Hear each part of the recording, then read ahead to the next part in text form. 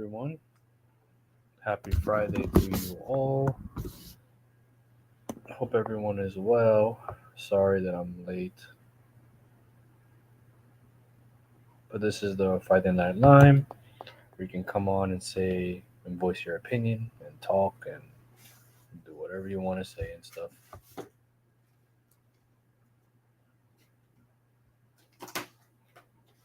But yeah, let's go through the comments. Honesty, what's up? Yes, yes, yes. Okay, let's see. Liverpool center back Williams, Cometio are considered their options, with both expecting to leave this summer. They weren't that good enough for me for to be part of Liverpool Football Club. So it was good for them to find a home elsewhere. And thank you for your services. It's understood that Darwin Núñez, Luis Diaz, Alexis McAllister, Trent, and Joe Gomez will not be part of the U.S. tour with their late report date rendering any travel pointless. Okay. I guess that makes sense. Dakota Sama, what's up? Um, BVD's contract.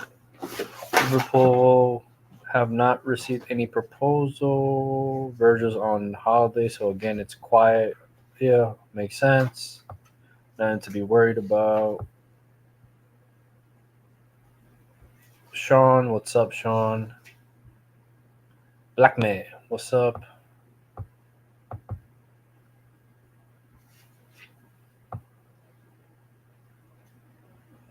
Okay, okay. Okay, yep. What's up, Ravi? Yeah.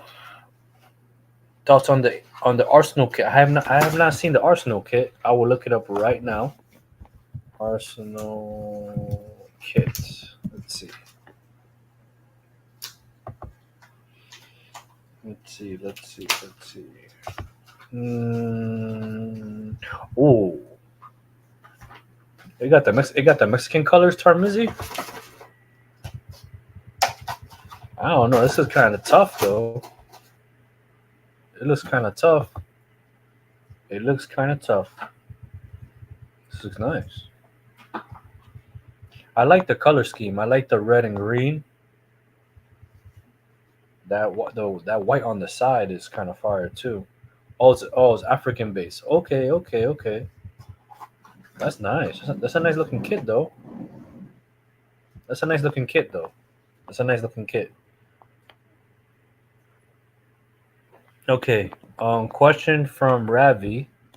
Question: if we can't beat Impush Town of the Prem with slot, then what? Wait, is there signs that we might not be Impish? Wait, what is our first game of the season, guys? Is it Impish? Yeah, whatever the name is. Is that the first game of the season? Let me see. Liverpool schedule 2024. Let's see. Okay.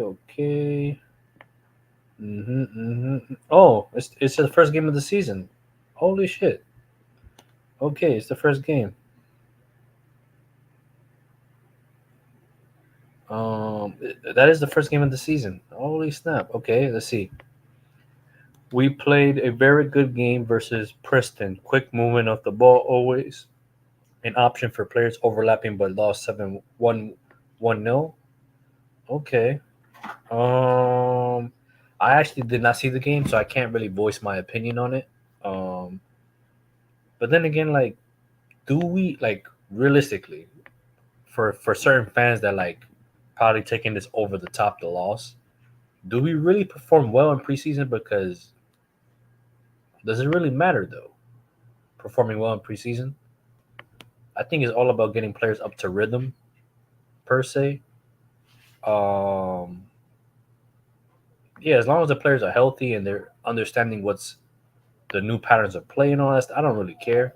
Like, 1-0 is not bad, and compare when you really analyze the situation and you see that most of our players aren't there. Is If I'm correct, honestly, you can probably tell me, was it a lot of a lot of the youth playing, or was did we have some senior players playing?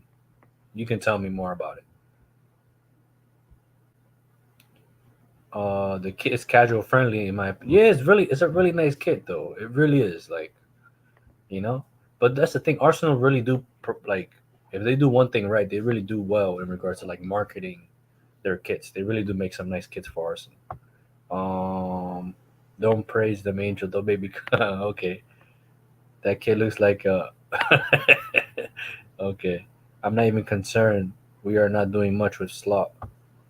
Really, Ravi, you don't think we're gonna do well with slot and stuff? That's crazy, man. Where's the positivity, Ravi? We got to be positive, man. It's a new season, a new um a new direction. You know what I mean? You gotta be positive, man. You gotta be positive. At least try to be optimistic, I guess, in a way.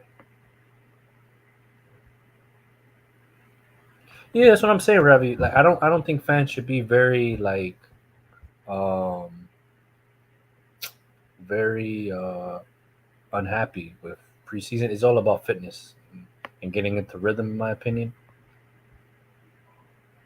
Matty Matt, what's up? Hola Angel, incoming artillery and nuke incoming. Oh shit, man. Let me go head to the bunker, man.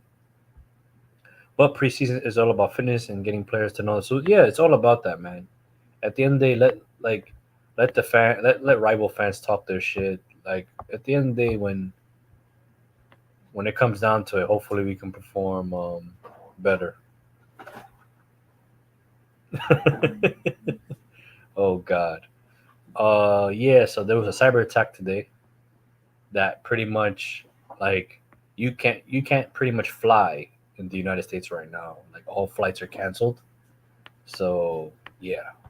But that's a conversation if you guys want to come on we could talk about. You know what I mean? What I meant is if we on the slot don't beat the teams we should be beating, then what? Oh, okay, okay, I feel that. I feel that, Ravi. I feel that. Um, but what? But we can. I can use that. I can use the same argument and say that during the Klopp era, right? And I hate to do this because either you're either with us or against us type. That's my mentality. So he's not here anymore, so I don't care about what he did. But during the Klopp era, there was plenty of times we lost or we drew against teams that we were supposed to beat and we didn't do it. So hopefully that changes going forward with Slot. But he seems to be more tactically involved with the team and more tactically inept, in my opinion. So hopefully that changes going forward. Oh, a lot of youth played today. Okay, so then what the hell am I worried about, man? No one should be worried, man. No one should be worried. Okay, vibe question. Which is which you look forward to more, Deadpool 3 or Captain America 4, based on the trailer? So Deadpool 3, I know it's gonna be comedic just for the fact that it's just Deadpool. To be honest, I'm a big fan of Wolverine. I'm a big fan of the actor. Was it Hugh Jackman? I think. Um, I'm glad that he kind of came back to the universe because I know he's battling. I think he has skin cancer, if I'm correct. So he's kind of been dealing with health issues for a while. So it's good to see him back on the screen. Um, hopefully Deadpool's not too funny. It's like more dark. Because if you're into like comics and stuff, like Deadpool versus Wolverine, um, is kind of like gruesome. It's a lot of violence. So hopefully that's implicated in that. Captain America 4. I'm not sure if I seen the wait. Is that where they showed the Red Hulk in it? I'm not sure. But I look forward to it. I like Marvel, so even though Marvel the past couple of years since Endgame have been going kind of downhill, so hopefully it can kind of get back into their pedestal and stuff. So yep. Um, okay, let's see. I saw the head. I saw in a headline about cyber hit, but don't check out the specifics. Yeah. We were hit by a cyber attack. AI man, the Terminator. It's all over, man. It's coming. I like the Inter Miami away kit. Let me see it. Inter Miami kit 2024.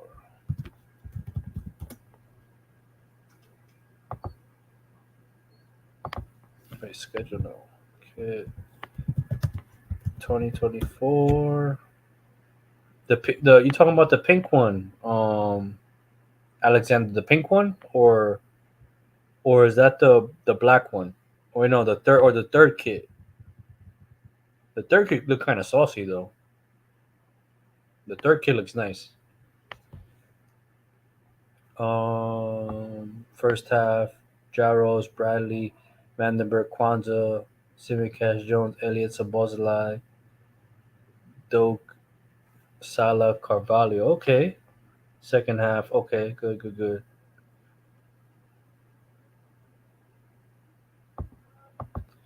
Okay. If we are hearing Trent talking to talks of Liverpool of leaving when Slav just have come in, what does that tell you? It tells me. All right, so this is gonna come out. This might come out a bit rude, and I don't mean it to come out rude. I just think very different. Everyone knows me. Well, the regulars knows me to be a bit more negative, a bit more cutthroat of the way I think. To me, just me, not I don't what I mean. Just my opinion. This has nothing to do with slot, in my opinion. This has just to, like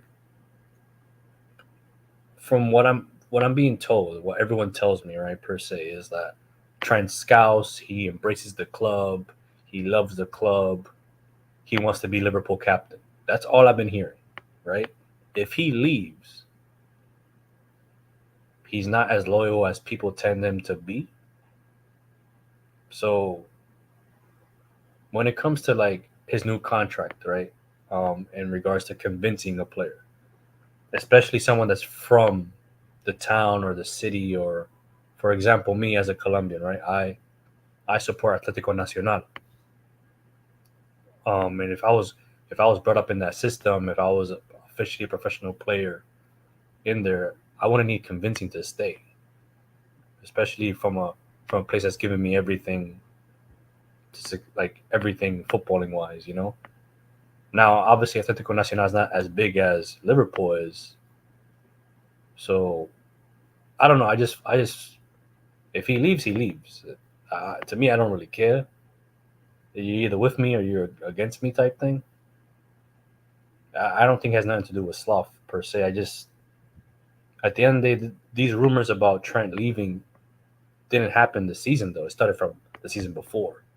So yeah, man, if he wants to go, he can go. Like, I'm not gonna cry or be disappointed. At the end of the day, it's just that's life. People come and go in life. So yep.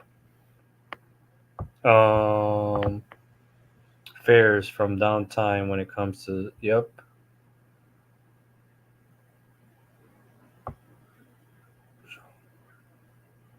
Tarmis, I prefer shows now, more entertaining. Okay. Oh wait, my boy's in the background, man. Quasi, what's up, brother? How you doing, man? Oh, you got the nice kid. Oh man, you showing off today, man. Yeah, hope you're doing well. Long time no hear.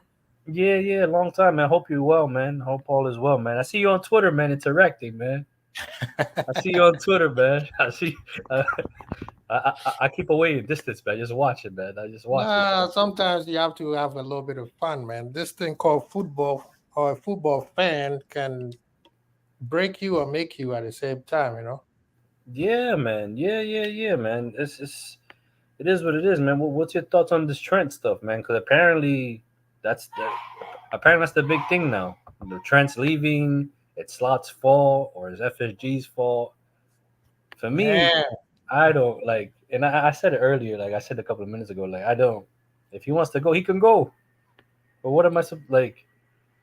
I don't bro, know. I don't know your mindset in regards to this is that. the thing with me. Well, I can't blame Trent for being where he is right now. I blame the old regime before Edwards came in. And big up to the people in the chat, man. Big up to Yeah, all of of them. course. Yo, if you guys haven't subscribed, please go to subscribe to Quasi Ball TV and get that man to 1,000 subscribers, man. It's about time, man. Thank you, thank you, thank you. With the whole Trent thing, man, I blame the old regime for waiting so long, especially with Trent, not Salah and Virgil, but especially with Trent. They waited way too. Why did you wait till his final year to give him a contract? That should have been done a year ago or 2 years ago, right? Yeah, yeah, yeah. But now that we are here, let's talk about it. But Yeah, Quasi, in a way, right? Sorry to cut yeah. you off, but technically now he has more leverage now. That's the whole point. Why did Yeah, we get here? That's the yeah, problem. You know, the people who allow us to be here, they are the problem. Now the new structure has to fix this problem. But since we are here, let's talk about since we are here. Um, if from what we've been told, he mm, wants to be a Liverpool captain. He structured his whole career based on Steven Gerrard. I mean, I mm, was on this show that when I was told that he's the reason why we have certain young academy players coming through because they follow his pathway. But he wants to go to Real Madrid. I mean, personally, if you want to go, bye bye, man. At this thank point, you, thank you, thank nobody is getting any excuses from me you. Yeah, because the amount of hell Nunes and Diaz got, but we let it Trent slide like, oh, he's untouchable. We can't talk about him. That's not fair. yeah. You see what And I'm saying? and, So and if Trent, one thing too. Sorry to cut you off. Just to add on your point as well, is like we are fairly so we're fairly supportive of our players, facts. right? Mhm. Real Madrid is a different animal per se. Like Yeah, yeah, yeah, yeah. the media, Mm. the They on a different they plane will turn on you quickly. on the quickness. Mhm. Do you know what I mean? And we sit here as fans, right? Or Yeah, yeah, yeah. we'll sit here and we'll criticize his defending. Mhm. What do you think is going to happen over there? Oh no, Like it's gonna be 10 times worse, the grass is not always greener man, elsewhere. man. And Madi, I don't disagree with what you said. Yes, it is FSG because they are the owners. They should be paying attention. Which they Mm, have a representative, which is the CEO, whose name is what Mike Gordon, right? yeah, Club for being too naive, for just sitting there thinking that they love me, so whenever I tell them to sign a new contract, they will. So yeah, it was a lot of incompetent staff who just sat there and waited till now, and then club left. Now the mm, person who at least they will say, okay, he's our father figure. We're gonna wait because he's here. He's gone. Now the next structure is gonna be deal with this crap. But let's talk about Trent. So we don't know what's going on in the background. yeah, If we they don't. discussing, coolio. But Trent hasn't said anything. Yeah, So, mhm. I don't mind. It's the devil's playground.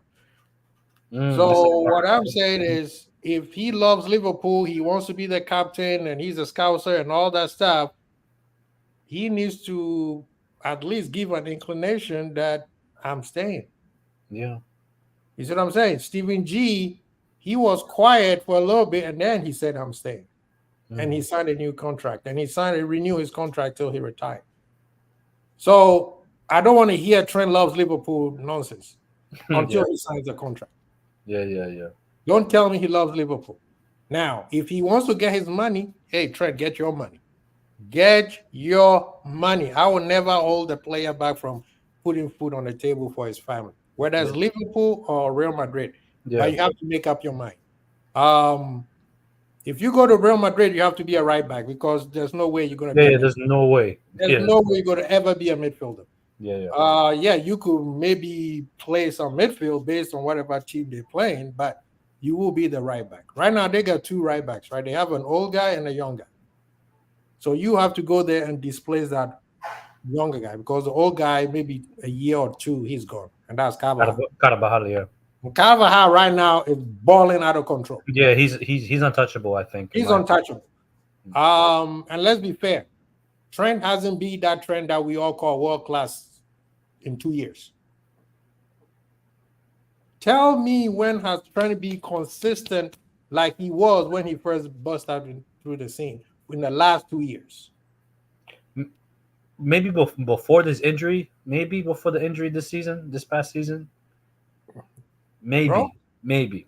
I'm saying last maybe. season, not last season, the year before that, everything fell over, the bottom fell out. He was crap. Mm. That's where the whole he can't defend started getting louder and louder and louder, right? I don't believe in that myth that he can defend. He can defend. The idea is the manager kind of spoiled him a little bit because it's okay, fine. I will find a system where you don't have to defend too much. And Hence, then Henderson and then the Henderson went downhill. and Anderson went downhill. He got exposed, right? Yeah. Remember that season? He was crap that season. Let's be honest. I'm not one of those people where you do one thing, then I forget everything that you did. We're talking about a whole total thing, right? Last season, he had injuries. So I can't just say, oh, he didn't have injury. He did, but you can't tell me that he was a focus as he has been when we won the league, won the Champions League, when we went try for the quad, and even before we won the league where we were 98 points. Those 3 years was when we started saying that this kid is a special kid and he is a world-class generational talent. All those names started coming up. Mm. After the quad season, where has Trent been? Mm. We can't say he was injured because nobody wants to give Diaz any break when he was injured for a whole year straight. With serious injuries. With a very serious injury. LCO and MCO. Yeah. Both. In right? the same knee. Yeah. In the same knee. Nobody wants to give him an excuse. They want him to be ready to go. But yet Trent, I have already said this, and I said this to big up to Ants and Savage. If I see Trent pull up that nonsense he pulled at Everton, where he looked at the attacker coming at him, and he didn't jump, and homie jumped over his head and scored the second goal. That was the like one of the last games of the season, right? Exactly. Yeah, I remember that. That one, I was done with him. Before I could say, you know what, the manager came out, said it himself, and said, hey, listen, I have structured the game where Trent, whatever he's doing, that's what I've asked him to do. I bought that theory, and I said, okay, Klopp, the manager who knows better than everybody else, who is our second best manager in the world, said, this is how I want him to play. I bought that theory, and I defended Trent based on their theory. But when he saw the guy, like there's a video, I posted it, where he's looking at the guy coming at him. It's not like the guy was just like, maybe say the penalty line and then just kind of like had a quick jump on him, right? He was beyond the 18 box and ran all the way. Trent is looking, and he jumped and left his defenders like that. I'm sorry if that happens again. I will be on social media. Let me bring someone on. Yeah, bring him. I don't think I've seen him on the show, but I've seen him in the chat. So big him up. Thank you for coming on. Big up to himself. Dean. What's up, Dean? Hope you're well. Thank you, Dean, for being brave this time. Good to see you. You guys are you guys good? We're good, man. Thank you for coming on, man. Hope you're enjoying your Friday, man. Yeah, man. Yo, it's actually winter this side, so it's raining for the past 7 days, non-stop, bro. Oh wow. It's Okay. insane. Well, Yeah, where you at right now? Where you at right now? I'm in Cape Town, South Africa. Oh, okay. He's on the soil. Yeah. That's what I'm sorry. Big up. Yeah. Okay, that's what's up. Because you know, me and you Bayesian, we're always fighting in the comment section at Copish or me and you were always back and forth.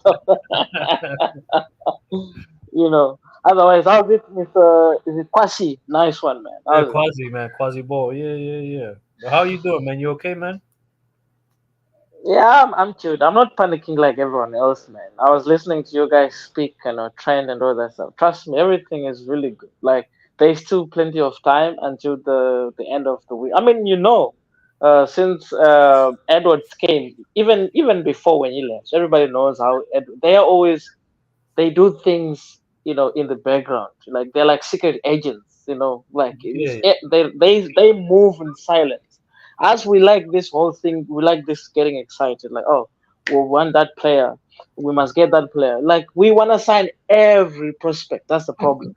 Every player that we see some shots on YouTube, let's sign him. Even if that player doesn't even complement our gameplay or doesn't even really, is not the type of, like, because for instance, at the moment we have a new manager, new philosophy, new tactics, right? So he has to. That's why even look at yesterday. Is it today? We lost one nil. So that's his first game. He's still trying to assess the players. He's still Mm. trying to see, everything, and we're still waiting for more players to come back. And so all that is going to be based on who he's going to start picking or who he's going to be choosing. And so I'm telling you, 2 weeks before the window close, we're going to see players leaving. We're going to see new players coming in, like we always do. Like I think we're just panicking, man. Like the whole trend, he's not going to Real Madrid. Mm. He's to do what there. He knows better. He knows better to do what there, because one, it's change of culture, change of philosophy. He's moving away from his people. He's a scouser. There's no way. Maybe when he's like in his probably late 20s, that's when he's gonna go there. He's not like Jude Bellingham, because obviously, if you look at as much as people will say Jude Bellingham is contributing, obviously trying to convince him. Jude Bellingham never really stayed. He never really stayed in England. He never stayed at one club for longer.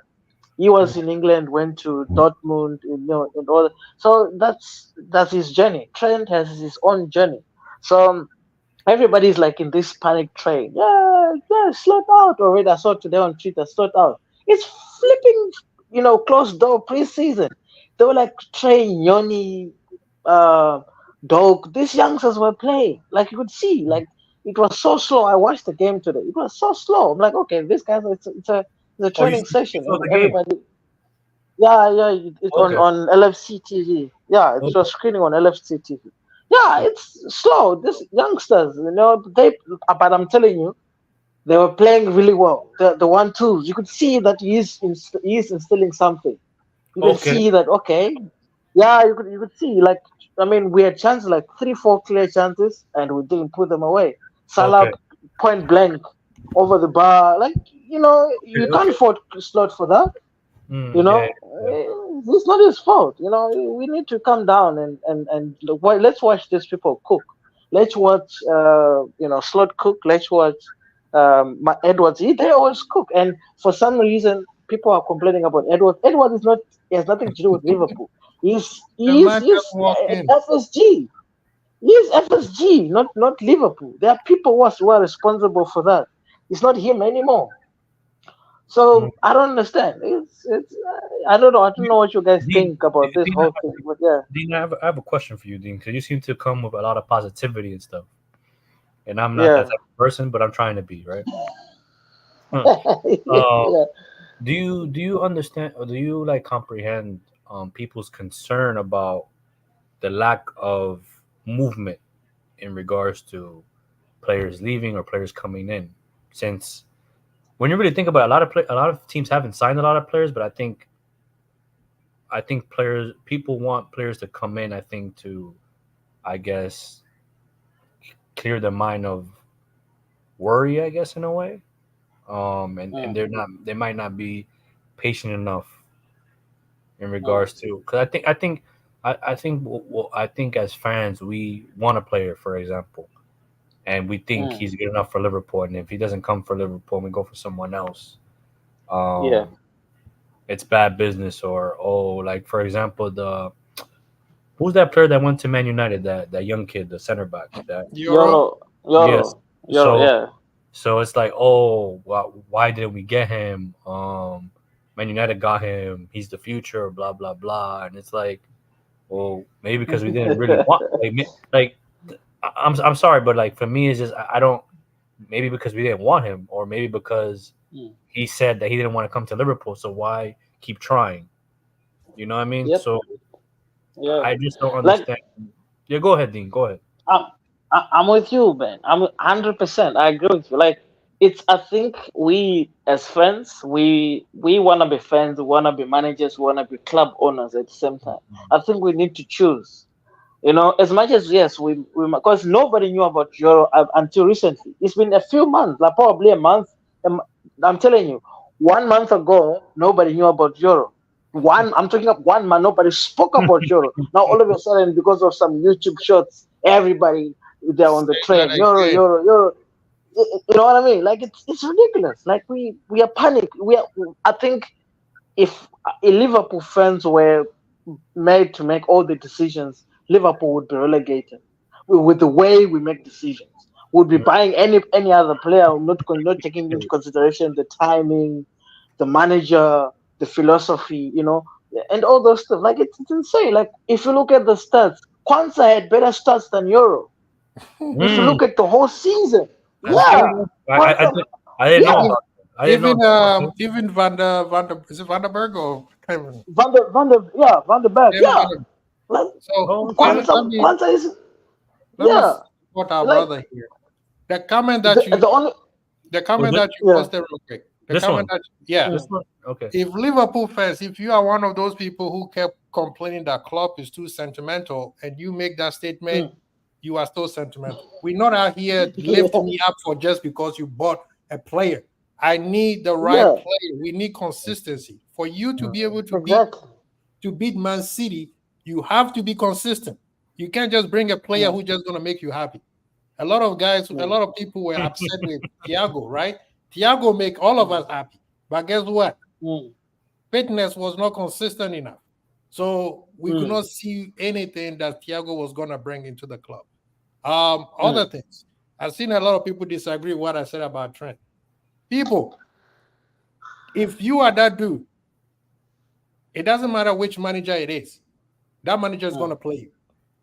And for the fact that that manager only tried you at midfield, remember, he is the manager who started him at midfield, right?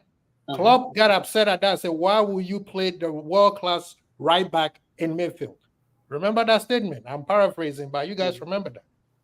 That same manager gave him, 60 minutes, and then 45 minutes, and then he never played a game till that penalty kick.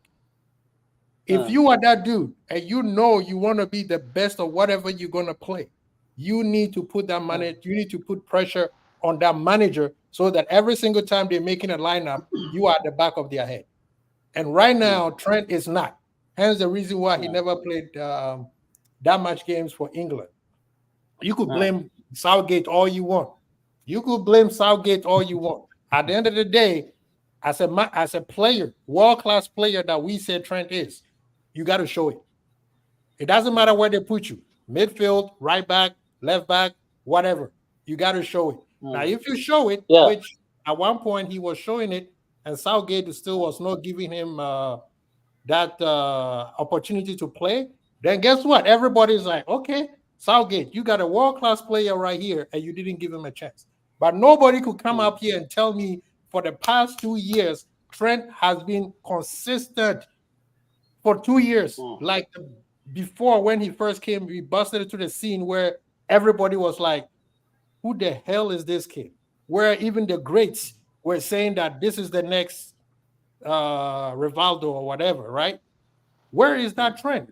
I'm not saying he's not good. I know what he has, but I haven't seen it in the last 2 years.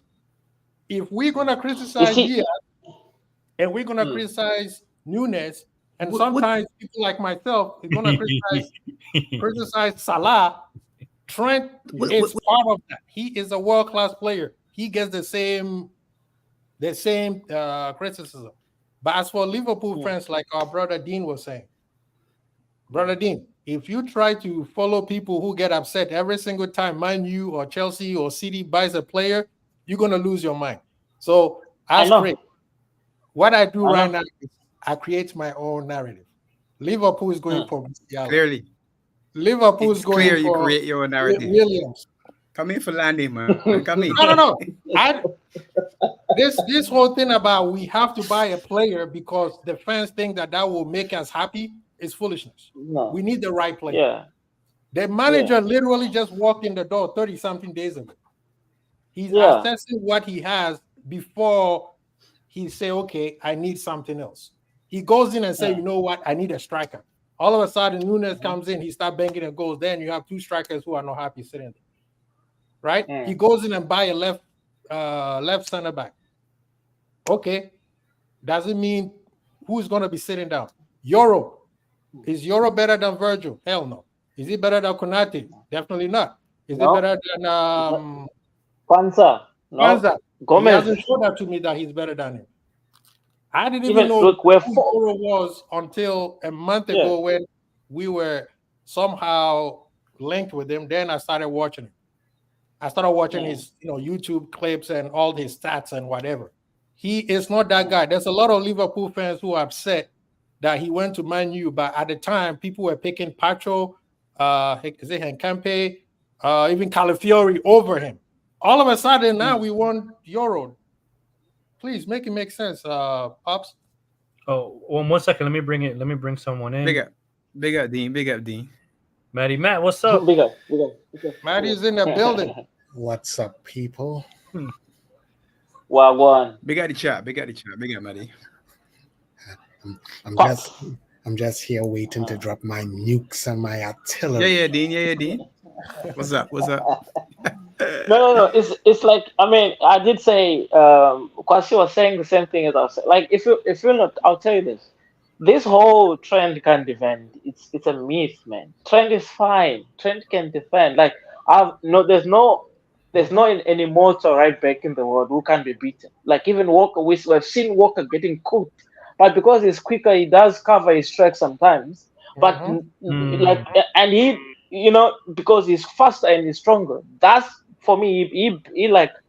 He recovers well. But if you notice, his one-on-ones are not so going forward. His sight.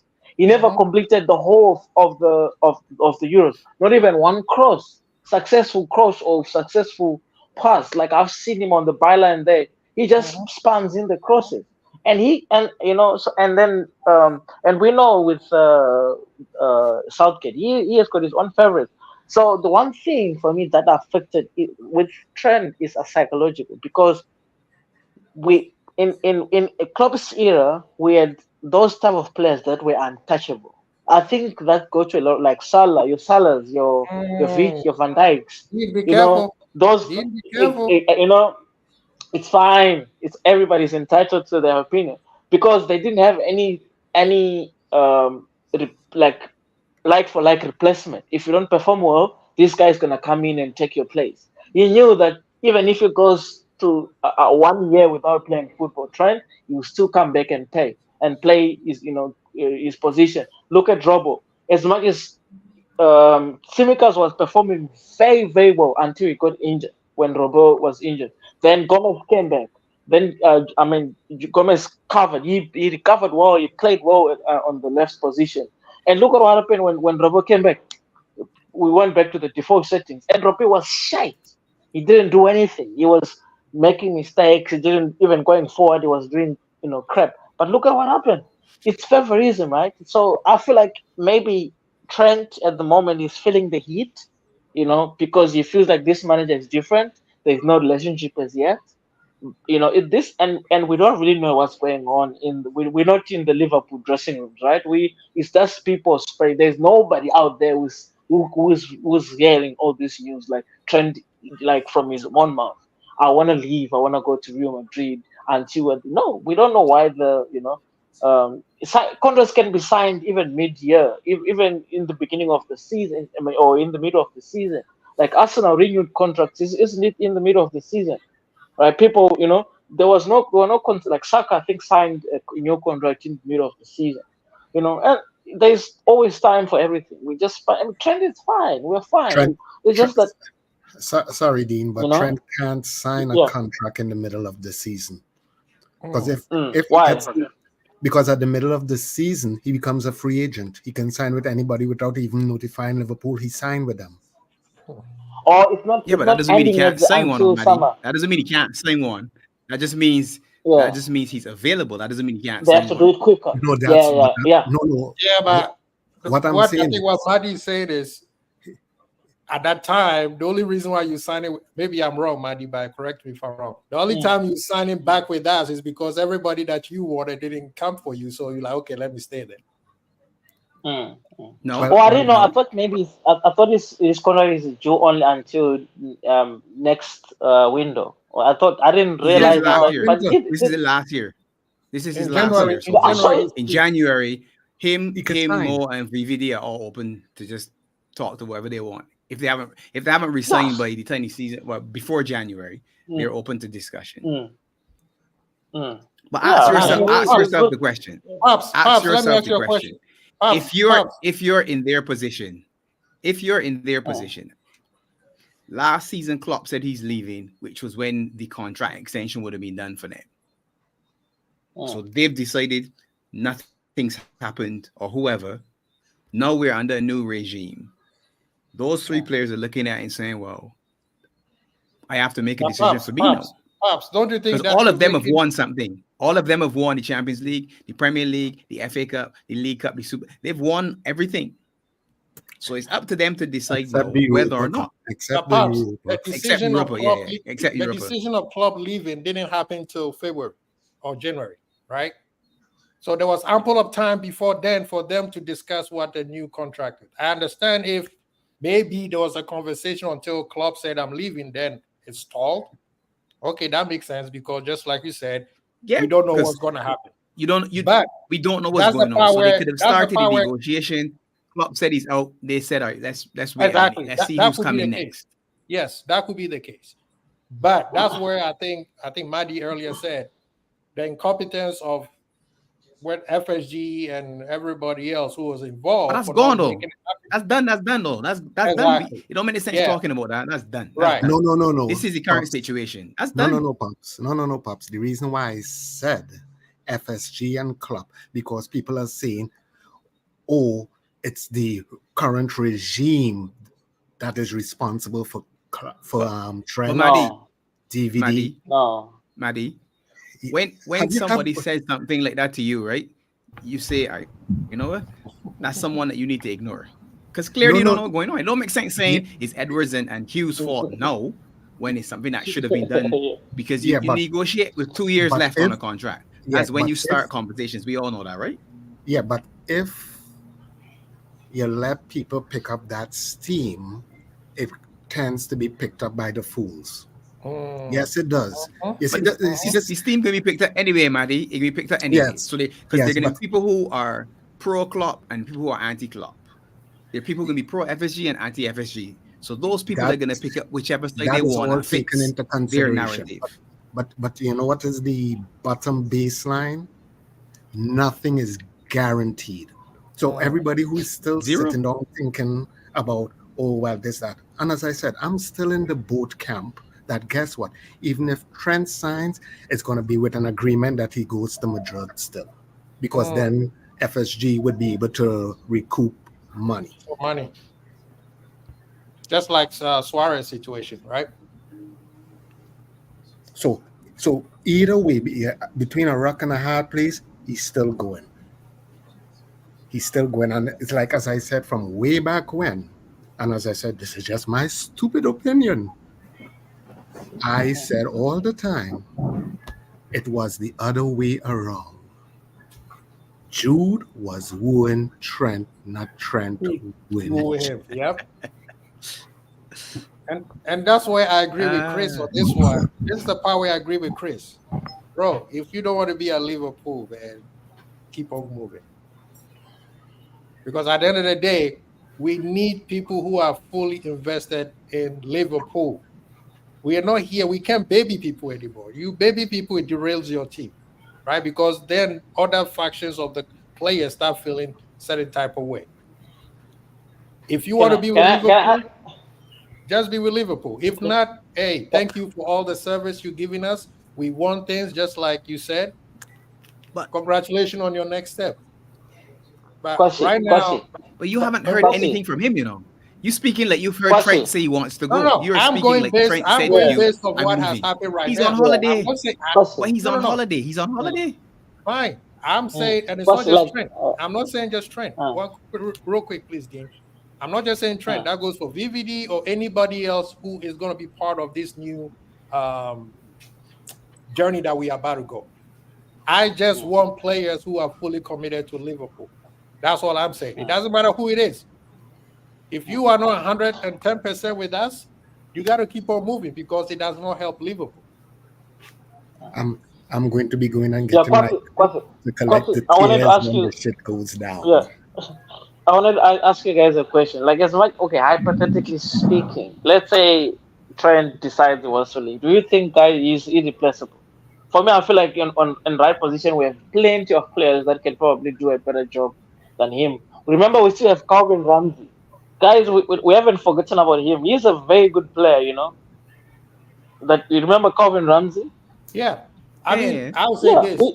I believe that nobody is ever irreplaceable. I mean, Liverpool is a story by itself. All the players, I mean, there are players who have come and go, right?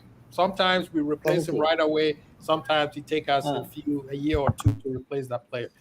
By the end of the day, we should not allow one player. We saw that happen with Manchester United, and we saw how well he played for them.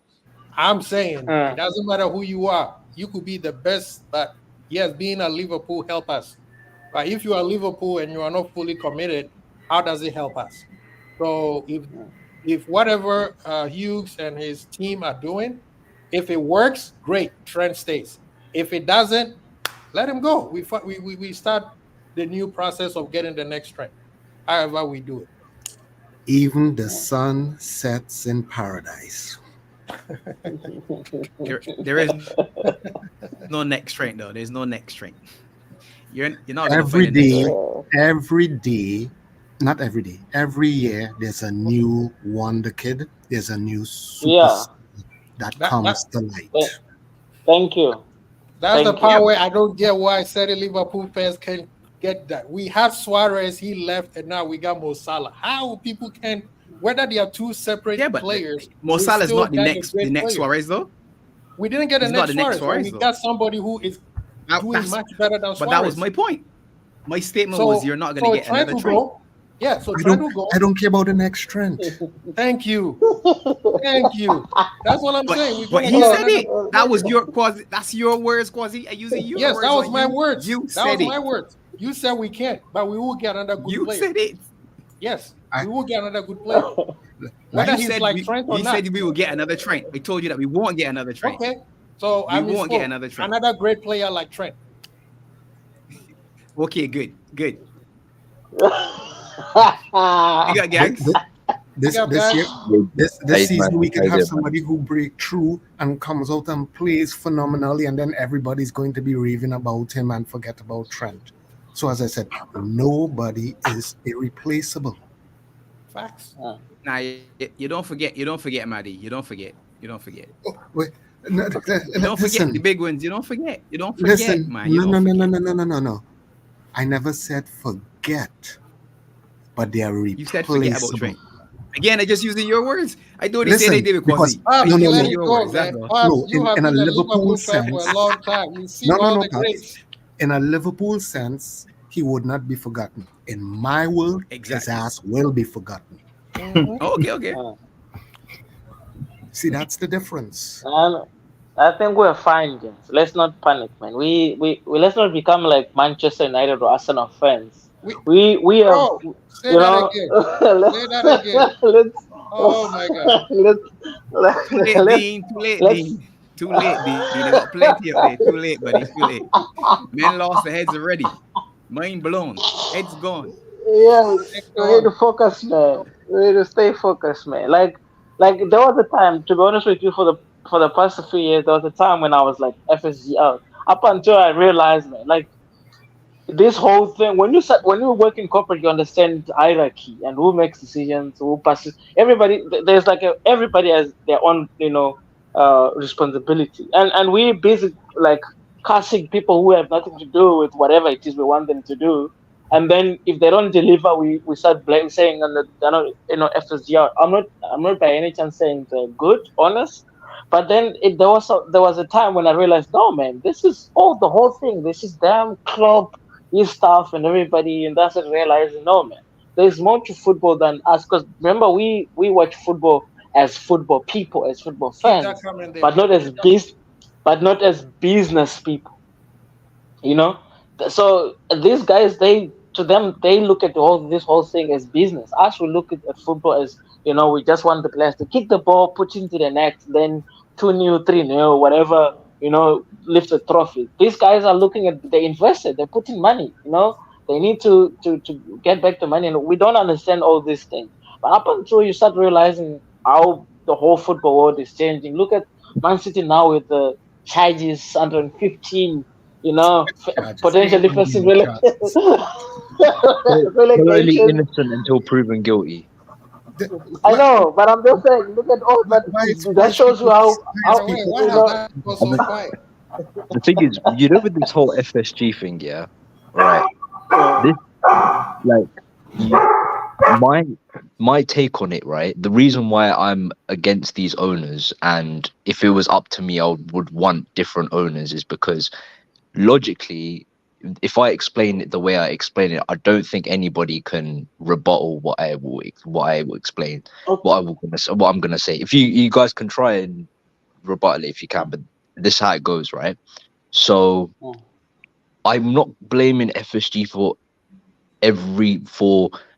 everything that's happened since we got to the pinnacle where we became top 3 teams in Europe, i.e. winning Champions Leagues and Premier Leagues, right? Because let's be honest, we did get complacent for over the last 4 years, and we didn't take that next step to level up and try and do better in terms of putting ourselves in the best position possible to become serial winners and to dominate, right? And it's not just down to FSG, it's obviously down to the previous regime, whether it's the sporting directors, coaching staff, manager, etc., etc. But the problem is yes, people say that it's not just down to FSG because they've put people in place who they think are competent in making those decisions. But the problem is the buck will always ultimately stop with them because they put the people in place and put the people in charge. So, and they own the football club. So, and the culture of the football club always starts from the top and works its way down to the bottom, and vice versa. So when people, and the people that are not as that don't really care about whether if FSG are in or are not in, I don't get that logic, because if they are the ones in charge and they make the decisions on of the people they put in place to make certain decisions, then their ambition has to be also put into question, because their ambition clearly doesn't align with a lot of Liverpool fans' ambitions, which is to have that sustained success. Gax, you are on the right path, and you made a wrong turn somewhere. It's not the wrong turn, because how can you logically debunk what I'm saying? Because I'll tell you why. Because you added the Liverpool fans. Liverpool fans, we operate through the emotions. The owners are not supposed to, and you are right. The buck starts with the owners. They have to get the right people in place. Yeah, okay. So when we win, they have to get all the credit. The same way when we lose, they have to get all the criticism, because at the end of the day, the leader is always the one who's at fault or who's get all the credit. But at the same time, you can't say, well, they have to do, their ambitions have to align with the fans, because the fans, if you ask the fans what ambitions are, it's basically Liverpool going bankrupt, because they would tell you spend all the money on these players, which is impossible to do. So you are right. That's why I said you were in the right path, and that you made a left turn when you brought the fans in, because even us sitting here, we don't agree, and we all support Liverpool. So can you imagine trying to impress the fans by trying to say, okay, let's match the fans' ambition? But not everybody's fans' ambition is for us to just spend money willy-nilly on shit. But that is what the majority it is. If But right you now, don't if know you- that. I don't think people's ambition is for us to spend like excess amount of money But on players it's all just for the about sake spending, of spending money on players. guys. Hang on. Guys, Just for us to spend money on players guys. for us not to, what's it called? Like have any success. All we want is for us to obviously be shrewd to an extent, but to be proactive. And I don't think these owners' ambitions is to ever like forever for us to ever level up and be the best in the I world. disagree with that. It's never it never is though. But how I can you say it disagree with is that because I'll tell when you what. I'll No, tell you no, what. you no. can't? Gags, Okay, go on then, and Gags, then I'll I'll tell you just what. I'll what just is- debunk Gags it is again. correct. Gags give me a is minute, correct Quasi. for How Gags is can correct I What does for respond level to up? What does Madi level Bongo up first? mean, Gags? Gags, what As does in for level up? us to be the best club team in the world. Like Manchester City's Okay. ambition is to be the best club team in the world. Okay. Real Madrid's ambition is to be the best club team in the world. Manchester United back then's ambition was to be the best club team in the world before the Glazers came in and fucked everything up. Okay, so this is the reason why I say I disagree. Right now, Liverpool is the top number 4 team in the world right now. So we're working our way 4 to or be 5. 4 Yeah. or 5. Yeah. Okay. So we trying to get there now. The reason why I say I disagree is because the Last 4 owners, years we haven't. yeah, But go the on. owners are trying to put Liverpool in a place where we never backslide like where we were when they came in, which Hell now no. we are right now, right? Because you're looking at all the teams that you mentioned, bar Real Madrid, even Real Madrid, they are not spending money like they used to anymore. Look at the players that most of the players they've got, they all came in for free. But I think Chris said it at the beginning. Real Madrid is a whole different brand. So That's- their brand They're backed by the crown, man. brand That's sell different. themselves. So sometimes you can bring Real Madrid into the conversation. City You can't. right now, we're talking about 115 charges. Hence the reason why where they are right now.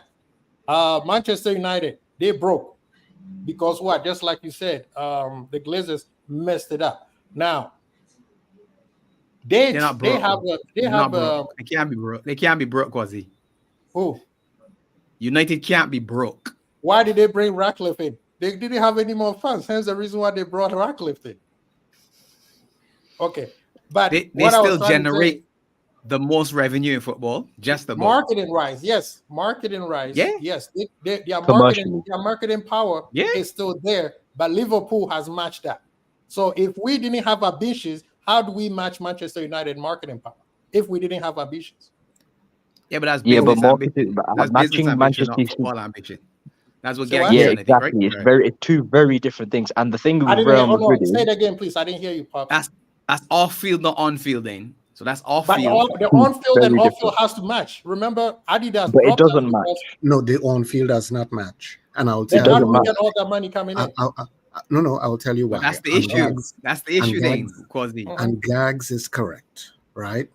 First and foremost, FSG do not love football. Okay, if you remember, their Thank you. whole strategy from the get-go was when they got busted for the Super League, where they was going to eliminate relegation and promotion, right? Because if you take a look at American sports, every owner in whatever sport they are guaranteed to stay in that league. So that is one of the things that FSG and most American owners do not like about football. Okay. The second thing that you all have to take into consideration, if you look at every American sport, there's playoffs in it, so they generate more money. Okay. After you play the X amount of Regular seasons, season. Yeah. they have playoffs. Even NASCAR now has playoffs. Imagine that bullshit. Right? The third thing that y'all are not taking into consideration that American owners do not like because they are not getting a cut of the pie, neither are they getting any recognition for it, is in every sport except the racing, there is literally different divisions. Premier League does not have a division. So there's no East, there's no West, there's no North, there's no South. right? There's Okay. no all-star game in the Premier League, and that's something that they're trying to introduce. They want Right? that. They want it. Yeah, they want Yeah. it. So again, right? They do not love football because it does not bring them the plaudits that they would normally get within their own type of sporting events and sport teams, that sort of stuff. The other thing that you all have to remember, you see that thing they call the draft? American teams rely heavily on the draft because guess what? The losing team has a chance to get the number one player. The Premier League and other leagues do not work like that. So this is the thing that a lot of people are not understanding. The other thing that, and as I said, I'm in America at the moment, right? I get a feel of a lot of reaction. Do you know one of the most frustrating things for them, even as much as they love football? They hate draws, whether it's 0-0, 2-0, 2-2, 5-5, 6-6. They despise draws, right? Because, again, as I said, you need to follow the talk of football because they, at one time, were considering that if a match ends in a draw, then they're going to have a shootout where it has the goalie in the post, one offensive player, one defensive player, and the offensive player gets the ball and starts running towards the defender before he starts to react within a certain range, right? They don't like penalties, right? Because they're talking about they want penalties to be replaced by corner kicks and having only certain amount of players inside of the box. So again, as I said, it's one thing saying this, that, and the other, but when you delve deep into it, one of the reasons they are not really too big a fan of the game, they're interested in the money because it's the biggest earner in the world. Because right now, it came out last year, the Premier League games, right, especially near the end of the season, outdid the goddamn NFL and the Super Bowl. Right? That's facts. You all could go and fact check it if you all want. Right? So that's why now you're seeing Amazon, YouTube, everybody now is slashing and taking a piece of games to put Netflix, all of them. Like you can't turn anywhere now without some satellite or broadcasting network having a premier game of some kind in their lineup throughout a season, right? And then most importantly, what especially American owners do not like, right? And all of you all have watched American sports, whether it's Super Bowl, Major League Baseball, hockey and stuff. When the championship is done, who gets to hold the trophy first? The owners, then the players. In the Prem, it does not happen like that. Yeah, but the orders are still started on the stage. This is what I was saying earlier. Yeah, but they don't get to I agree hold with it. what Maddie's saying, and some of it I disagree. The part I was trying to tell Pop is, if your on-field is not good enough, you're not gonna get the off-field satisfaction. Look at Barcelona right now. They are on the reason why they're struggling. Yes, misplaced funds, mismanagement of funds, and then their form on-field dipped. Hence the reason why they are in trouble. So what do? They say we're gonna build a bigger stadium to generate more funds. Real Madrid did the same thing too. So here's the reason why Perez right now is not spending too much money on players, more focusing on free agent, as they say. Now, when you come to the English side, Manchester United, Chelsea, City, Arsenal, all of them. Guess whose model they copied? Liverpool's model. Liverpool right now, yes, the on-field is not where everybody wants it to be. However, we are better than 90% of the clubs worldwide. Hence the reason why we are top 3 or top 4. Now, back to what Maddie was saying. These people are businessmen first. They started with racing, and then they venture into Red Sox, which is baseball, and then they got English side football. Now they're trying to get NBA. In terms of money generating, right now NBA is about to generate 70. What, Chris? Get it if I'm wrong. 72 billion in the next 10 years. Yeah, Here, they just signed a new deal, a new deal, 72 billion of NBC. Yeah. Right. So what happened is when if EPL are smart and they're looking at the amount of deal that NBA just did, and based on what Maddie said that EPL has generated some more money than the NFL, they should be going in and say, you know what, at least we should get half of what NBA got, which is 35 billion, which means the English Premier League is basically right now bubble proof, almost there. So the idea is this is the part where people need to understand. For you to get proper on-field success, the off-field success also have to be great. Hence the reason why even Luton can buy a player that a team in La Liga can't afford. Because of what EPL has done and the rest of the EPL teams combined also have done. So we can't just say, well, we are not buying the Messis or whatever, but we have both sides have to be equal. And right now for Liverpool, it is. Hence the reason why Liverpool is better placed than any club in England bar City. But after when City get 115 charges, we will be the number one. So we have Yeah, but if they don't, City is not getting charged. Let's but if they don't, then all of what you've just said is pointless. Or you dreaming? You dreaming, buddy? You dreaming? But you say if they don't, right? If they don't, they won't. If they don't, City cannot spend the money that they used to. Wait. But City you know what the difference between they don't need to though. But they don't. But the thing is, you mentioned Real Madrid. You mentioned Real Madrid and Manchester City, right? And yes, they don't spend money willy-nilly and they don't waste money, right? And they're very and they look for bargains and stuff. And obviously they do go big or when they need to go big, right? Yes, correct. Yeah. But the thing is, the reason why they are the two successful teams in Europe, and they have been over the last few years, and where we have fallen short, is they are, when they need to make signings, they make signings when it needs to happen. They're proactive in the way they make signings. We haven't been proactive. We only address situations. We only address situations when shit hits the fan. Perfect example. We should have brought midfielders in 2 seasons ago. But that is not on the and owners. We didn't. The owners just like man. It's not on the owners. And this is okay. This is the bit. Okay, let me finish. This is when I meant the opening statement was it's not everything is not on the owners.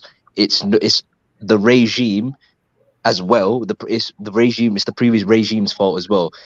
From sporting directors, from managers to coaches. I did say that in my opening statement, but ultimately the buck does stop with them because they are the ones that employ these people in place. They don't know anything about football, so how are they going to know who to buy if the people they hired? Because they can see that they can still, but they still have their eye on what's happening in terms of if Liverpool are successful, if they're winning trophies on a continuous basis, if they're not winning trophies on a continuous basis, so they still have the information at hand. Mm-hmm. That comes back to my original point about their ambition for the football club. It's not to be the best. So then my argument on that because they would have changed stuff a long time ago. Guys, should we have fired some people when something, things were not working the way you felt it should have? Yeah, be proactive and fire people. Yes, that should have happened. Yes, okay. But not only that, what's required, not only that, guys, and they don't. We all remember that FSG all of a sudden made a trip to the UK when they never made the goddamn Chelsea game. No, they made the championship. Was it the Chelsea one? Yeah, Champions League. All of a sudden they turned up because it was like, oh, wait a minute. That lump sum of money that's guaranteed that was coming in, now it's not there anymore. Okay. Maddie, when you say wait a minute. Dean was saying something. No, Dean was saying something. Oh yeah, go ahead. Dean. Yeah, Dean. no, I was asking Gags, like, for the past, let's say, 3, 4, 5 seasons, right? When we got into our stride, when we signed all the best players and all, what was the main reason why we didn't retain the trophy, or we didn't really win trophies? Was it FSG, or if it was Klopp? I would say it was both because they both go hand in hand. No. No. Klopp has Well, always No gotten one what without he the other wanted. play, Okay. though. Klopp always got what he wanted. Whenever he wanted a player, he got his player. It was Majority him of the time, I agree, sticking, except yeah, sticking 2020. to one. Even 2020, you remember he's the one who was in front doing press conference saying we are fine, we've got 6 midfielders, we have Not this, we have that. not when we Yes. had the centre back issue. Not when we had the centre back issue. But he's the one who went into Oh, yeah, the we- season with one less centre back. But then Yeah, he was he's the him. screaming for a centre back in Yeah. January, Can't be but he said screaming he's not when going to you're in have the a. middle No, He's of not the going to fire. fuss No. about You it. should have stopped the fire before it started. Remember when? No, We don't know that. but this is what. But what I'm saying. But this is okay. This is what I don't think you guys are establishing. What I'm saying. I'm not saying that it's all FSG and it's not Klopp. They hand. They go. They play. They hand Yeah, in but hand. there's a part. I They think there's they a part hand of in the hand. They have but been there's a- hand in hand. Yeah. Gax, there's But a confusion. ultimately, the buck Yeah. stops with them because they Yeah. are in charge of everything. But Gax, there's the confusion. If you're saying that they are the owners and everything starts with them, then there's no argument. We need to move on to the next one because you are 1,000% correct. But if there's That's it, context though. to, That's it. if there's, yeah, that's the statement. Then there should not be conversation because you're right. At the end of the day, the owner, regardless whether the owner is there or not, it falls on him, right? But if you say they go hand in hand, that means there's context to the hand in hand. Exactly. So it's Yeah. so That means so somebody, yeah. So somebody who was given a responsibility to do something dropped the ball. Of Now, course, yeah. you also- No. you also come Gags back is to me and correct say, because again, look across at Chelsea when Abramovich was in charge. Whether you won or you didn't win, you performed or you didn't perform, a coach went out the door one way or the other. So don't give me that, well, FSG dropped the ball and stuff and crap this and that. Guess what? If they were ambitious, they would have been like, guess what, partner, as big as you is, this is LFC. It's Buddy, all about the Buddy, you badge. just You're gone. established that they don't know football. So if they don't know football, why will they come in and keep firing people left and right if they have no clue what to do? Abramovich which wasn't which a football. goes Stefan, to are you the there? point. Abramovich was not a football guy. He was a football fan, but Yeah. his ambition was winning. Winning, yeah. Pump the money in. But, No, but- if but- these guys, okay, but- I agree. That's what we were told. But then, at But the would end, you found guys that- agree that you also overdid it though? For me, I feel like it's that's why it's the reason why Chelsea are where they are right now, because of him firing and firing, and there's no culture, there's no philosophy, there's no structure. It's whoever comes in, they try something else, and then it doesn't work out. It's trial and error. Yeah, but they won more Premier Dean. League titles and They're championships more in the successful. Premier League than we did No, So, but Paul, Dean, more you in the successful want last, us- in the in last the 15 last years? few years. So I have a no, question. but no, one second. But in the last 10 years, if you're saying they didn't have a philosophy, their philosophy for those 10 years was winning. And for me, that's the best Yeah. philosophy. So, Is winning. I Higher just fire wanna spend. understand, do you Higher guys fire want that spend. approach? That's what the Yeah. philosophy was. So Yeah. do you want I'm not that saying approach, I the wanted Chelsea that approach? for us, though.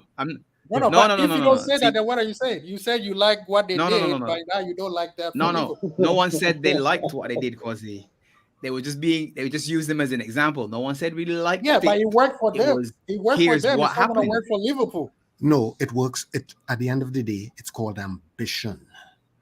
What is the definition of ambition? Because for Liverpool fan, it seems like it's always different. Because No, I think let, let me tell you what Okay, buddy. Liverpool's ambition is.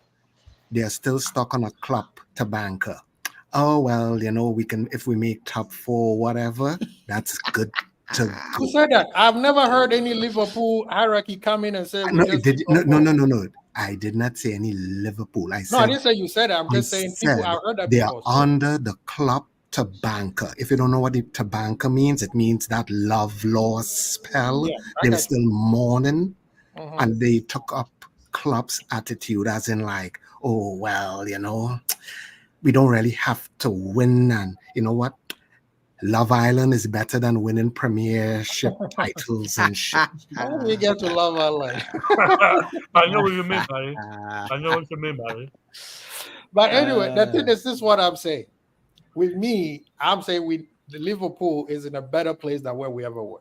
Liverpool is not broke. I'm never gonna. People tell me that I'm never gonna believe it. Quasi, you know what We I have don't to have. say to We that? don't have. We don't have City money, and we don't have PSG money. Quasi, you know Yeah. what I say to that? Yeah.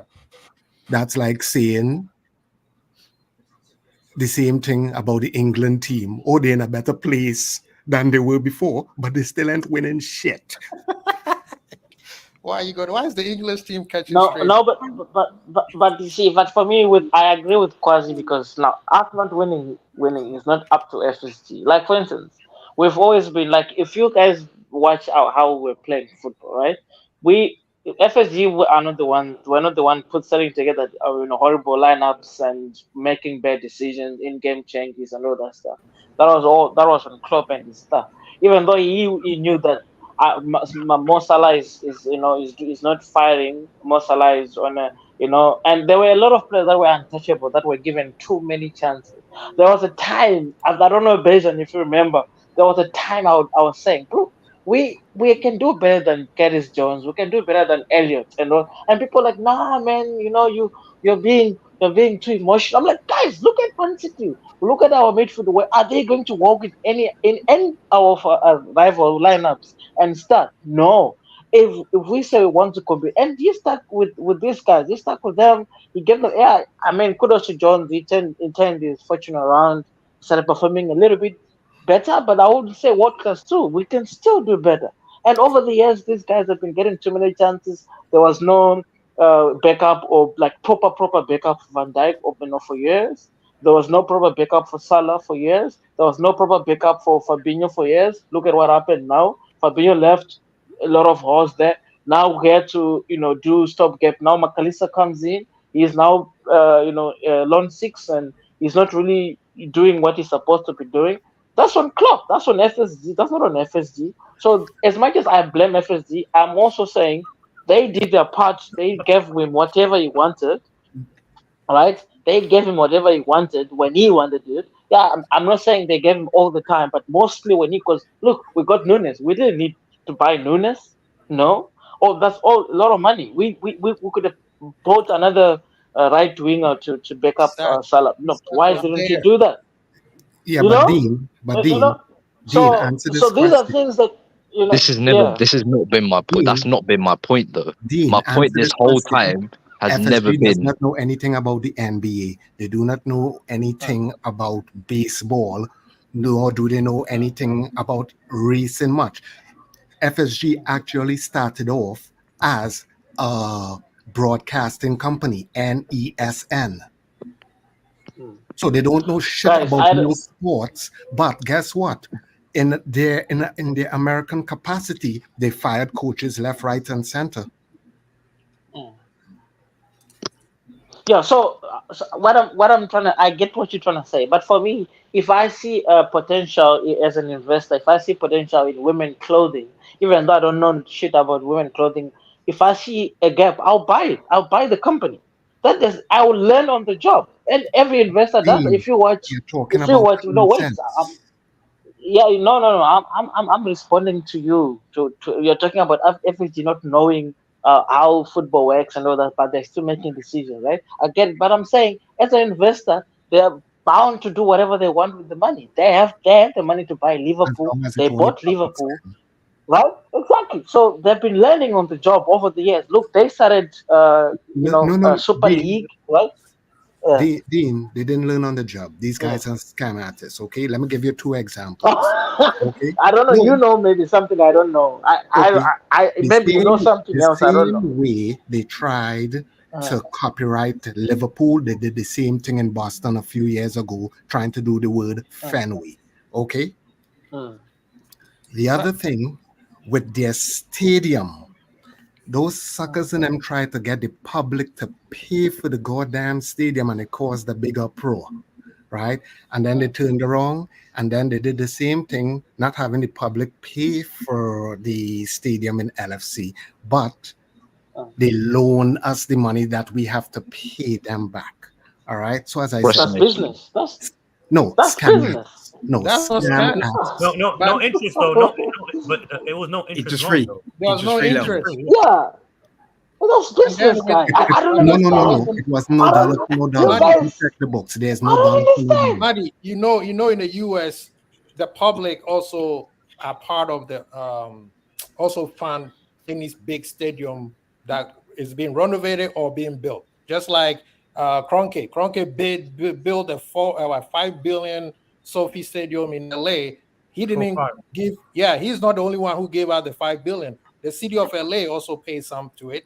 The NFL also gave some money, and then he paid the rest. Again, I'm not debating that. I'm saying That's the same thing that happened at Fenway. What's At the Fenway, name? what they did was they kept the stadium there and renovated it, which the fans end up liking. What's the name of the whole piece of land that they tried to sell off to a company that was going to build condos in it, and it backfired, and then they make it look like they went back and repurchased it, like if they was doing something for Liverpool. Yeah, but they needed that land to expand the stadium. You can't. No. They did not need that land to expand the stadium. That piece of land that is there that they just recently purchased, right? Which I think is what the Melwood training. Not Melwood. Which one? They brought it back for the women's women. Right. They bought it back for the women's because at the end of the day, the company that was going to try to build condos on that land, it failed miserably. No, I think you got it confused. It's Carragher and what's that? Go look it up. Yeah, I know which one you're talking about. That one was behind Anfield. That was Anfield because they wanted to build hotels and that's the one. So I say again.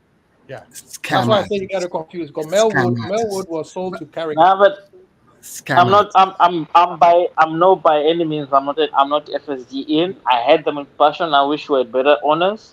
But I feel like we need to understand business a little bit more to enjoy, especially nowadays. It's not about football anymore. It's about it's a whole lot of things that goes on. We need to understand. Like there is a lot of things. You know how much money it takes to run a football team. And as much as despite the whole FSG thing, at the moment we're talking about why we didn't win trophies. This whole renovating the stadiums and all these things, they put. Yeah, but they put the people. Like if the people are not doing that, like for instance, I stayed in the job too long. That's the point. That's the point I was trying to make the whole time.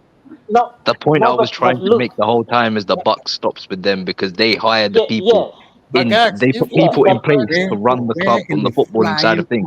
And if the results aren't what it's supposed to be in terms of us winning consistently every year or doing whatever's required in order to put ourselves in the best position possible to win every single year or to have that dominance and have that sustained success, then, and if that's not their ambition, then yes, that is, it's on them.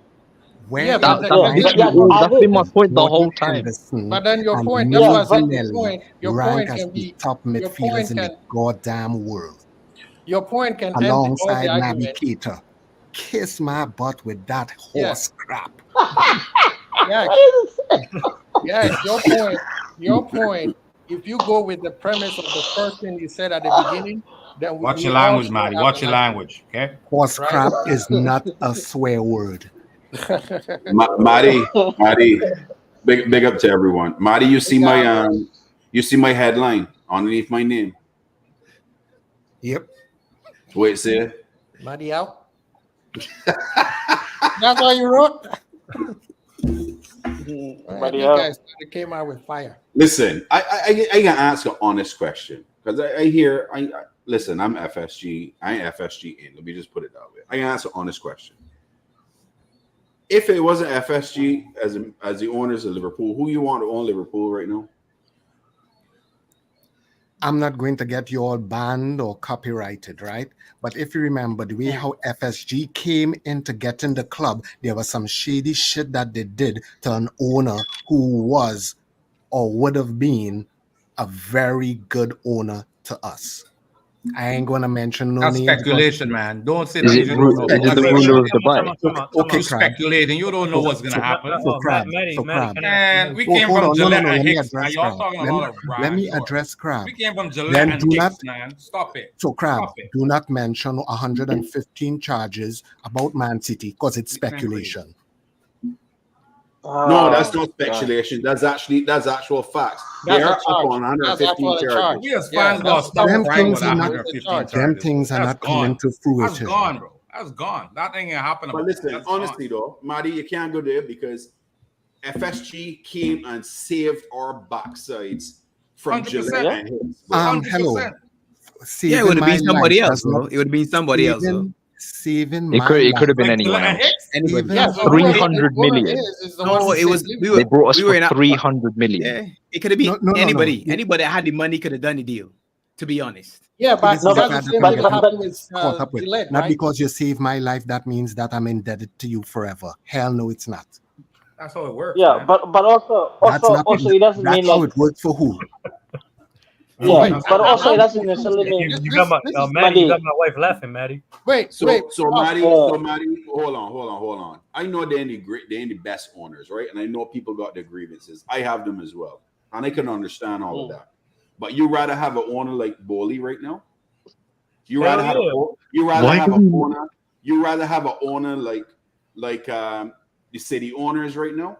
Hell yeah. Hell yeah, shit. Bowley. Getting jalapeno. Listen. Okay, Let me get caveat. Let me Caveat. get something straight right now, right? Todd Bowley has no money.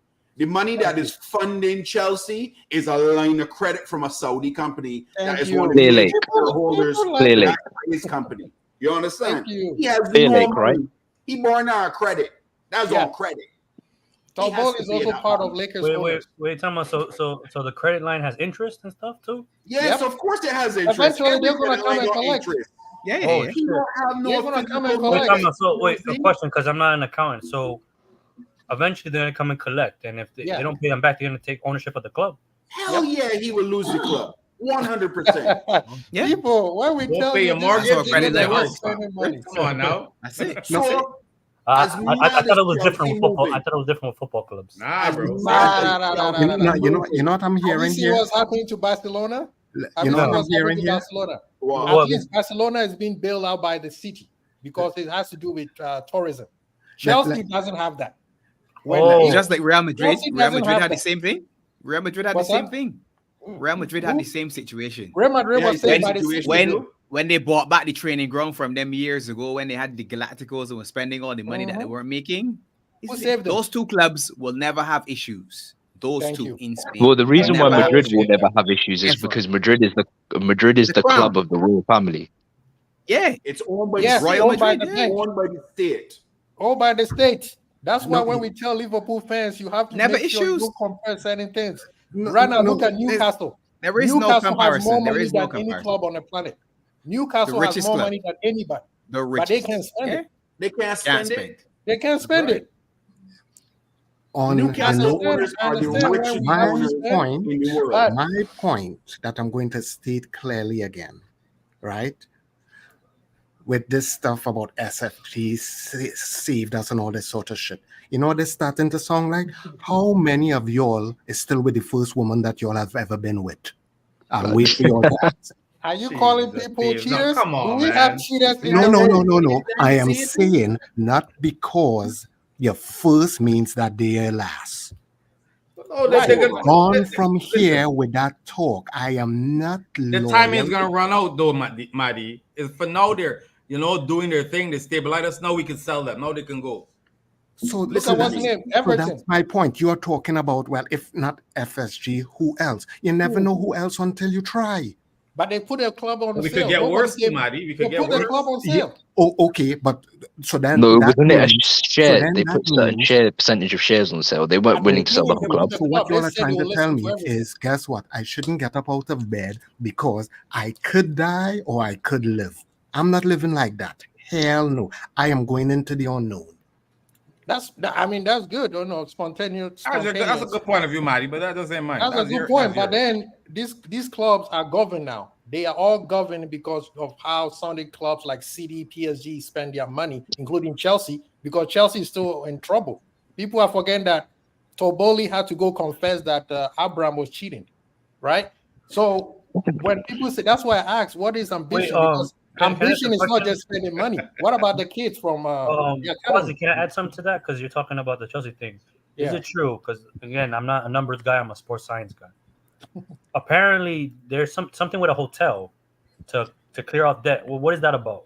Or whatever. Well, they were going to use the hotel as an asset to cut down their debt, and I guess the FSG said, I mean, the league said, hell no. Okay. What the hell? Man, we got LeBron, man. Come on now. Stop it. We got LeBron. We got LeBron, fam. You see what I'm saying? FSG as a business, I don't understand why people get upset when they say they went for try to trademark Liverpool. Guess who their money goes to? Liverpool. Of course, when they sell it, they will get some money, but that's how business is. That's the point.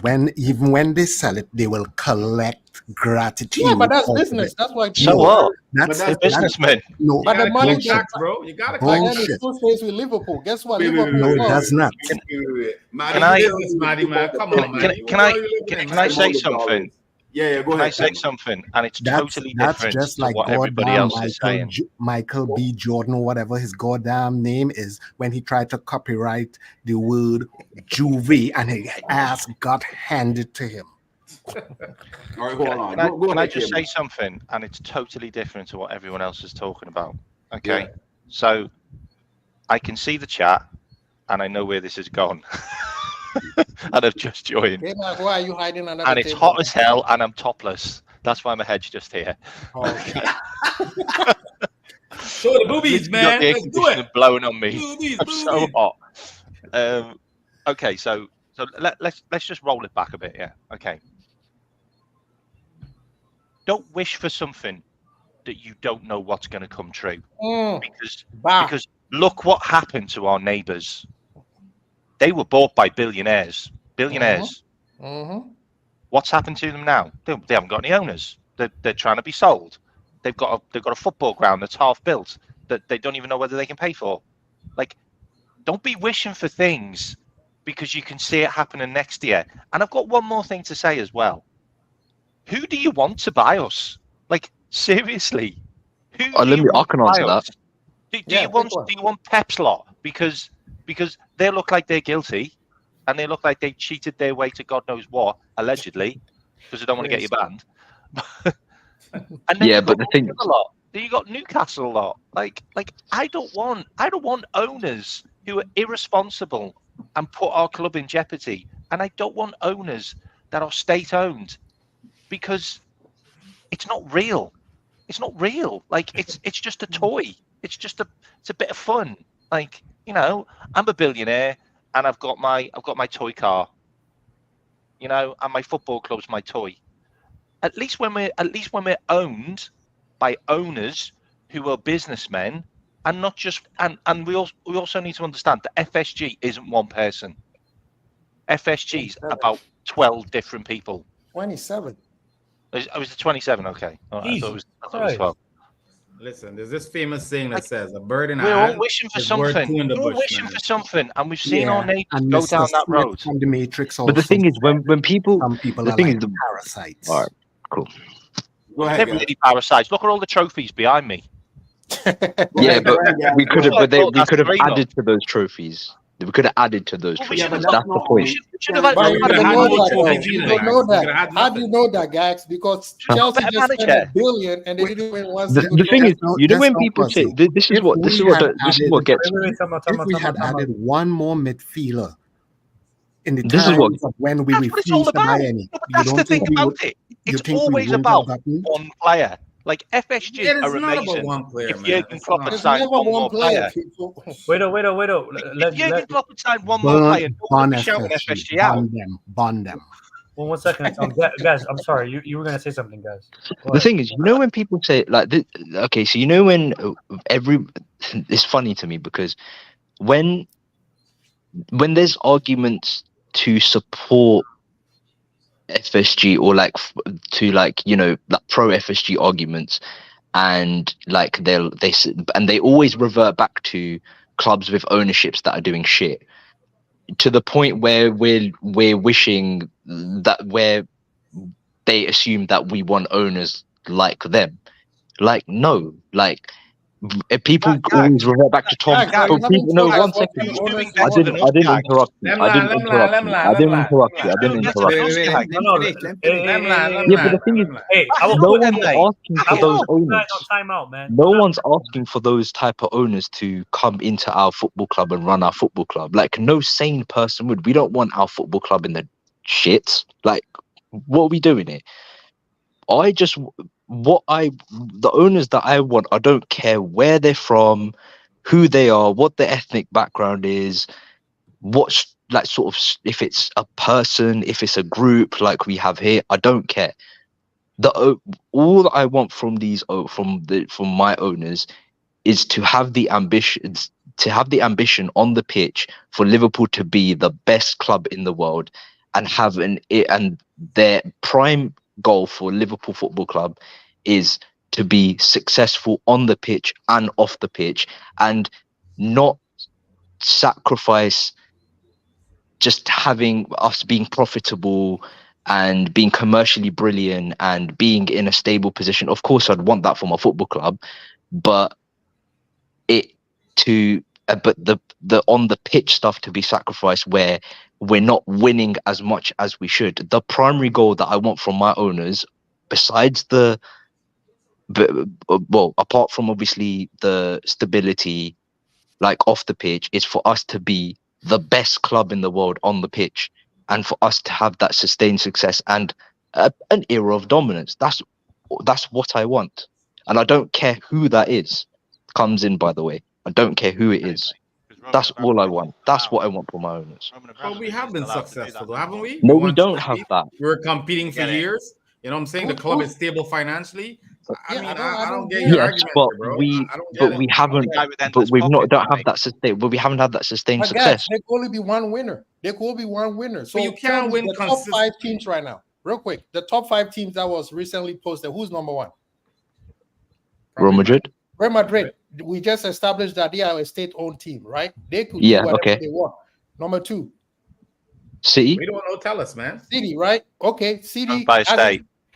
Who? Owned by the royal family. Okay, number 3. United. I'm going to say PSG. No, United is 7th or something like that. If you say Arsenal, that's going to make me laugh because they're owned by Yanks. Right? Bayern Munich? Yeah, Bayern Munich, right? So out of those, owned by the governments. Owned by the governments and the players. And the fans. Yeah, out of the 4 teams, right? Real Madrid, City, Bayern Munich, and Liverpool. Out of those 4, 2 of them are run almost identical, and that's Bayern and Liverpool. Okay, City, yeah, all right. Yeah, City was a team that came in and spent money like Abraham, and eventually they stopped. They started running it properly. They started buying players as needed, selling players to buy players, because that's what the FFP requires. Yeah, of course, yeah. And now we have found out that what did they do?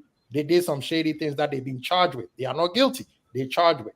Real Madrid, you can't compete with Real Madrid because they are owned by a state and a bank. So that one, it's a brand that is above everybody as much as I hate to say. Now let's back to Liverpool. We compete since Klopp got there. We've been competing at the highest level ever since. Competing. But does the buck stop with competing? Guys, at the end of the day, you can only compete to win. Before, we were not even there. We were not even in the conversation. Now I understand. I want to win every single time, like you. I'm a quad person every season when it starts. At the end of the day, haven't we been to 11 finals? At the end of the day, what point? Who, bruv?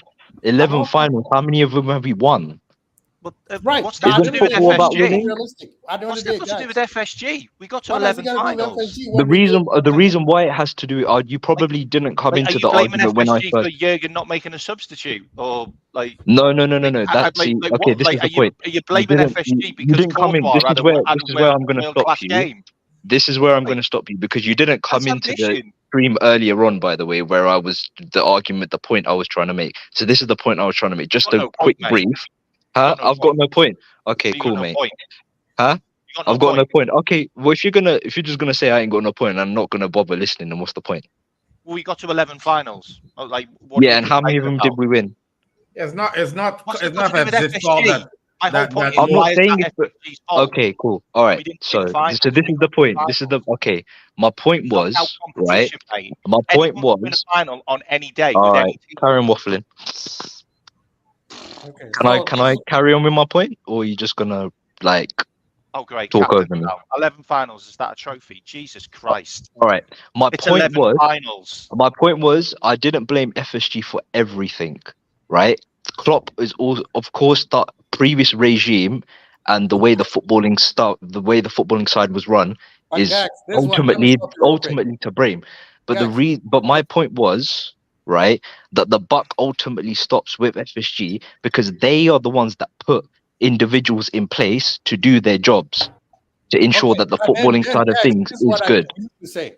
I think this is what you should say. You should have said FSG should have fired Klopp because Klopp was not doing his job. Yeah. That's what you should say. Because when you say that, that makes more sense. Because when you say FSG is, the buck stops with them, that's a conversation that should be stopped right there. But then when you bring, but that was my whole point the whole time. Yeah, but then your point is it should. No, but you were FSG should fire you were Klopp. like but I was trying to going explain my point. I was trying to explain my point. You were diverting. That's why earlier I said you made a wrong turn somewhere. All you should have said is FSG should have fired Klopp because Klopp was not doing his job.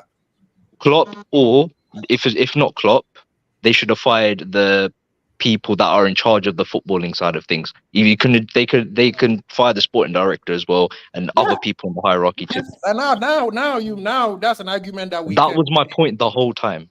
No, but you said I don't blame FSG for everything, but then that means you're still blaming them for everything. That's what I'm saying. No. But the reason why I said I wasn't blaming FSG for everything is because I know people were trying to come back at me saying, "Oh, the tactics on the pitch, who they're in charge of who we buy and who we don't buy."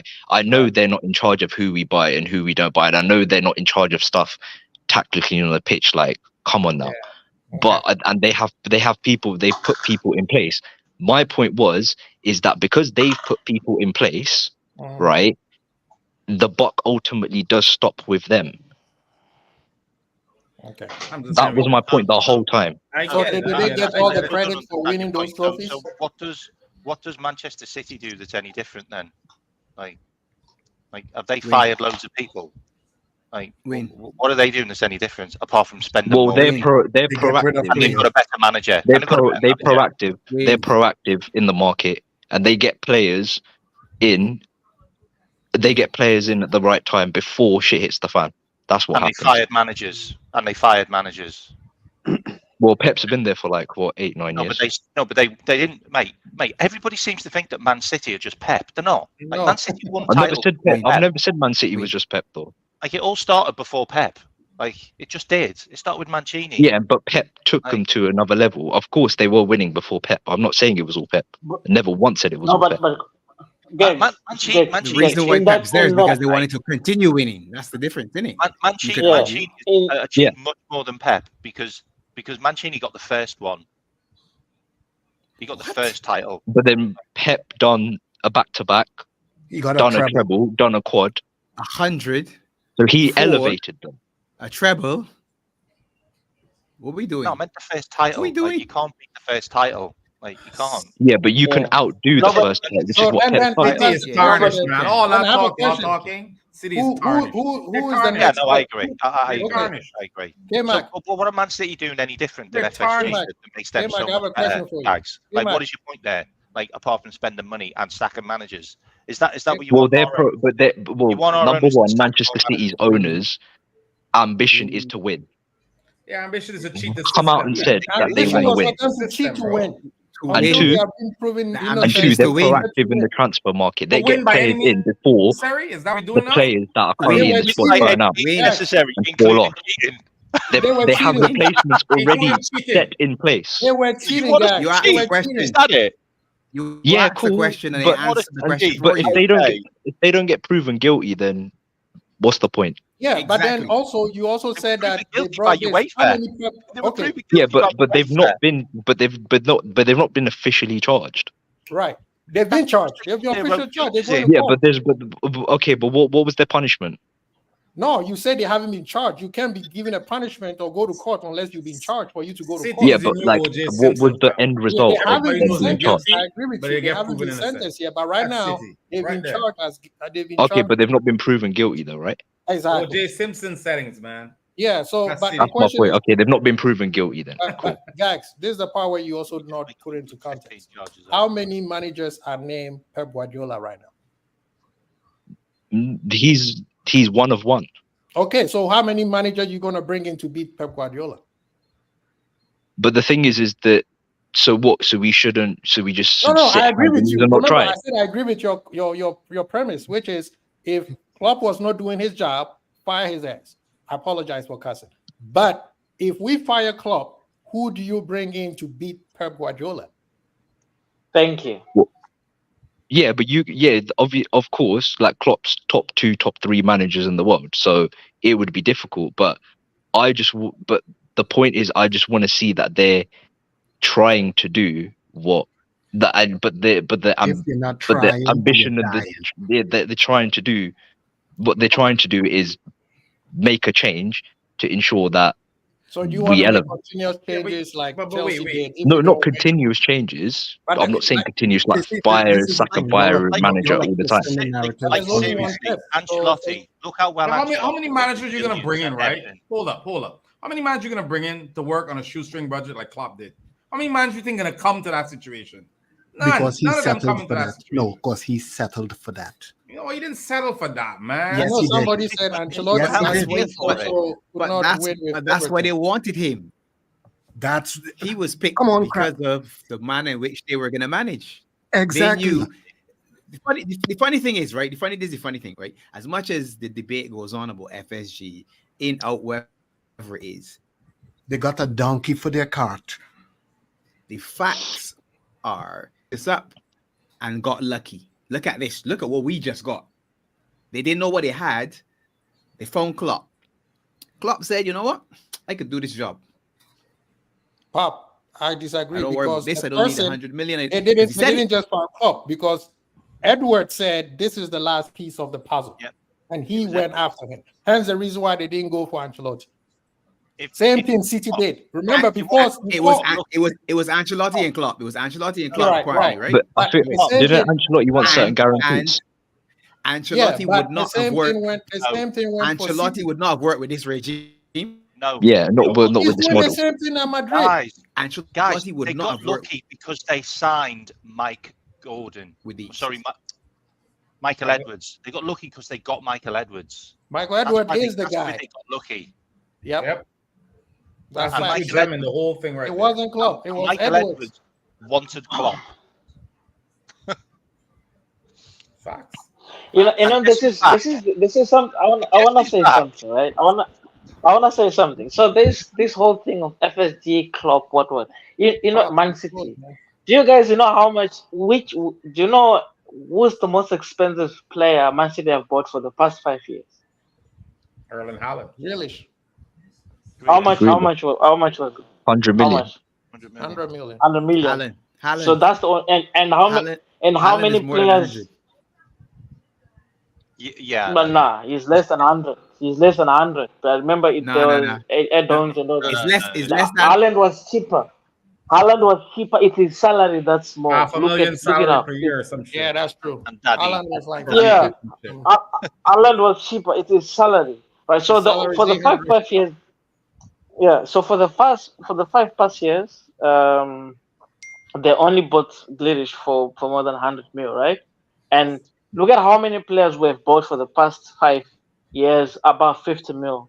And look at what they've. And now, if you start looking at how many players they bought under 50 mil, Man City, and they did their job right. So for me, that's the difference between us and Man City. Under 50 mil.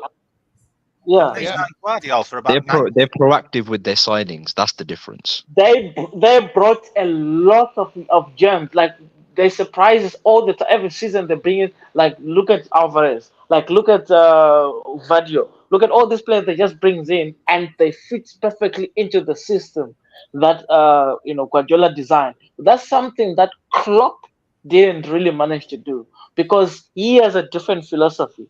And it's very rare to find a club player, especially for the past 2-3 years. You could see how difficult it was for them to really find a club player that could do the job like Mane, Firmino. Look at how difficult that was. For me, I feel like that was the difference. That's why we dropped off, because we couldn't really find the right players according to Klopp.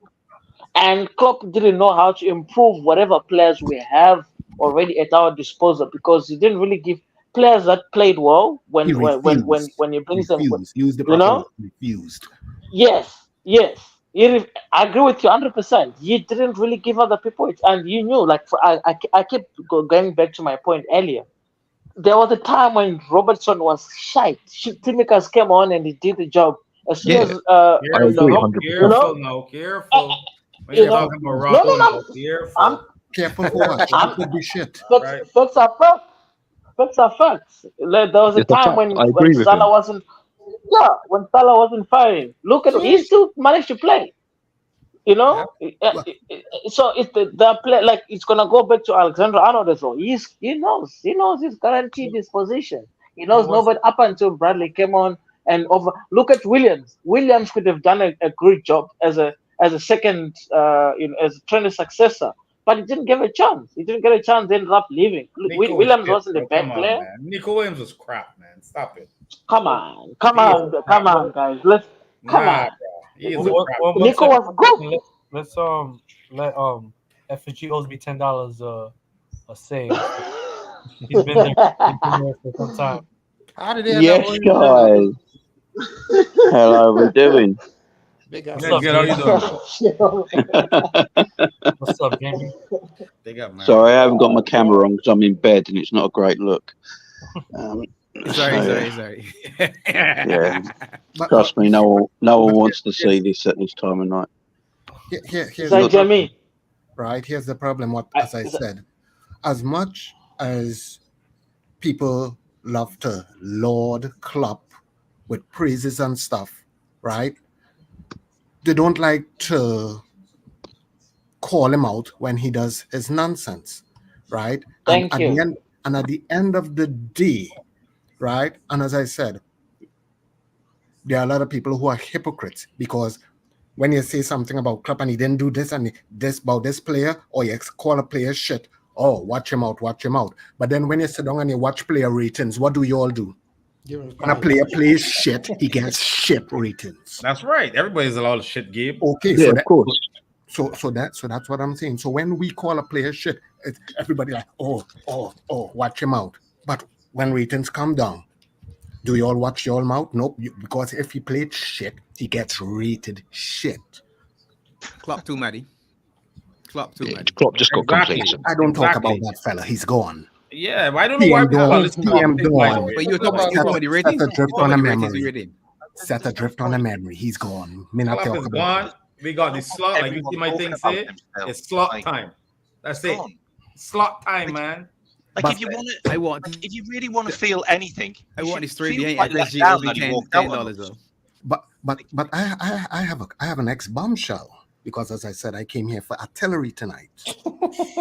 Let me put on my vest like So let me put on my bulletproof vest. So if I remember, don't run away, pops. If I remember, I said a while ago when people were talking about Messi and stuff, and I made my comments about Messi and stuff, right? And people wanted to be like, oh, this, that, the other, right?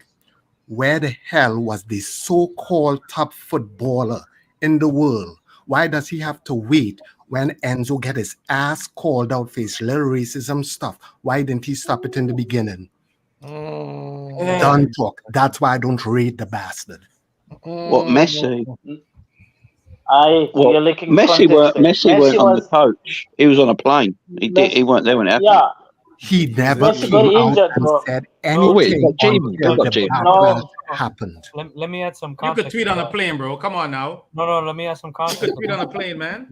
Give me a second. Wait a minute. Just welcome Ghost. Messi was the on his football romantic. Big up, pops. But time out. Let me add some context, because me and 12 have been talking about this offline. Because obviously, we talk about stuff like that. But this song that that happened after the after the Copa America. This is a song created by them in the World Cup. Right. Created by who? Chelsea, France, right? Yeah. Created. No, Argentina made it up. Oh, okay. Okay. Right. So exactly. Where is the so-called great footballer? So Kiss my ass. So this isn't something that just happened because of the Copa America. This is something that happened. They've been beefing for a while. So this is a continuing issue. Yeah, it's been going on since Mbappe first. But yet, when Suarez bit and made his little racist comment, everybody could jump on him. But not Messi, the bloody goddamn sheep goat. Jesus. Here we go. Bring out the heavy artillery. Where was the I know. Okay. What did I walk into? I didn't. Where was the bastard? And don't tell me using the excuse, oh, he was on a plane. Because guess what? That son of a bitch has internet even on a plane when we don't. So that's not the first time that song's been sung. That's my point 12 when I said from way back when I did not rate. Yeah, I'm sure. The question is, this is the question that I have. Right? Hold on, one at a time. Come on. Yeah. Okay, this is the question that I have. The song itself, I know it was whether it was in Spanish or whatever they were speaking. When I was reading the subtitle when it first popped up. Does anybody understand the song itself, what it really means, and why the French took offense to that? Well, yeah. Do you want me to translate for you or something? Yes, please. Because people, and I've seen that. No, the reason why I'm asking that is I've seen a lot of people talking about it, and they have. Let me clear my throat so I can sing it for you and stuff. No, don't sing it. Don't sing it. Don't sing it. Just explain it. Diplomatic reasons. All right, you want to be well educated in this. I'm gonna read it out to you. 1 second. You can keep on talking. When I get it, I'll let you guys know. I think the biggest part about why the problem with the song for me was the simple fact that I saw what McAllister had to say about Enzo's comments because Chris and I were talking, as he said, backstage and likes about this kind of stuff, and we were wondering if McAllister was in that bus or on that. No, it wasn't. Right, but I'm just saying, I was wondering if he was, but even when that answer came out and I saw what McAllister's comments were, I was still disappointed. And why I'm saying I'm disappointed, it's the same reason why I had such visceral against Suarez, why I don't think of him as a Liverpool legend, why I don't try to connect him so much to all the hoopla and the lore of Liverpool, despite his accolades and the things that he's done, is because I think Suarez is a horrible person. And I think that what I'm trying to also connect is that when it comes to McAllister's statement, McAllister didn't condemn the statement. He didn't, or condemn the song. He didn't condemn the fact of that it has affected people negatively. He didn't condemn it in that he said, it's just a song that stuck and it is what it is, and Enzo knows he messed up. Well, there's more to it. I know he's your teammate, but it doesn't. But you allowing for him to technically get a pass because it's an accepted cultural, phenomenon or such the likes. That was my. That's a depiction not only on you as an Argentinian, but it also depicts. I look at it as it depicts players that Liverpool are willing to have under its banner as well. I don't think Liverpool should have racist or xenophobes or homophobes or any of that crap still connected to their team. I think it's a cancer in the locker room, and I think as a brand or whatever you want to reference it as, it's not a good look. And that was my next bomb. What would we do about McAllister? Because his ass was One second. I got it right here. I got part of the song right here, so I'm gonna say it real quick before you guys continue. They play for France. They are from Angola. How nice they are. How nice are they going to run? They are. Well, the translation I can say it, but you're not gonna understand it. They fuck transgender people. Okay. their mom is Nigerian, their father's from Cambodia, but on their passport they're French. That's one part of the song. I will continue to find the rest of the information. Okay. But 12 man, I gotta disagree. It is very this one I'm gonna say real quick, and then I'll hold on a minute. Hold on. Let me say this, right? Enzo's a grown ass person, okay, first of all, and he's responsible for the hell he says. Yeah. If you were my boy and you said something weird and I just kind of back you in a way and not really getting involved, I don't say anything wrong with that. He don't have to apologize for Endo. He didn't say nothing. Endo said it. Let Endo deal with that. I don't know what y'all want McAllister to do. Exactly. Like, come on, condemn it. Condemn it. It's a why would you wait? If you have a friend that's a racist friend, it's like it's similar to a lot of what we have to be careful how we use the word. How is he racist though? How? How is he racist? He's singing a song. I get the Suarez thing. I get the Suarez thing. Time out. Before we time out. Can I say something before we continue? Like Quasi just said, we got to be careful how we throw in that word. Yeah, we're really judging someone on something which is a song. It's a song. Who made the song? The whole team is racist then, pretty much, Who right? made the song up? The whole Argentina sings it probably. Well, okay. I'm going to go back to when you're condemning the whole country. Is that what you're doing? You're condemning the whole country. You want to know why? I know Argentina's history. Yeah. Is that to do with McAllister? Like exactly. If you sit idly by 8 years in and you don't pull somebody up on something, I'm sorry, you are just as bad. It's just like when McAllister done though. McAllister has black teammates. Like what has he done? He's done nothing. Wait, what does that mean? Right. Okay, so for instance, Bernardo Silva. Remember the case with Bernardo Silva. Bernardo Silva has black friends, has black teammates, and he said some racist stuff. And he did. You want to contact to Benjamin Mendy, right? Out of his Benjamin Mendy. So he's had black teammates. What's that? Yeah, but did McAllister say anything? I'm going to get to the point why I'm bringing that up. Why I'm bringing that up is that it doesn't necessarily get you a pass simply because you saying I have a black friend. Okay, it doesn't get you a pass. It doesn't get you a pass to say that the comments and the sentiment aren't seen as hurtful or disrespectful. And what I'm trying to get across is that he could have easily just said, look, Enzo said some stupid things. The scary thing about it is he probably has sung the song considering the way that he answered the question. That's an assumption. That's an assumption. That's an assumption, though. No. That's an assumption. I'm saying it's assumption. I'm not saying that he has, but I'm saying that there's a chance. That's the problem. That's the biggest problem. That is the problem. Everyone is assuming that Argentinian players sing that song when maybe they don't.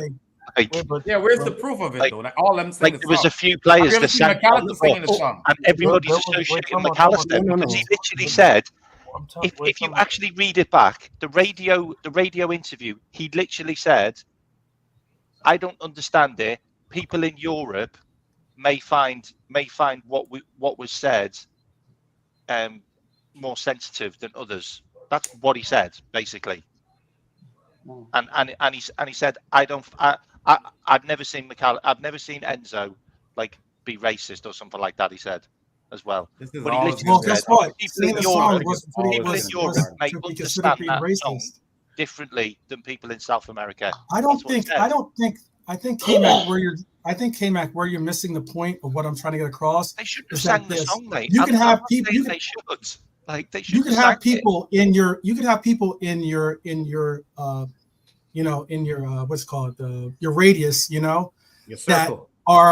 That don't hold the same opinions as you do. You're free to have freedom of speech. You're freedom of. K-Mac, let me just land this quick point, and people are going to associate that he did. What reason? What you? Okay. I was talking. You were talking, so I didn't hear what you said. I'm sorry. But I'm confused. I'm sticking up for a player that we own, and he never sang the song. But because people are talking about him, they assume that he did.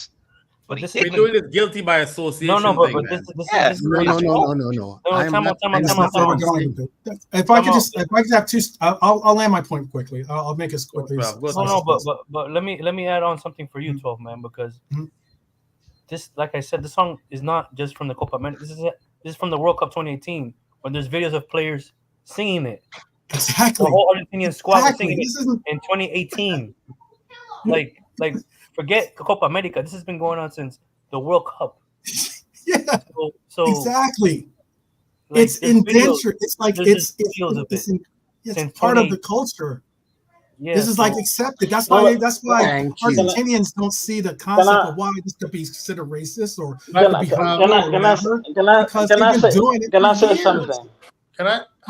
say something? Can I say something quickly? So you see, I'm in Africa, right? The continent of Africa, right? So we look at France the same way.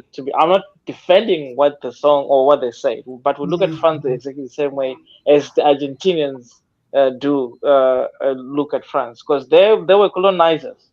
They were not nice people, and the reason why they have so many black players is because all those people are not their ancestors were not there by choice. You understand? So even when France won the World Cup, if you notice, even in media, it wasn't France, it was Africa.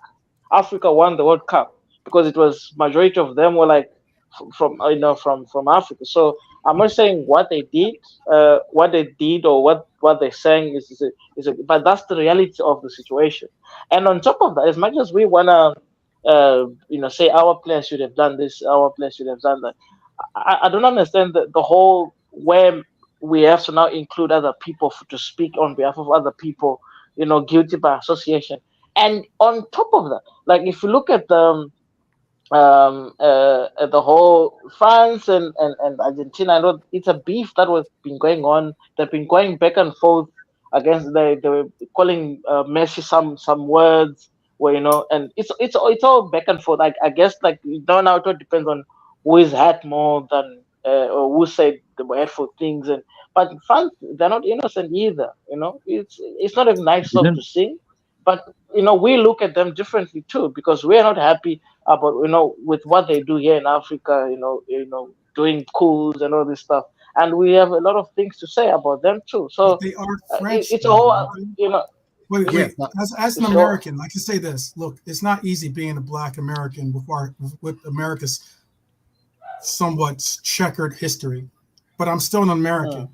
Okay, these players are French. It's scary and sad that these players have to fight to be considered French. They're French, plain and simple. So if that's the country they represent, that's the country that they call their own, then I'm all about saying, yes, okay, you are French.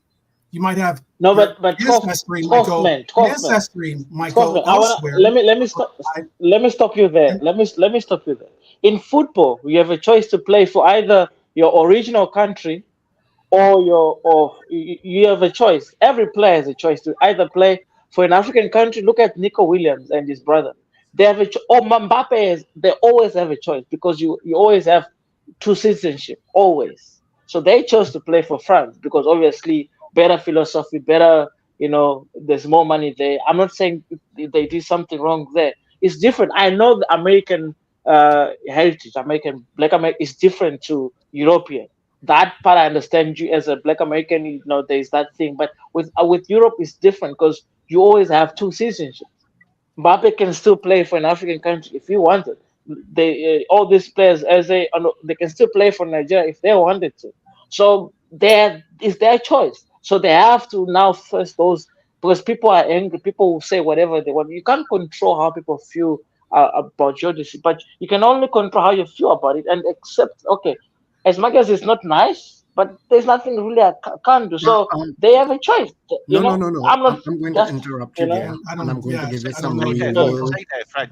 I'm going to give you some real world experience, right? I'm going to give you some real world experience. You are responsible for sometimes the people that are around you. Okay? Yeah. I'm military. Okay? I've been deployed to many goddamn places. And I'll tell you all something. If you all was to meet some of my army buddies, they'll tell you, I was a terror within my unit because I was a leader of my unit. Whenever we went out on patrol, do you know what was the first briefing I gave them? I don't give a shit what you think about these people, how you feel about them. You're going to carry yourself in a professional manner because your actions is not going to give me the opportunity to catch a bullet or somebody's heat unnecessarily. It's done a damn dangerous job, right? And I apply that even in my regular stuff. I do not have anybody in my circle who goes around and calls women the B words and all that sort of stuff. They get thrown out real easily. So as I said, when in my circle, you do that, I am going to check your ass hard on it. I don't care if you're a big man or not. You're going to get checked on it. And the simple fact when you could kind of like come out with a, oh, well, you know, this, that, the other. No, you're sitting on the goddamn fence, right? If you want to say you're okay with that, say it's okay with that, right? But you can't have your cake and eat it at the same time. And that's all I'm saying, right? At the end of the day, right? The GOAT and whoever the hell else is on that team, right? None of them condemned anything because they were seeing this shit live too. So don't tell me about no assumptions and shit. Messi was on the plane and he was watching them. He was watching that feed live and stuff also whilst it was happening, right? And it was his responsibility as the so-called GOAT, the so-called captain of Argentina, to put that shit in check. Right, and Messi was injured, man. Guess what? Messi was in pain. Messi was in pain. Messi was injured. He was crying. Can I add something else? Sorry. Messi. I'm gonna add something else. And whether people think it's wrong or right, you can tell. You know it was wrong the moment where someone told Enzo, "Yo, you're on live. You're on live." And he turned off the feed. Yep. So it's not like, come on now. The whole what's the big deal and da da da. There's a big deal. If it wasn't a big deal, then he wouldn't have cut the feed. He wouldn't have said, "Wait, cut." Yeah. You don't need. If it wasn't a big deal, he wouldn't apologize. Yeah, if it wasn't a big deal, you wouldn't apologize. But you know what? To be honest, you know how much probably white players say that stuff about black players within their own circles and all that. Absolutely, I'm not saying that racism. It's a worldwide thing, man. This is a worldwide thing. You're not understanding what I said. Yeah. Right. What I said, right, as the face of the Argentinian football, for the man who's supposedly supposed to be the GOAT, who kids look up to and they want to be like you. They want to aspire to be like you. There's a fine line that you have to stand on and make decisions. And that lack of a decision, as I said, this is why, as I said, from a long time ago, and I didn't get into it, where I said, I do not consider anything much from Argentina. Because as I said, I have history on those critters and them. I'm not going to get into it because it's a political kettle pot. Can I ask a question though? Did the French come out and say they were offended by all this? Oh, so if somebody call me the N-word, if I don't come out and say I'm not offended by it, they were offended by this? Apparently, they're gonna take legal action. Apparently, I think didn't Lloris come out and say something? Enzo can get a 15-game ban, by the way. I think Lloris came out and said something. Nice, Lloris. Yeah, Lloris was the first to comment. He's not even black, right? He's not. Last time I looked, Lloris isn't from Africa. It took someone like him to stand up and be courageous and say, I condemn this. The sheer fact that that there are people arguing that this shouldn't have done, or he doesn't have to say this, he doesn't say that. It would just take a little bit of courage to say, I condemn what is being said in this song. That's all I'm trying to get across. It would take some courage, and I would so be happy to hear if McAllister or Messi or any of these leaders on this team came out and said it was stupid, it was dumb to say, and it's not something. Oh well, you caught us. Now we have to talk about it, Because guess what? This isn't the first time, as Chris has said multiple times, that this song has been sung. This isn't something that they do in celebration, in their happy moment. The French sing shit about them too, though. You know what I'm saying? The French sing shit about them too. So it about goes both Messi's, ways. I get it. It's time wrong, out. I don't know. About Messi's Again, height. this- We're comparing Messi's height and singing about Messi's height. Yeah, they were dissing Messi. They started it, right? Messi's I'm not blaming height. anybody, but they If started I'm, the whole if crap. I'm not mistaken, Messi's height is Yeah. different. if I'm not mistaken as well, I think Mbappe must have said something. I think Mbappe said something with regards to the Copa Before. America being easier to win than Yes, the that's what Euros. started. But That's that is one not of the things that definitely that sparked is it. a insult. That's Yes, but what did he cross any line saying that? Well, the Argentinians probably felt offended, so Oh well, because they won the Copa. Yeah, well again, as I said, I'm sorry. This is Unfortunately- why I tell No, two people. wrongs don't make a right 100%, man. I No, get yeah, it. yeah, you're I right. get it. Yeah. I get it. But unfortunately, You know what I mean? there's a saying I learned as well when I was in the service as well. Perception is reality. So There what you go. is reality. So who you associate with is what you deem to be type thing. That's So 12 Yeah, now, you what you want? You want us to get rid of McAllister now? Is that what it is? I'm just curious. I'm not trying. No, I'm saying no. You seem very upset about it.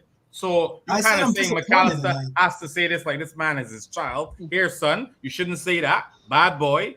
That's not his kid, man. He's a grown man. I get your That's point. not his He's kid. a But grown then man. again, Like, you rep as a look. If I was as Okay. if I again, this is a question to me. If I'm on his team or I'm his agent or I'm part of his family or whatever the case might be, or even if I'm the player, I'm coming out and saying that was dumb. I don't stand with what he has to say. I don't sing this song. I condemn this song. It's sheer fact of that he never said I condemn what this song has brought out. What this song, how it has affected many different people, whether it's xenophobia, whether people want to call it racism, whether people want to call it, all these different things that they might have to bring out, the homophobia, transphobia, the whole nine. There are people that have been affected negatively, and as a representative, and my last part and point is that as a representative of your nation, if you're now the biggest, you're the most seen face or seen entity from representing your country. If you want to be connected and have your country be seen as this, have at it then. You have every right to do that, but guess what? I have every right to condemn it personally. Kaufman. I agree, Kaufman. I get your point, but there's one thing that I wanna correct you there. For me, as an African, I don't think we can include race and gender in the same sentence. That's one thing that I've noticed people do a lot. For me, I get offended when people mention homophobia and racism in the same sentence. Those are completely two different things, and that's very subjective. And be sexist and and homophobia. Those are they should never be in the same sentence. People talk about homophobia and racism, or like you said, there's no room for this. For me, I get really offended when people talk because I can't change because of it's a matter of opinion. I get what you're trying to do and what you're trying to say. 100% I agree with you. But as long as people start mentioning race, gender in the same sentence, I'm like, nah. Because race is a big thing. Racism. I have a stupid question to ask. Can I ask one question, by the way? Because I've just been reading the lyrics. Has Mbappe had sex with a tranny? Like, has he been in a relationship with a tranny? That's not our business, though. Like what the hell's that about? That's not our business. That's not our business. Like, literally, did that happen? Like, where did they get that from? The thing is, I asked him right? That. Otherwise, I got a question. I don't know. That's not a word. That's actually seen as being a negative. I have a better question. You're missing the. I think we're missing the point bringing that up. I get what you're saying, though. No. I have another question. But I've just read the lyrics. Like saying second. that players who play for France come from Africa. How is that racist? Yeah. They are. Like, they literally do come from Africa. Like Zinedine Zidane wasn't French. Patrick Vieira wasn't French. Okay, man, go back to what K-Man, Chris I said. don't- Wait, my fault. Do all Africans run fast? It doesn't say that in the lyrics.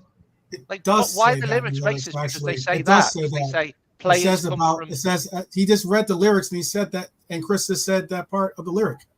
With the What transgender part of the stuff. lyrics did you read? Because I'm reading something different.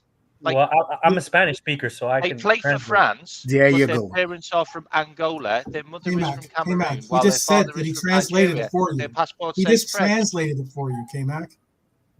Chris just translated it for you. Well, There's let me ask you this then. there's Well, something man. in there that Well, talks no, about. time out. 1 second. Hold on. I'm gonna bring more people in so they can talk, because, like, you know what I mean, they haven't had. Yeah, but I want to ask 12 man something, right? 12, right? What do you want to do with what are you doing with Mac 10 going forward then? Since you're so disappointed in what he did and what he didn't do, what do you want us to do with him as a team? As a team. Conversation. What's the conversation gonna do though? He's already done the deed, so I don't get what the conversation. You want us to sell him? Like what are we gonna do now? Nobody said so I'm just asking, 12 man. I'm not trying to be. I know. I'll give you an answer. Asking. I'll give you an answer. I get where you're going with it. Look, I think that sometimes you can make things into learning experiences. You can make incidents that are horrible, that should never have been brought up or had or the likes, but you can learn from them. McAllister should learn from this. The difference between Suarez is that Suarez has never learned from that.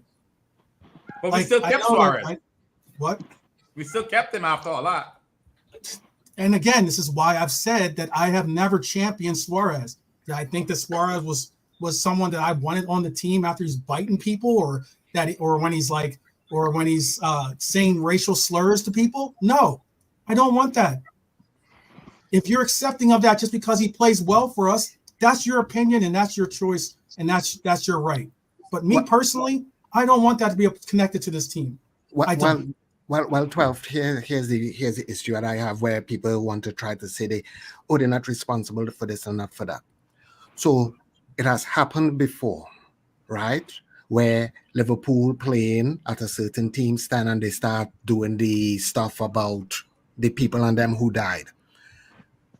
How would y'all react if the club of that supporters came out and said, well, guess what? You know what? We're not really responsible for the supporters and them singing that shit. You can't have the cake and eat it at the same time. That's a lot of clubs, by the way. If you're going to put, but it's also a reason why K-Mac. But they come out and they say something about. I'm just going to bring up tomorrow on my show, but it's the reason why they're bringing up the Hillsborough Law. It's why that is finally getting passed by the Labor Party in your country. Like, as these are important things that need to be recognized, because people should understand the fact that there are certain things that we need to acknowledge, and that's why I don't understand why simply the reason of what I'm saying is I'm asking for a player that everyone has, the Argentinian player that plays for my club. I would have loved to have seen him been the bigger guy in the group or in the crowd or in the team to have said, I condemn these actions and I'm not a part of this. But he didn't. Can I say something? Yeah. That's what I'm trying to get across. And that's disappointing to me. Very disappointing to me. It's the reason why when Darwin was doing all the antics and doing all the crap between Colombian players and Uruguay. Look, Uruguay has a very poor history with racial relations as well along the lines of Argentina. So seeing them deal with Colombia the way that they were dealing with them, I was saying, please don't go down the lines of what we've seen Suarez do. He's not a good role model. He's not someone I want you to be connected to. He's not someone that I want to be connected to this club. That's what I'm trying to get across. And the sooner we all as a collective start saying that, maybe the sooner these kinds of incidents get put down, get pushed aside, get wiped out. But saying that we are, he doesn't have to say it because he's not his daddy or he's not his big brother or whatever. That's all acceptable. But then again, as a teammate, as a brother, as a fellow human being, I'm trying to say, be bigger. Be bigger. That's all I'm asking. Okay, so let's just put this into perspective. Okay? Because I'm being the devil's advocate here, yeah. A load of my mates, yeah, do something daft, okay? They do something daft, okay? And I wasn't there, and I didn't have any part of it, yeah? I'm then going to go and question all my mates, and maybe even fall out with them, and maybe make myself into a target that I'm the only one who disagrees with what they did. Because remember, he's an international player and they're international players. So he plays with them a lot, yeah? He's going to put himself in a situation where he's the odd one out, yeah? And I may fall out with my friends, or I might not get picked for my national team, yeah? Because I'm the one that stuck his neck out. And also, the entire country might disagree with him, because if South American countries have racial problems, then that's just not football players. That's the whole public. So I think what McAllister did was a little bit silly. He should have literally just said no comments. Like, that's really what he should have said. No comments. I wasn't there. Like, I can't comment on it. That would have been fine. But he just said, well, Europeans see things differently than we do. That's all. Which he's not really lying, is he?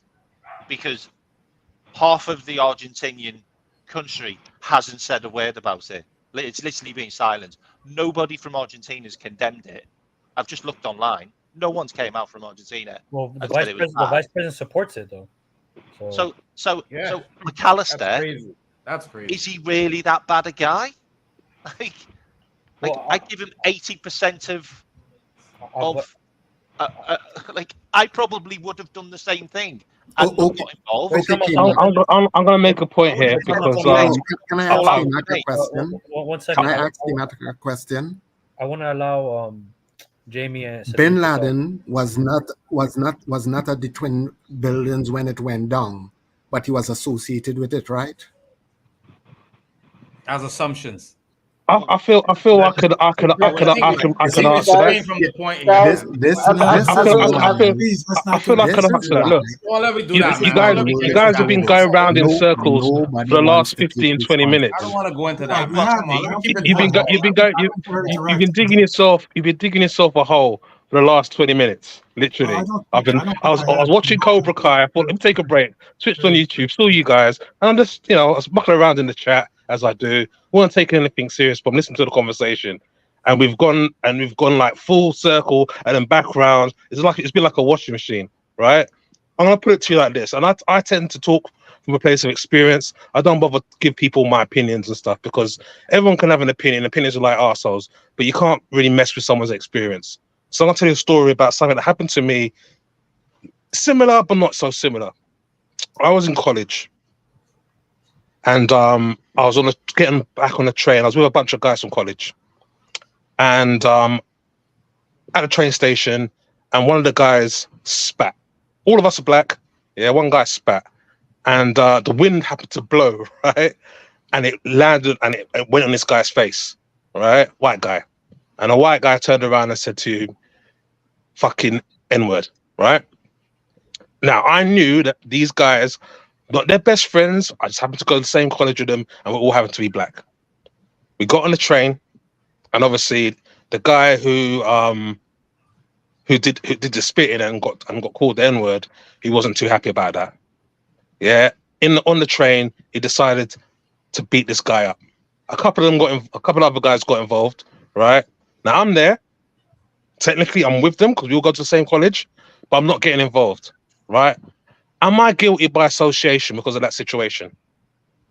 When the police got called, because they got called, and the guys sort of I don't know about America, but in the UK, at least back then, because this was in the 90s, we could stop the train and some people can get off. So those guys got off. But I'm there, and the guy had seen me with them, and he goes, "I'm involved." And all the passengers who turned around and saw me just sitting down there minding my own business said, "No, he's not involved with the situation." I'm going to bring this back to the whole McAllister thing to tie this all in. It's a teammate. We're not responsible for what our teammates do in that regard. He's a grown-ass man. He's a grown-ass person with his own views. Whether he tried to defend him as a friend or made matters worse, we're still not responsible for what his friend done. I don't know if he watched it, if he hummed it along, if he beatboxed it, whatever, right? What I'm trying to say is he didn't really get involved in it, and he's trying to cover up a mess and made things worse. He's a human being. We're not always going to get it right. Do you know what I mean? Like, I suppose we all here as Liverpool fans, do you know what I mean? And we all get behind the team. I don't know if you guys watched or heard about the Preston game this afternoon. Looked pretty good actually in regards of the what I did see is there's a lot of quick passing. There wasn't no long sort of holding on to the ball like Curtis Jones used to do. It was quick passing, back, front, forward. Very good. It looked very good. But anyway, my point is that we can be disappointed in McAllister. Yes. We can be let down by McAllister. That's your expectations of what you expect from these people. Do you know what I mean? But they don't have... They're human beings at the end of the day. They're their own people at the end of the day. And you could just turn around and say, you know what, mate, you fucked up. Do you know what I mean? You shouldn't have said that. And that's it. Like, the debate about it and taking it to flipping France and to Africa and all this sort of thing, it's just getting too deep, and it doesn't need to be that deep. Do you know what I mean? That's all I wanted to say about it. But yeah, I'll let you guys carry on. Thank you. Thank you. I think that you have to take Africa to it though, because Africa's a part of the song though. I get what you're saying. I mean, I'm not trying to get anecdotal about it, but I mean, I get that you don't have, just because someone part of your group did something wrong, that it doesn't mean that you did it wrong personally. But what I can't get, I don't understand why it's like such a difficult concept to get through, is that you can condemn something that someone does, whether it's your friend or not. You can say, yes, you know what, it was. But wrong. He didn't. But he didn't, and that's it. But he didn't. That's the end of it. He's a human, man. He made a mistake. That's it. There's no point. There's no point flipping him. Walking him through the Game of Thrones towers. Shame. There's no point doing that. Do you know what I mean? Stone him. There's no point. I'm not saying he said that. What could have been end of this, Sadiq, is this: he could have just done it, but he didn't. And because he didn't do it. Wait, hold on. Let me just finish. No, I hear you. But I get what your point is. He didn't do it, and that's what I'm trying to say. He didn't do it. You've been let down by it. You've been let down by McAllister because he didn't say basically what he should have said or what you wanted him to say. He didn't, and he's disappointed you. Just like Suarez did what he did and let us all down as Liverpool fans for what he did, especially as black men. Do you know what I mean? Doesn't mean, but like, I don't have to forgive him or I don't have to condone him. But I'm just saying, I suppose I've been a Liverpool fan a long time. I just learned to get over it. Do you know what I mean? There's certain things, if a man spat in my face or called me an N-word, there's certain things I ain't going to get over and I will retaliate. But there's a lot of things, and again, for me, I'm not going to say politics. I'm not going to talk about, like, you know, especially majority of us are of mixed heritage. There's a lot of, I just don't think I don't think it's as deep as people are making out about it. Do you know what I mean? And as I said, I've been watching everyone go around it for a good 25 minutes. Do you know what I mean? And I just think to myself, guys, like, yeah, it's a bad situation, but do you know what I mean? Like, I'm sure you guys want to come here and have some fun, have a laugh, and have a joke, and chat about good times, and well, so you know, we are not taking this. The crazy thing about it as well. The crazy thing about it is this chant won't be said again now. That's it. It's all been brought up so much that it probably won't get sung again. That's the whole point. Look, you guys, I get, and also let me just say this: which is a good thing that it won't get sung again. But there was the you know the homophobic chants or portions of the song too. Look, there's a reason why here in America, for instance, with the U.S. men's national team, there's a reason why the Mexican team sometimes plays at empty stadiums. And the reason why often when Mexico plays, even in America, where they predominantly take over the sense of the numbers in the crowd are more Mexican than they are American, they say disgusting chants that get them in trouble, and they don't care, and they continue to do it, and they continue to do it. And they continue to say these chants and these songs. And it's to the point where it's like either you condemn it, you stand up against it, or you are being complicit with it. And that is, in essence, saying you're cool with it. So you can all have your opinions. I'm just stating mine. And then personally, that's where I stand on it, is that is something I'm not going to be complicit with. We're not asking you to be complicit with it. But you're not You know, gonna Vinicius Junior deals with racism chants from his own players, and yet he still plays for the team. That's his decision to make. That's his decision. Because if it was me, I'm gone. Do you know what I mean? I'm gone. But he's gonna sit there and play for a team who will racially slur him. Yeah, and he will still go in and put on that shirt and play it, and then score winning goals and rate the shirt and all that sort of stuff. For me, that's guess what? Yeah, he deserves what he gets. I have the same right to say what I just did. That's of course, I'm not condemning your opinion. I'm going to be very vocal about the fact that yes, I'm going to stand up and say that I can not only condemn what was said, but I'm going to stand up to say that I think it was wrong what was said, and that I don't think that we should be saying. As I said, I don't think anything you're saying is wrong. That is your Bobby Brown. That is your prerogative. I'm not condemning any words that you said. I'm just saying you've been going round and round and round and round around it. I'm just saying, guys, it's that's long, man. I'm just a black man from South London. I just don't believe the energy should be just, you know what I mean? It's just brought the energy down when I want to come in. That's all. Yeah. Can I lighten the mood? If you go ahead, Jamie. Can I lighten the mood a bit? Can I lighten the mood a bit? Go ahead, Jamie. Go ahead, Jamie. So yeah, I was sitting in my garden earlier tonight. Yeah, pitch black, having a couple of joints and a few beers, enjoying my life, right? And a fox come up to me, and I'm telling you right now, this fox was talking to me. We had a whole conversation. I had a whole conversation with Fox tonight. It was mental. And do you know when the gander? Jesus. Yeah, this fox, I tell you, man, he swears like a trooper. You wouldn't believe it if you heard it. This fox is evil, man. But yeah, that's my mad night tonight. I'm still fucked now. Right, but all these racial songs and everything that happens, it's wrong. I don't get it. I can't understand. Look, obviously I'm a white guy, so it's harder for me to maybe understand the upset some of you guys feel from it. I'm not saying it's right to sing it or anything, by the way. I just don't obviously understand it as well as some of you guys will. But yeah, I can understand what you're all saying as well at the same time. You know, there shouldn't be any place for all this stuff. We should just be watching football, enjoying football, everyone celebrating properly, going home, and that's it. And that's it. So I can understand what 12th Man's saying as well. I can understand what you're all saying, but that unfortunately life is shit, people are shit.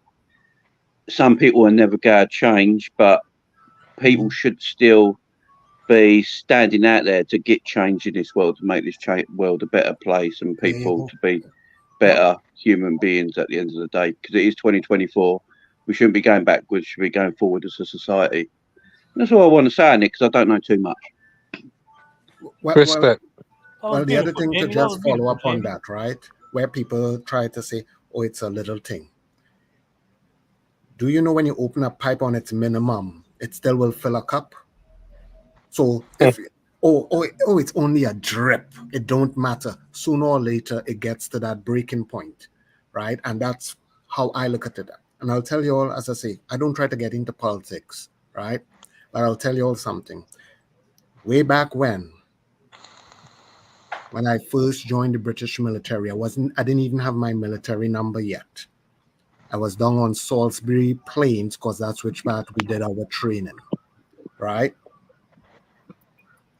For some of you who don't know it, some of you all may know it, a NAFI, which is like the bar refreshment area for the British Army. I decked a full corporal out, cold clocked his ass, right? Because he thought that he could have said certain things, right? And you know what I did have to give his mates and them kudos for? They all was like, you know what? Yep, he was wrong. None of them stood by him. They all testified on it because they thought that they was going to try to throw me out of the military at that time. So that's why, as I said, I come from that place as in, like, guess what? Wrong is wrong and right is right. When people start to try to blur the line with this gray bullshit, that's where we end up in the places we end up doing, because you say, you know what? Oh, it ain't a big thing. Sweep it to the side. And continuously sweeping it to the side, guess what you're going to have in the corner? You're going to have a goddamn bucket load of goddamn dust, right? I'm not saying kill McAllister. I'm not saying string him up or anything like that. But guess what? Like 12 said, if you can want to play that you're skirting the issue like that, guess what? As I'm saying, you as a teammate of mine, trust and believe me, whilst we was playing practice, guess what? You'll get a hard tackle. That's just me.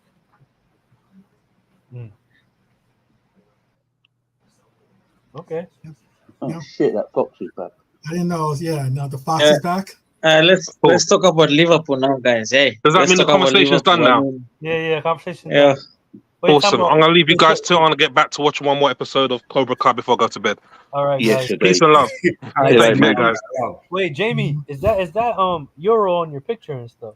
Yeah, that's always ratings this season. Cool. What is your thought on that situation? I think the whole fan base is going crazy because of it. I couldn't give a shit. I just I only heard of a player 4 weeks ago, so I can't be crying about a player I never heard of. I just like it for the banter, to be honest. Like, big up Man United for getting a player they wanted. Like, fair enough. Yeah, fair but enough. I'm not going to sit here.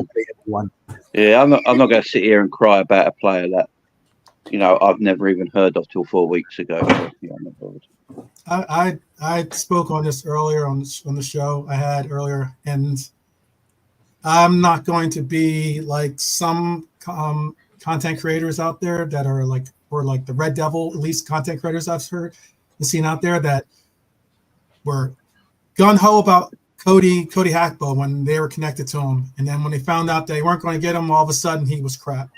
Same thing with Nunez. They were all about Nunez. Then when they didn't get him, he was crap. I'm not going to say that in the sense of with Euro. I didn't know too much about Euro just the same way that Jamie's speaking on him, other than when we got connected to him. That's when I started doing my homework. But but when it comes to the player and what he was bringing, I think it was more so less of an opportunity missed, and I think more so a problem averted, because the last thing you want is an 18-year-old on 150,000 pounds a week in your locker room, sitting across from Kanate and Kwanzaa and being like, yeah, I make more than you. Sitting across from Lucho, who's only making 50, bro. Come on now. You know what I mean? Yeah. No. I know that none of you probably even knew who I was, as Jamie said, like a couple months ago. But listen, man, I just turned 18. There's a video on YouTube of that kid. I can't even go out and have a drink with you guys. Trust me. But what are you saying? I'm sorry. There's a video on YouTube of him getting skinned like crazy. Like, they only show the good parts, and the bad parts, my God.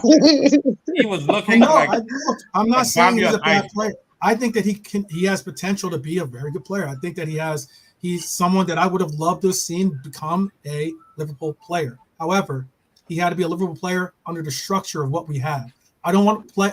I'm basically what I'm trying to say, even earlier too, I don't like players that upset the apple cart.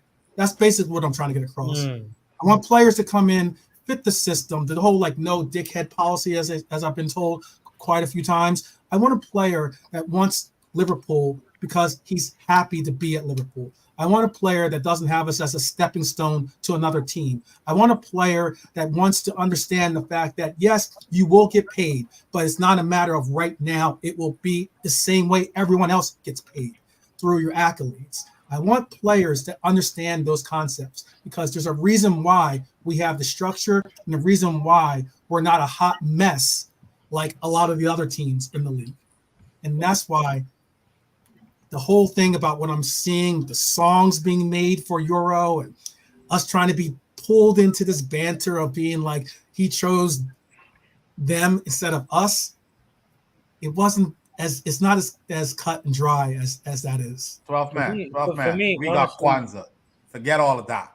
We got Jarrell Kwanzaa. Forget all of that, man. No, but for me, in regards to like transfers, and to be honest, I don't, not to be rude or whatever, or I might have a different voice of opinions, but it's like, it's about the here and now for me right now.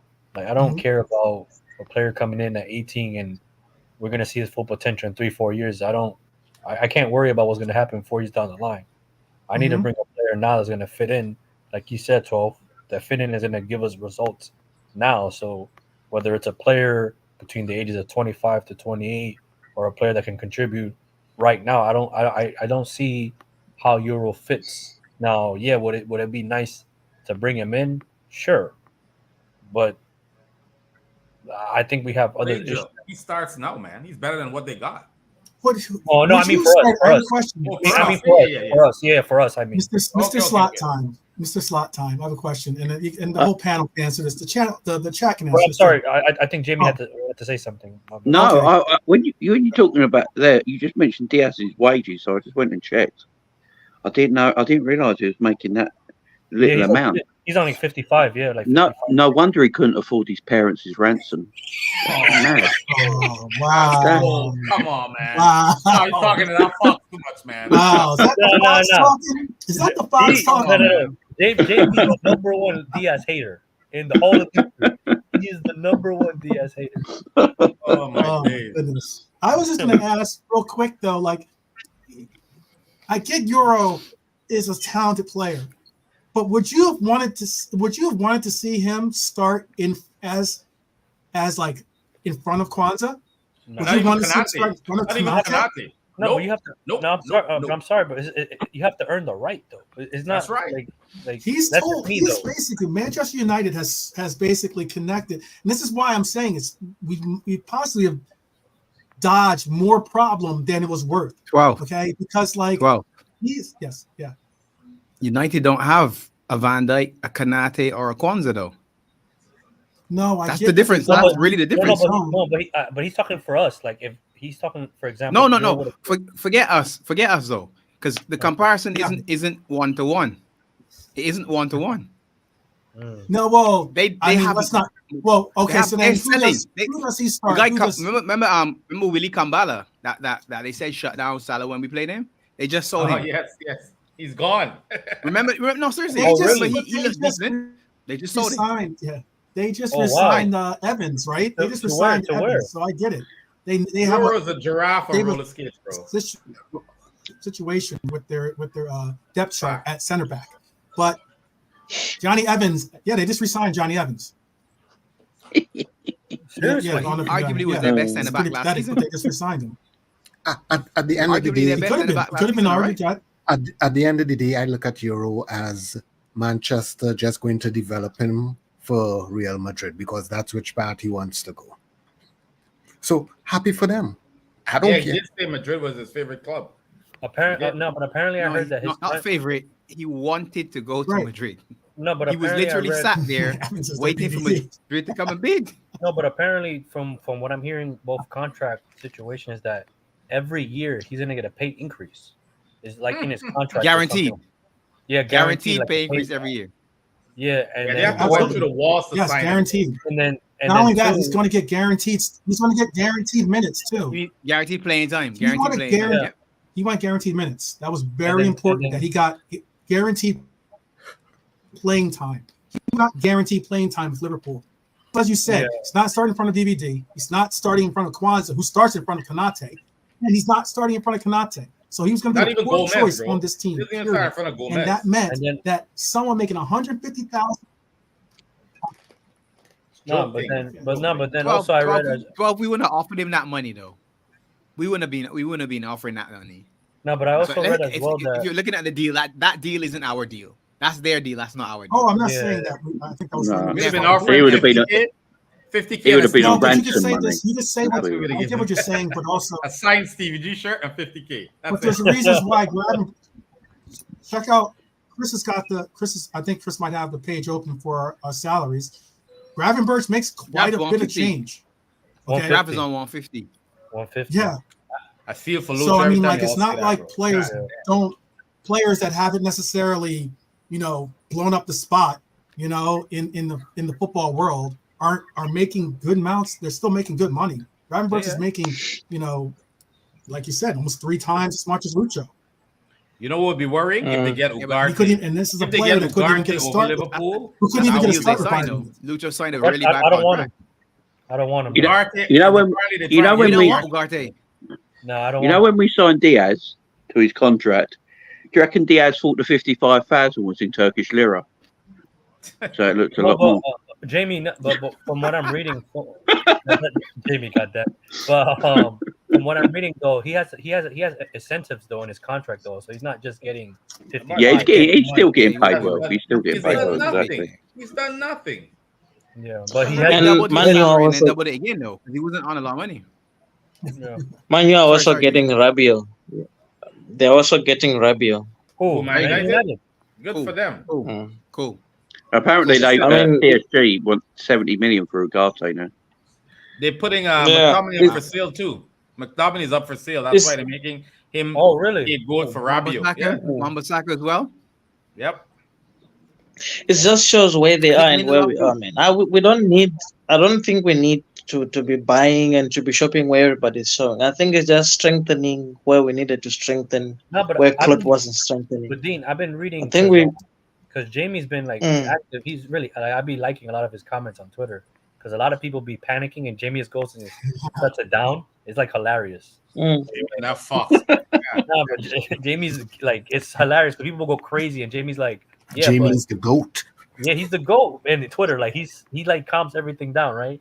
But it's like he says it like it's like we can like we're gonna bring in players. It's just not. It's not gonna be right now. It is what it is. Like James Ward-Prowse incoming.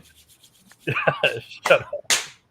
But to be honest, like, yeah, we still have players on a holiday. We still have. We're gonna bring in players. But I think we even if I'm correct, I think Jamie was. Well, did you posted that you will be okay with bringing in Rabiot? I think. Hell no. I think Jamie did say it. I think he did say that. He will be okay with it. I think. I like Rabiot. Yeah. I just want him for his mum. That's all I want. I just want him for his mum. Oh my God, Jamie, man. Just bring Rabiot for his mum, man. She kicks off. Just send her my way. Do you know what I mean? I think I will say this now. I think that maybe the Fox and Jamie switch bodies right now. We're hearing the Fox. Yeah. We're hearing the Fox. But I'll tell you what, that Fox was ripped. I ain't gonna lie. Fox was ripped.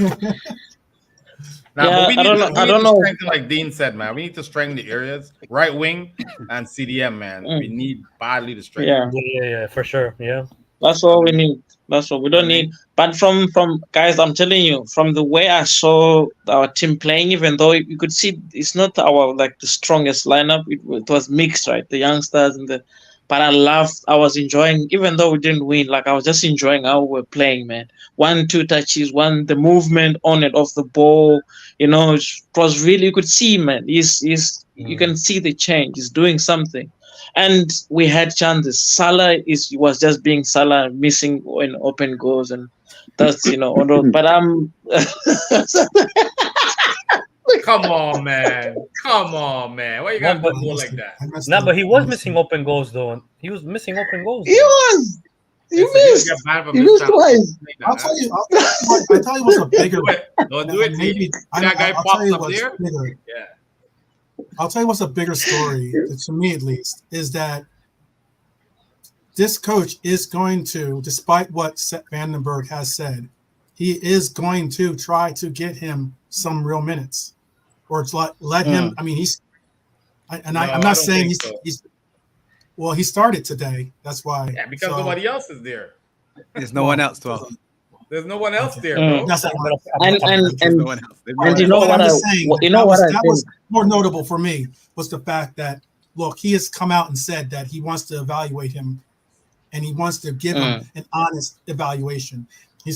I get that he might have had a bad. He might have had a bad taste left in his. Well, I'll put a pause behind that. But bad taste left in his mouth from the top. That's a pause. 12. But Mr. Lock, right? And I'll be huge. You say all the nice stuff about Sepp. I'm in the back working out how to sell him. You say all that good stuff in the press conference. I'm in the back dealing with the contract, saying, "Yeah, you got 20 million." I got everybody is going to be evaluated. Right. There's no guarantee. Really believe that? Maddie, sometimes he's not least with this coach. It's a fresh start, and like if he can get that, if he can really get that message across to Sepp, maybe Sepp changes his mind. No, but apparently I read I'm not saying that I need him to stay. I'm just saying that he might. But apparently PV is willing to break their transfer record to sign him though, 20 million. Bye. Yeah, huge. Done. Huge. Bye. See ya. If they do that, thank you for your service. See you later, man. And you're the PR man right now, and we're in the back looking at these deals. You keep talking. Sepp's good. Everyone's got a chance. Yeah. You know, we can turn this around. But Pops look good last season. You keep doing that. Right. Pops. Yeah, Maddie. Yeah. Here's a positive. At least 12 is going along with Slot and bigging up the players, so we get more money. How much money did we get for Phillips when he was at his peaks? Klopp still kept him and never played him. Yeah. And then loaned him out. Phillips is still here. We have to let him go. My point precisely. Phillips is still here. Nobody wants him. Nobody wants Phillips. It's like nobody wants to play him. We got to lower the price. We did an injustice to him, though. We did him an injustice. No, but you see, I'll tell you. I said this more than once to people. Liverpool is not a thrift store. We might have some great items. You can go to the thrift store and have some great items, but we are not a thrift store. I'm sorry, I don't shop there. I'm sorry. Whoa. Some of us don't know what a thrift store is, man.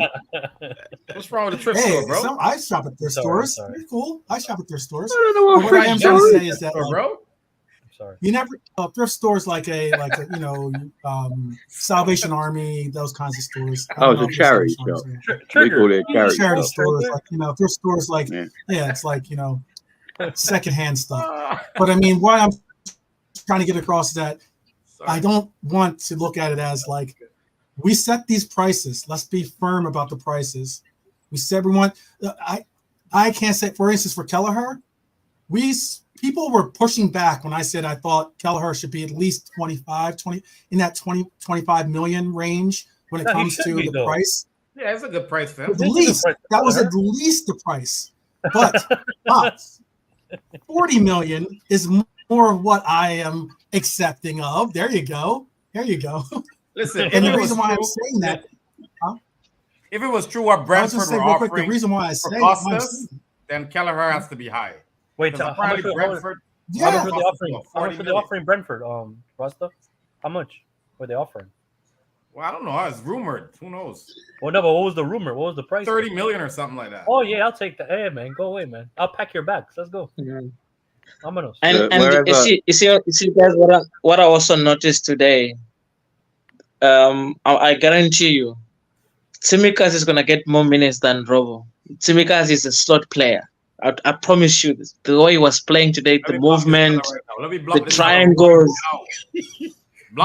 He's gonna get more players. He's gonna get more minutes. Carvalho is gonna get more minutes again. Bradley will get more minutes. I think he's gonna have a headache. Where was Carvalho playing? As soon as Slot sees Tsimikas jumping on Salah's back, he'll be like, "You get no minutes." Hey, Paul. I think Tsimikas. What's going on? It's not that kind of short stuff, man. All right. Stop it. There's no workout in. There's no workout. I think Carvalho jumping on a man's. Carvalho will play as a 10. He will play as a 10. He's a 10. He's not a winger. Unless he was playing at Liverpool. Was he playing? I have one for 12. What was he doing today? I mean, he was changing. He was changing. He was moving wing. He was playing 10 wing. He was moving. Like, this is the thing. What I noticed today, nobody was staying in one position. Even Tsimikas was inverting. He was coming inside too. nobody was in. They were rotating a lot. Like nobody was like probably the defenders were the only ones at the back. Everybody was just. They were inverting. They were rotating, and it was nice, man. I don't want to lie. We lost. Yeah, I enjoyed it. Simicast can rotate somewhere else. 12. You know what I mean? He can rotate out the club, as far as I'm concerned. What has Tsimikas done wrong? Why do you hate Tsimikas? What has he done wrong? The only problem. He was bold. He's a vampire. That's why. Rob was better. I have a question. Simicast was bold. That's what he did. No, Simicast ain't good enough, man. He's not good enough. I think Simicast will be sold right at the end of the transfer window. Personally. I have a question for 12 that's controversial. Oh I boy. love controversial questions. Also, let's go. Well, because you're the PR man. I'm the PR man. Let's do it. So I saw this rumor. I don't know how much value it has in it, where they were talking about Patrick Vieira or whatever could be the next coach of the United States national team. Yes. Ooh. What? I personally, if I was him, I would decline that job. Not because of the U.S. national team, but potentially of that idiot who's going to be coming into power, because, you know, he's going to slag him off. Oh, Jesus. When the team... No. It's a fact. Big up Trump. Oh, Lord. It's a fact. He is going to be very colorful about that dude if he doesn't win matches. So I wanted to know what is your opinion on that? Because as I said, this is not no makeup, and let's shy away from the topic. The man is a sheep. We have seen him in his sheep clothing already. He does not hold his tongue. So I'm just asking for Patrick Vieira as a black person. Right. Why would he? I'm going to be honest with you. I don't think Patrick Vieira. I don't think if you were to look at Patrick Vieira's CV, that I say that he's not ready, 12. No way. He's not ready for the job, 12. Like that's what I was just about to allude. That sorry. I don't believe that his CV definitely says that he is at this level or at the level where he could be that coach for United States. You don't go from Jurgen Klopp to pursuing Jurgen Klopp to saying Patrick Vieira is going to be then a comparable substitute for Jurgen Klopp or for someone on that line or level. Look, even I would sooner see us go for I believe Spain's coach has come out and actually said that he would openly be interested in coaching. Because Spain's national coach has said he'd be open to he'd be interested in coaching this U.S. men's national team. That'd be exceptional. You know, obviously what he's done with Spain and how he's continued to have them play a really great form of football and somewhat go under the radar, despite the fact that I believe personally other countries were deemed as being a more of a favorite to win the Euros than Spain was. But I would sooner see that happen than have Patrick Vieira take a job where he might not necessarily. There's too many players on this team that might not connect with Patrick Vieira as being a great as to what his name is. Because look, we've already had that in Jurgen Klinsmann. Jurgen Klinsmann's lifted up World Cups. You know, he's done incredible things in different ways. I thought that was the closest thing we ever got to really having a coach on that level of a Jurgen Klopp style coach. And I'm not saying that Jurgen Klinsmann is Jurgen Klopp in any means of the word, but at least for coaching. But I also think that we're in a bad place. Man, why don't you apply for the job? Why don't you apply for the job? I got to change all this background. I'd have to change no disrespect, right, tough man. But you saying that this Spanish school did well with Spain, but no disrespect to America, but you don't got that kind of sauce like the Spain players, bro. This what happens when you give Canada just a little bit of. You give Canada just a little bit of maple syrup, and they just go crazy. You ain't got that sauce, though. You ain't got that sauce, man. Come on now. The only reason, I'm sorry, I love you, man, but you ain't got that sauce, bro. The only reason why I asked this question was the last time in the CONCACAF matches, when the Soca Boys did beat the United States team, that fella came out and said they cheat him because they took 2 countries to beat us. Yeah. So that's why. Well, I have a question for That's you. the first time 12? I ever hear Matty laugh, by the way. That's the first time I ever hear Matty Matt laugh. Nah, he's to God. So that shit's got to be funny as hell. Do you think, 12, that the fact that they have tied the 2 contracts basically for the men and women's coach together, so the salary has to be equivalent, do you think that's now going to hamstring the ambitions of the male team? Because I think Emma's probably at the highest that she's going to be for a female coach. Am I right? She's probably one of the highest female coaches, right? Yeah, 1.6 million is what she makes. But if you're looking, all right, so with all due respect to her, if you're looking at Klopp, you're going to get Klopp for less than 10 million, let's say, or an elite manager that you're looking at. So is that going to be a problem? Because obviously if you go for, and if you were to be successful in getting some, I mean, even Vieira's not working for $1 million. Yeah. No. You won't even get Southgate for $1 million, fam. Come on now. I don't see him taking a job for a couple million. Yeah. Kaufman. Yeah. Kaufman. Let me ask you something. Let me ask you something, Kaufman. Wait, hold on. Let me answer Pop's question first, because I do have an answer for this. Look, I've already heard from actually one of my friends with the U.S. men's national team about what I did, but I brought up that point because Casey Keller brought that point up on ESPN FC. Then I was on with Charlie Davies and Brian McBride and Tony Meola, 3 great players for the U.S. men's national team history. And I brought up that point. Charlie Davies actually brought up the point directly to McBride, and McBride didn't know. Then ever since I've seen a lot of different shows on ESPN, especially, shoot down that concept that we have a equality thing with our equality initiative with our coaches. Because you're right. If it meant that we had to do whatever the men's coach gets is what the women's coach gets, because that's what the players are structured under, that was going to hand tie us, because there's no way we're going to pay $10 million to the U.S. women's national team coach. It's phenomenal that she even makes $1.6 million, considering what other coaches in her field make. Okay, so that was never going to be the case, or it can't be the case.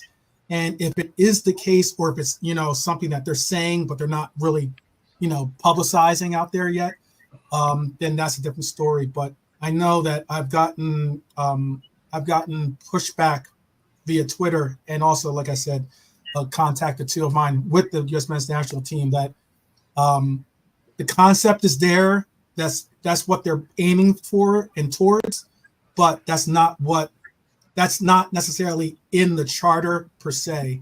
Has to be. We come in like the WNBA. Dean, ask the question. Dean, ask the question. So, yeah. No. So like I said earlier, I'm in Cape Town, right? So here we have a lot of like tourists that come from all over the world because it's a very beautiful city. So I remember this year the event, I met a lot of Americans, and we were talking about football. And like, why we lose, why our men are shy? Because we don't have a lot of African players of African descent in our national team. So I think, is it true that that's what you guys believe in, that in every successful sport, like in American football and basketball, are successful because you have a lot of players that of African descent? Or is it like a thing that you guys, like a superstition thing, how people believe like you guys are doing well in basketball? What else? Is it American football? That should be rugby. Yeah, NFL. But then you don't do so well in football because real football, because it's mostly white dominate. Is that true, or is it like a thing that people believe in? I found it very funny. What's your take on that? Maybe you guys need to come to Africa or maybe give a chance, a lot of African players of African descent for you to start winning something.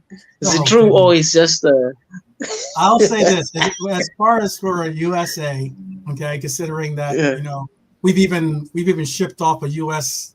citizen to go help Canada. I will say this. I will say this. Oh boy. I don't want to second that, but second I will say this about American sports, at least when it comes to football, when it comes to soccer / football. That coach I spoke about earlier, Jurgen Klinsmann. Look, we've had quite a few. There was a period in U.S. men's national team history that we were trying to go through the grassroots of the MLS and bring MLS players into the U.S. men's national team as our emphasis. But what happened was Jurgen Klinsmann became our coach, and he has obvious connections to Germany. He created a pipeline of players to be able to start coming back, because there's a lot of U.S. / German born players in Germany. So it became a pipeline. So we have a lot of where there was Mix Delarue, who's from I want to say it's from Sweden, I believe, or like countries like that, or whether it's players from Germany that Jurgen Klinsmann gave, Julian Green or your John Brooks, those kind of players, a pathway into the American soccer team. But also here in America too, there's a really difficult conversation, and the more difficult conversations with Mexican Americans and those that have ties to Mexico and America and who they choose.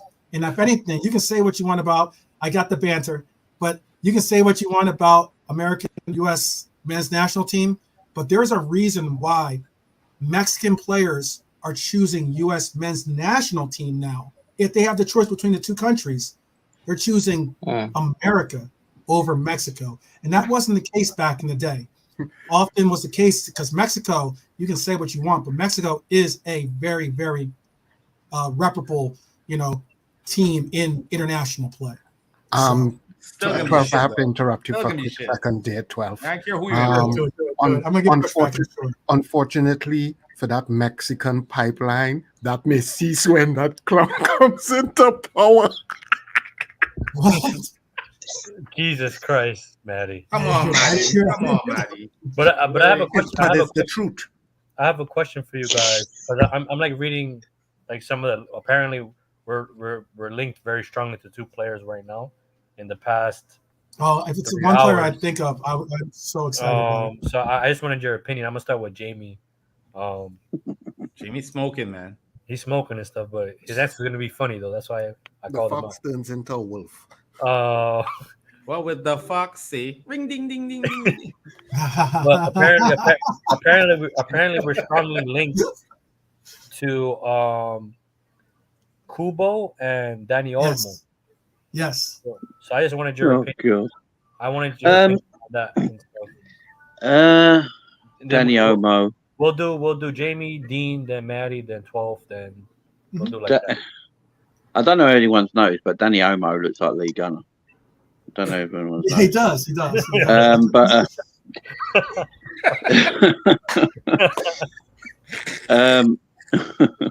Danny Olmo, he's one of them players everyone talks about after every international tournament, but when he goes back to club football, no one ever talks about him.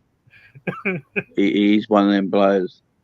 I think we got too many players just like him in the squad that can play similar position. The Kubu one's fascinating. I do like him. He's quick. He's athletic. He can. He's the Asian. He's the Asian Diaz, though, ain't he? Let's face it. What the? He's the. What the? Wow. Wow. But I'm not saying Luis Diaz. I'm not saying Luis Diaz is bad at the same time, because that's what he's good at as well. So he's very similar to Luis Diaz, ain't he? So just a little bit younger. And I'm not sure. I don't want players like that. I personally feel like we should go and get a centre back. I want a Premier League level centre back. I wouldn't mind Mark Guay from Crystal Palace. Okay. Wouldn't mind him at all. A good shout. Wouldn't mind him at all. And then just get a DM, just get an aggressive defensive midfielder. Because if you actually look at our midfield, you know, we got we're linked to everyone wants these certain DMs, but the certain DMs that everyone wants are very similar to sort of the way they play is very similar to midfielders we already got at the club.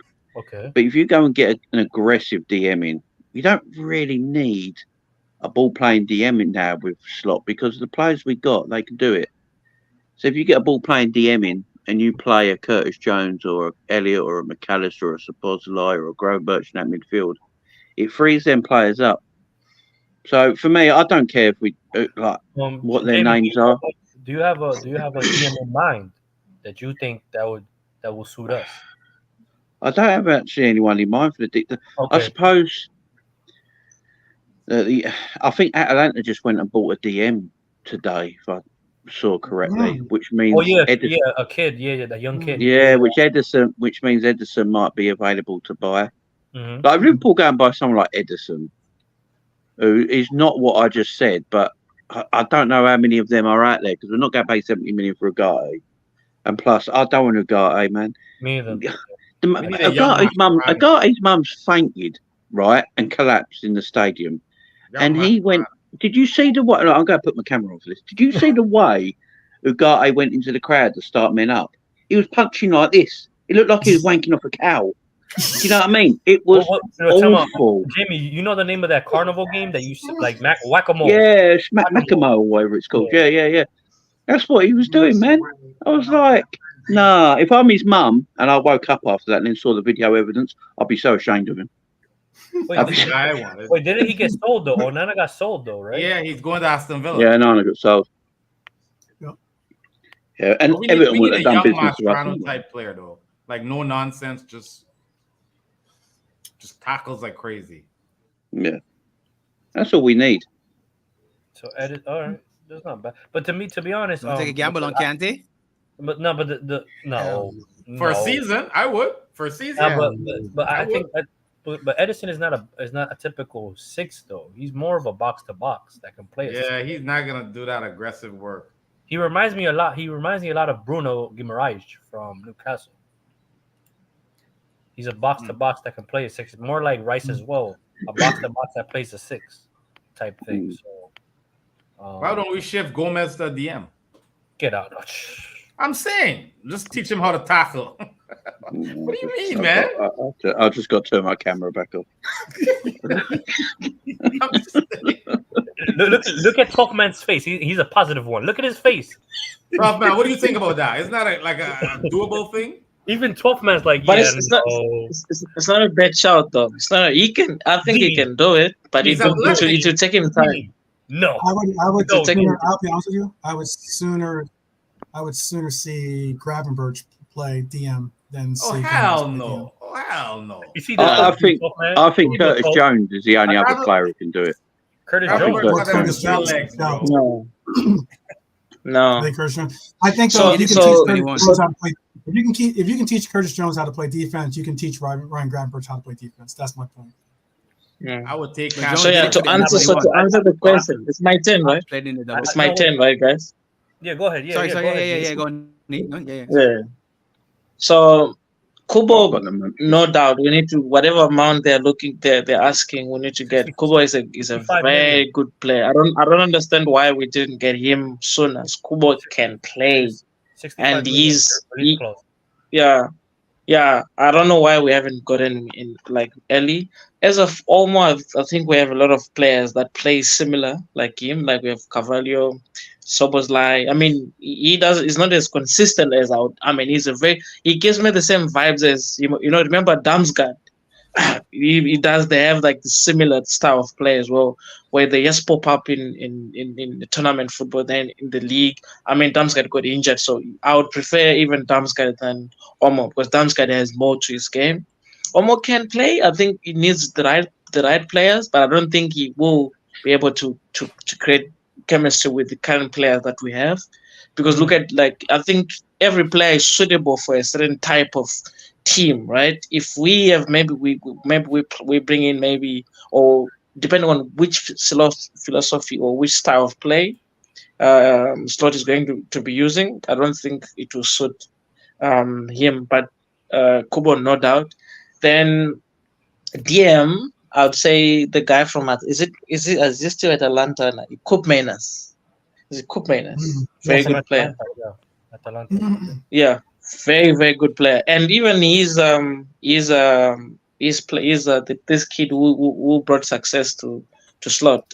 What's his name? Vifa? Is it Wifa or Vifa? Brighton. He's going to Brighton already. Yeah. However you pronounce it, yeah. Is it? Yeah, Brighton. Oh, damn.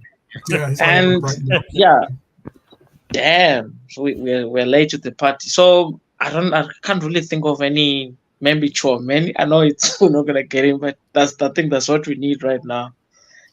Or if we can do the stopgap, right? From what I'm judging from the game I saw today, I think we can do with an Adrian. Remember Adrian, Brazil, Trinidad. He's going to Fulham. Too late. We're too late too. He's going to Fulham.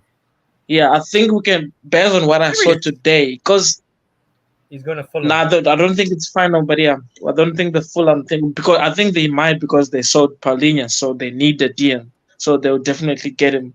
But yeah, from what I saw, because the way we were playing today, it didn't really require the defensive midfielder to do a lot of sweeping, because we're keeping the ball and the interchanging and overloading in the midfield and all this. So I think even Endo will do a job, but we just need to manage his minutes to avoid injuries. So we need at least it's either Endo, because I think Endo still has a year. Endo wasn't bad, guys. Like, it's just that the whole tactics was a problem.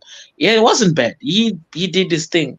So I think if we manage Endo's minutes, we find another player that can complement him, or they change. He gets some minutes, then the other player gets some minutes. I think he still has a year and a half, Endo, as a DM. I think he can still serve us for another year or so, up until we find the right player. So we just need like a backup DM with like the third, like Endo, Bajcetic, and another one for the DM area. Yeah. Did Morton play today? Tyler Morton. Yeah, he played. He came second half. Yeah, he was good. He was good too, but I didn't see much of him because he changed the whole team. He changed the whole team. So it was like kids, man. Like, it was a whole experiment. Like, he came, but Tyler Morton is more like it was like Michael Jackson's house. He doesn't have the build. Yeah, it's more like back box to box, and he's more forward passing, progressive passing. I didn't see his defensive side. So I think as much as we're looking for these players, it's all going to depend on how this new coach plays. You understand? So I think that's why I was saying, let's calm down a little bit. Let's see what he has. Let's see preseason. Let's see Arsenal. Whether they're gonna beat us. Let's see the next team, and then he is gonna be the one to say, okay, I think I need to fix that.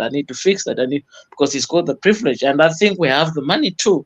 Because nobody has left already. Because I think from the existing players, he's already identified the ones that he wants to work with, but he's also looking to either then you give instructions. Okay, I think we should sell this one, or I don't have plans for this one.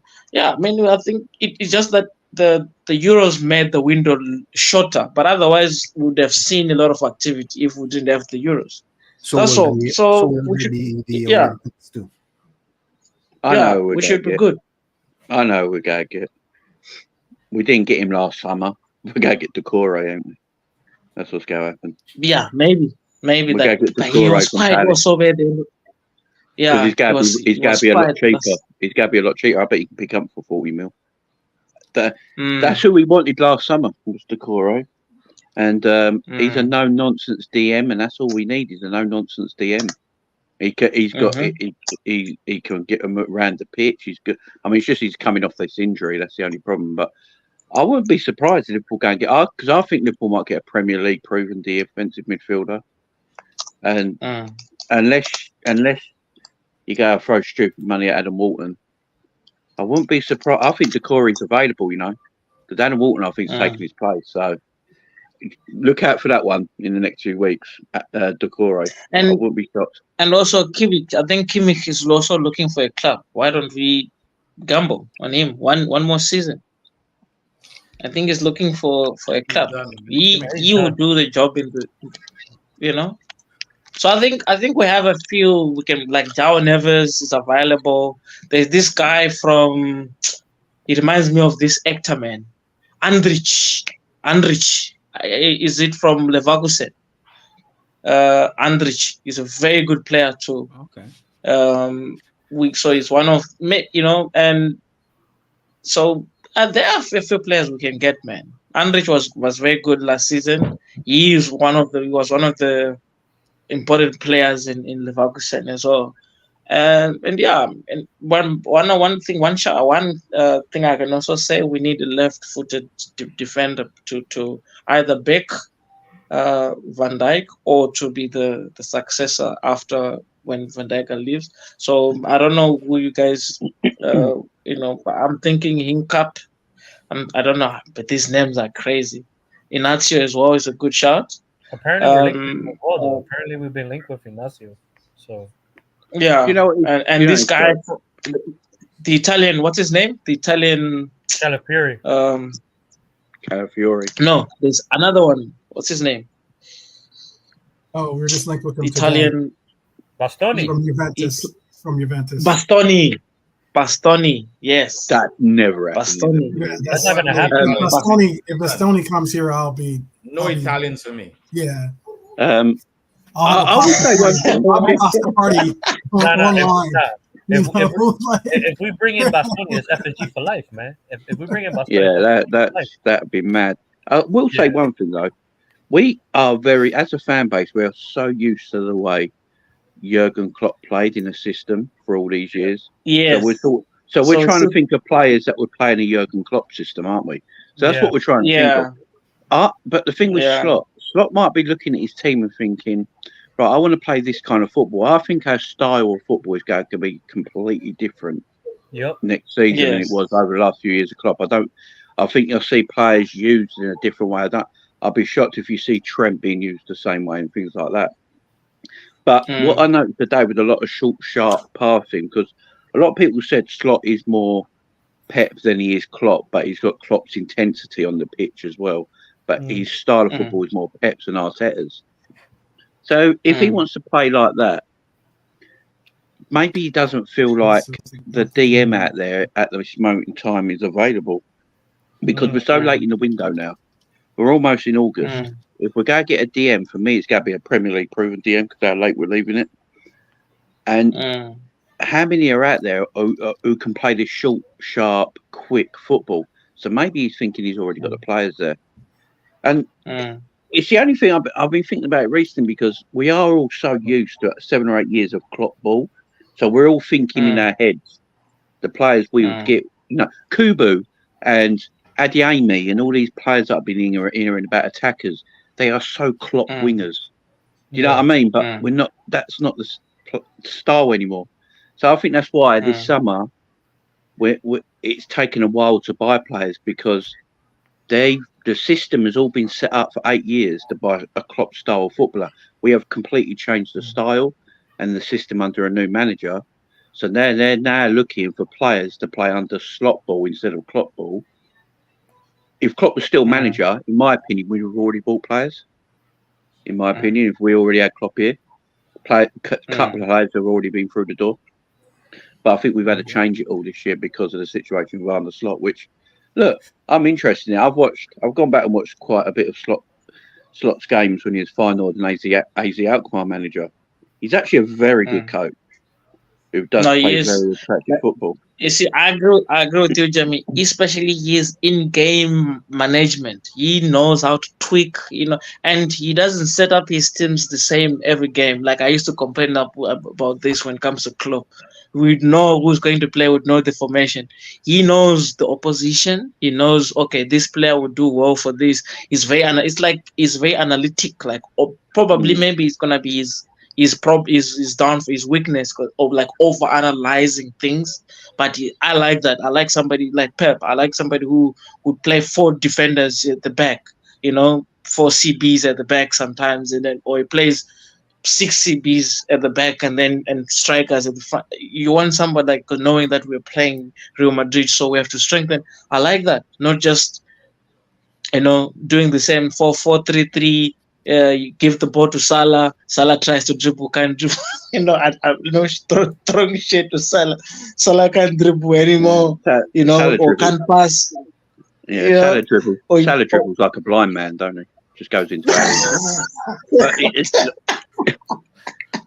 but with that Turkish winger we've been linked with today was apparently in London. I think honestly just put it up in the chat. Who is he? Is he Yilmaz. So he played really well in the Euros for Turkey, didn't he?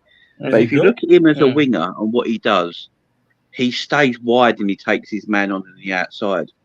So he likes his wingers to play sort of like the way Pep used to do under City when he had quick wide wingers, that they would keep the width and take people on the outside and keep the possession wide, so you can build up from that point.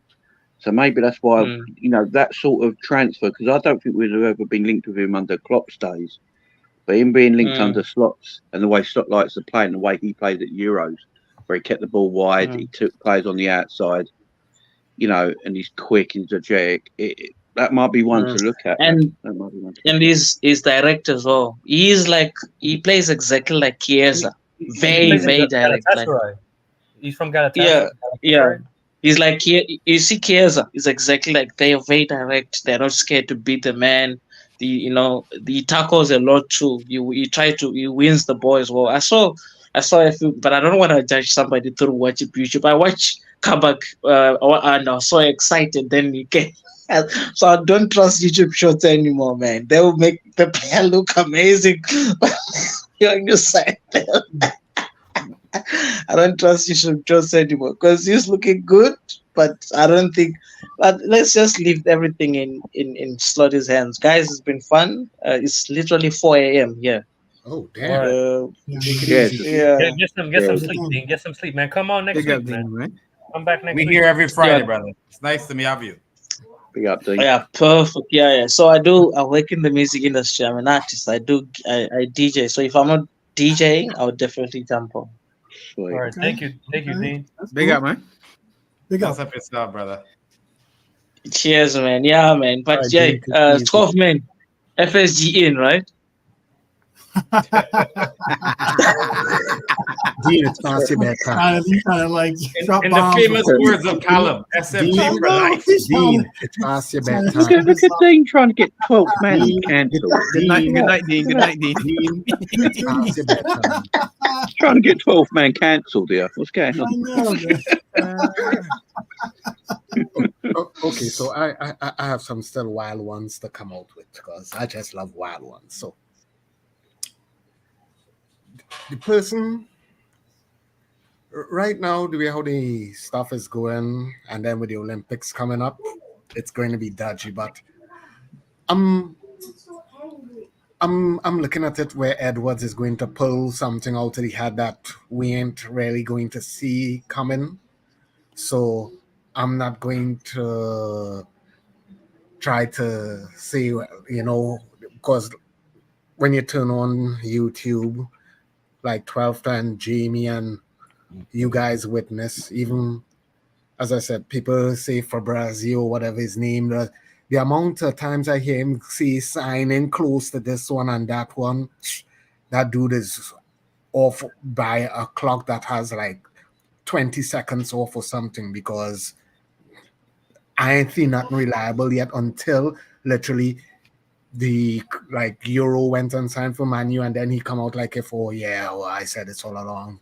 If you look back at his timeline, it was this one, that one. So the only player that I'd be intrigued in, and this would be like literally for like the DM, would be the guy from Benfica, Florentina.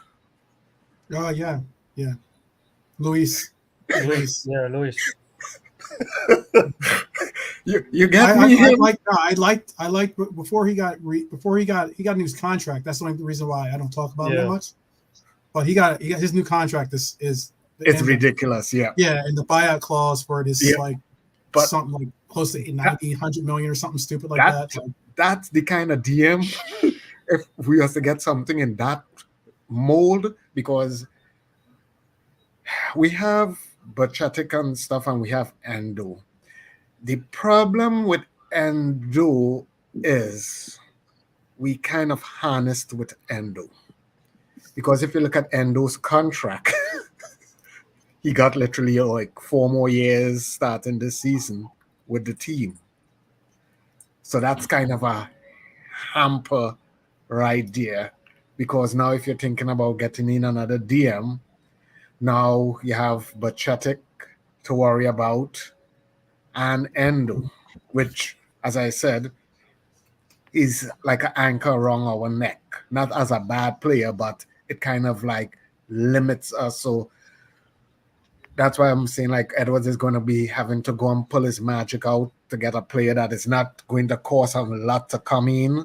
So it's not going to like leave us wanting if we need to go and get that defender and an XY person. So no, I agree. So that's how I kind of like look at it. And then also it depends on Slot, where we see that he is very kind of like unpredictable. So we don't know how we're going to predominantly play, like if it's going to be 3 at the back or whatever the case may be. So that's kind of what makes it kind of like up in the air. But the other thing, just off of Liverpool for a second, I got to ask you or something. Have you all seen that guy YouTube channel, Fairly TV? Who? Fairly TV. He mimics Gareth Southgate and Arne Slot and all of them. No, I haven't seen Hilarious. that. That's probably hilarious though. Hilarious. I bet it is. Then the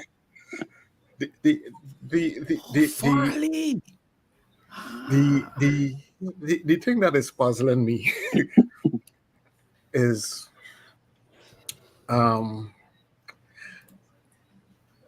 somehow it seems that mediocrity is part of the England's DNA.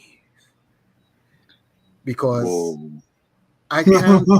I can't understand. No, Jamie, seriously, I can't understand how people are giving Southgate all these. Well, he did this and he did that and he did this and he did that, right? I'm kind of baffled with it because. No, I agree.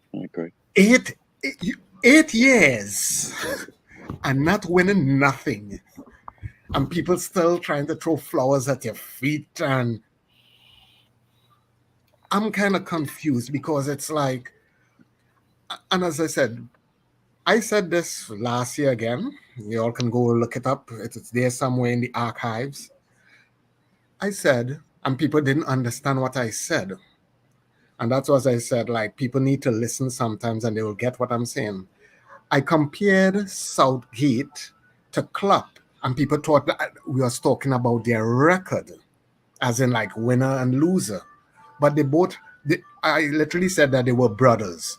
They have the same one. I mean, one has a different attribute than the other, but they have the same traits because they literally would be like picking their favorites. They would be trying to play people out of position and all that sort of stuff.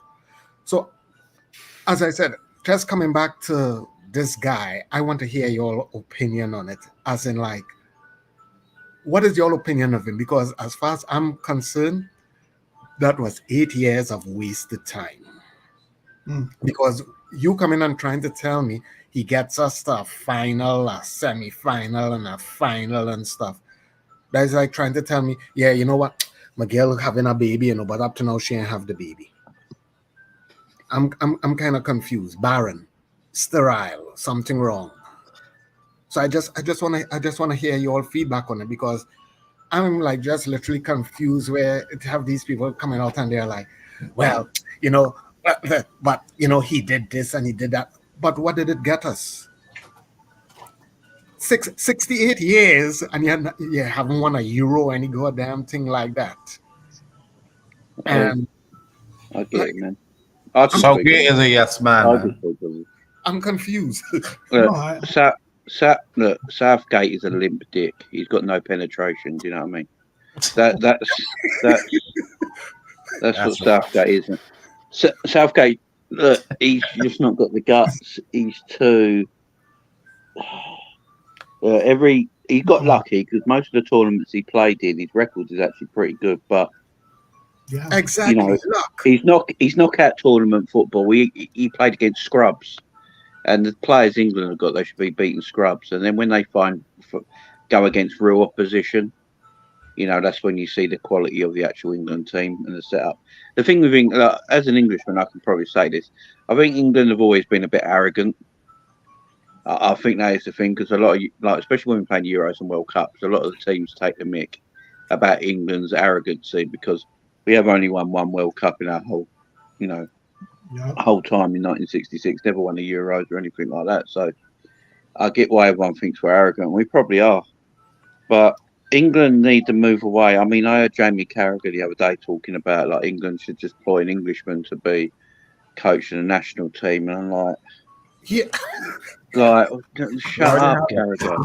It's like, shut up. Like, just give me the If Jurgen Klopp was literally in charge of that England squad over the Euros, I think England would have won it. You need a coach that can assemble 20 odd players in a short space of time and just and squeeze the absolute best out of them playing attacking football. Football in 2024 is about attacking football. Look at the way Spain played for the whole tournament. They won every single game because they just played attack-minded football. Germany played attack-minded football. Yeah, they went out, but they played a good team to go out to. France, they went out because they played dead football. It is about attacking football and playing with confidence and let your players play and believe in your players to play with the ability they've got and don't put the handbrake on them. Foden is a tremendous footballer. Don't put the handbrake on him. Play him in the position that he should be playing in. Is he better a footballer than Jude Bellingham? Of course he is. So play him instead of Jude Bellingham. But the PR on these players for England is massive.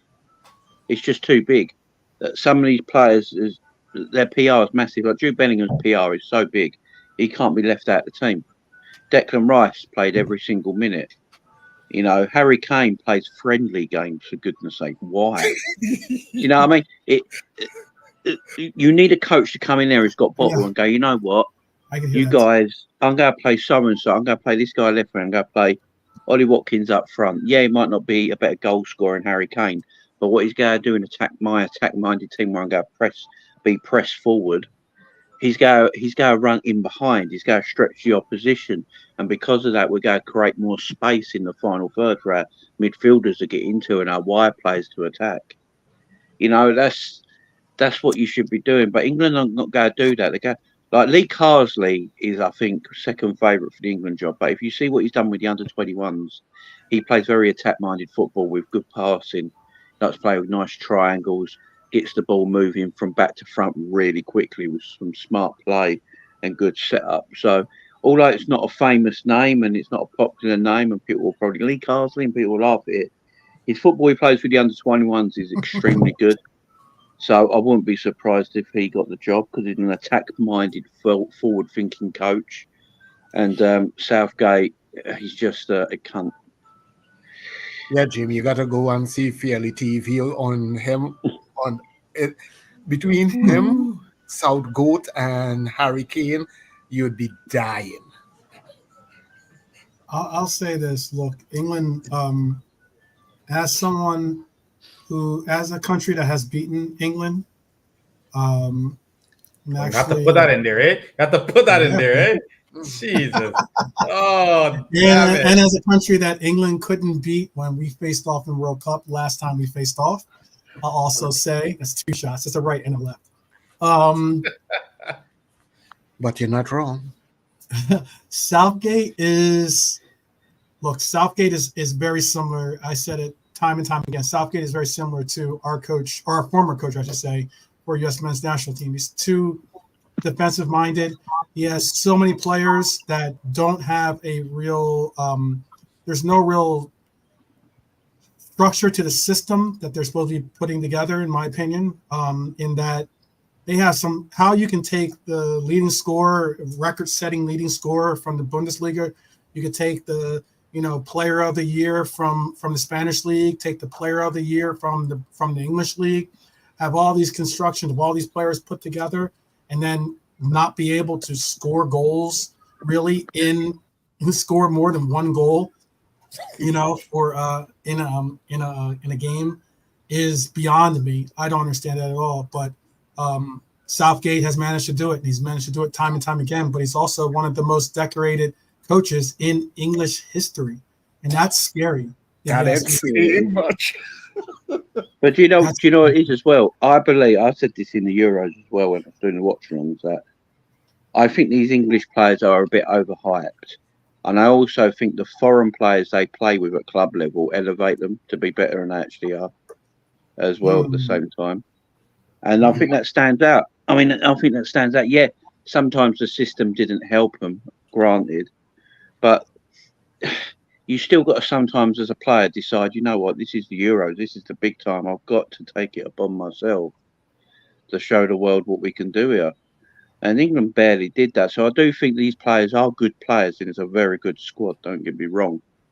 But I do think at club level, the foreign players that they play with do elevate them to something else. Look, if you look at Harry Kane's time at Tottenham, his best seasons was when Son was playing alongside him. Helping elevate his game,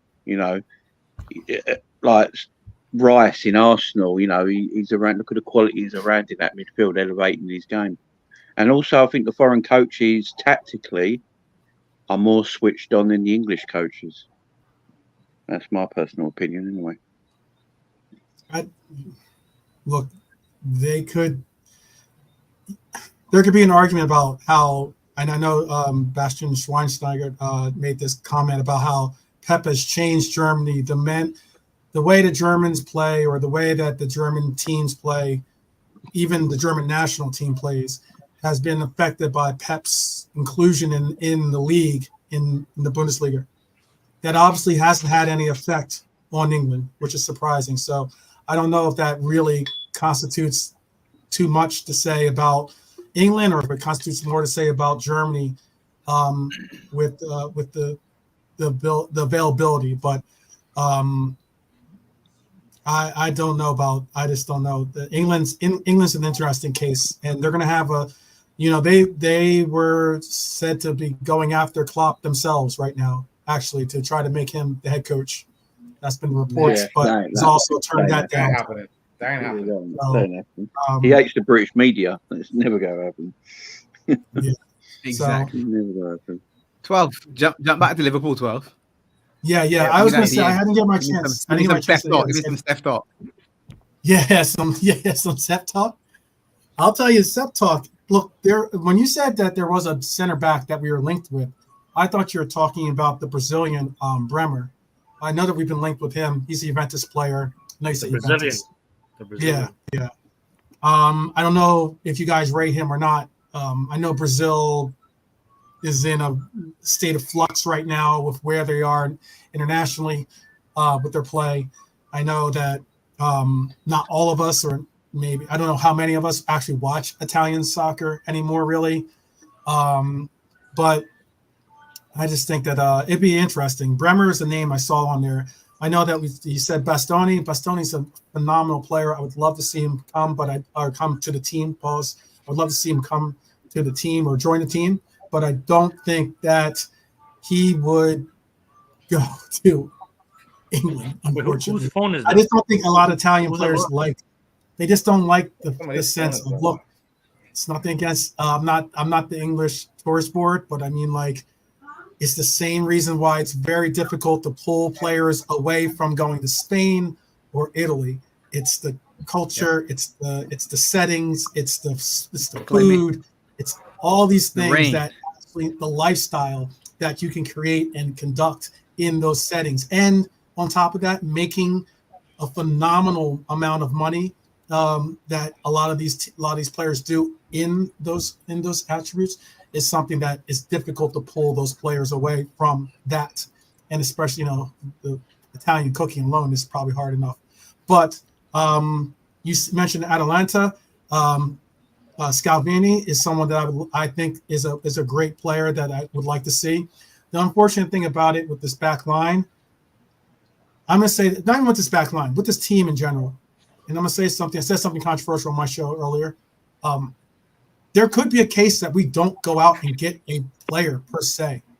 And I know I'm saying that because you look at this team had the fortune or misfortune, I guess some might look at it as, because now these players are players that we have to make decisions on.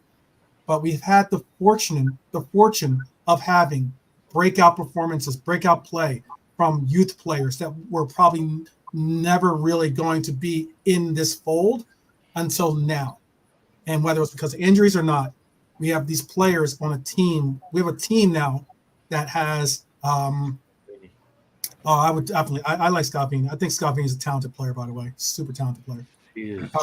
But we have this team that, if you look at it, and I went through the numbers today on the show. We have basically 3 goalkeepers, 11 defenders, 6 midfielders, and 7 forwards. If you go to Liverpool, FC, if you go to the Liverpool website, they'll give you the listings of the players that they have, and they'll tell you who's on the senior team, who's on loan. Only 6 midfielders though. Which two additional strikers you got? 12. Which additional strikers? Sorry, not strikers. Attackers. So we know our 5. What's the other 2? Plus Fab, and plus Ben Doak. That makes 7. But they're midfielders. So not Dan's. I get that you might look at them as midfielders. Dan's isn't on the list. Dan's, if you go to Liverpool, Chris, if you could pull up, go to Liverpool FC, and it shows you the names of. It'll show you the team. It'll show you who's on the senior team, and what's very, very was really, I would say, jarring for me. Fish and chips is better than pasta. Yeah, I don't know.